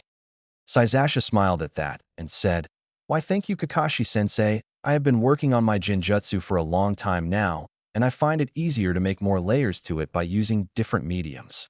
As she said this, she turned to her brother and said, "Enjoy the show, Sasuke?" Kakashi had to look to Sasuke at that, and saw a blush on his face as he stared out into the field. Saizasha held out a hand to Naruto at that, and Naruto scowled. "That proves nothing." Saizasha just raised an eyebrow at him, and Naruto continued. "That was me out there, not a girl. It proves nothing." Saizasha just stared, and Naruto sighed. "Fine," and took out his wallet and counted out a few bills and slapped them into her hand. Kakashi raised an eyebrow at that and asked, "What was that about?" "We had a bet whether my brother was gay or not. I won," Saizasha said as she counted and pocketed the money. "Oh, come on," Naruto said in a huff. "He has all those girls, and he doesn't even look at them. I think the only reason Sasuke is embarrassed is that it was me nude out there." At that, Kakashi turned a little green as he figured out that he was searing at two guys making out not too hot chicks. Sasuke, in a fit of anger that anyone would think he was gay, threw a series of kunai and shuriken at Naruto and yelled, "You thought I was gay?" Naruto only looked at the incoming weapons and they all missed him by inches. "Of course I did. You had Ami, Sakura, and Ino after you, and you won't even give them the time of day." "Well, you used to have Ino," said, muttering the last part. Sasuke just gritted his teeth. "This is the first bet I've ever lost. I wonder if I can change my bet in the class pool." Naruto finished. "Class pool," Sasuke said through clenched teeth. Naruto just looked at him and said, "Yeah, all the boy in the class have a pool going on when you're going to come out of the closet." At this point, Kakashi was fighting a losing battle not to laugh, but he didn't miss the face that the weapons that came at him didn't just miss, they veered off course a little. "Sasuke came down and get out here and help us," Saizasha said. "Why should I?" Sasuke asked. "Because if you done, Naruto will win the class pool when I tell the class that you were perving on two of Naruto's clones," Saizasha said with a bit of a bloodthirsty smile. Naruto perked up at that. The time he had picked was over in the next few days, and that was a lot of money.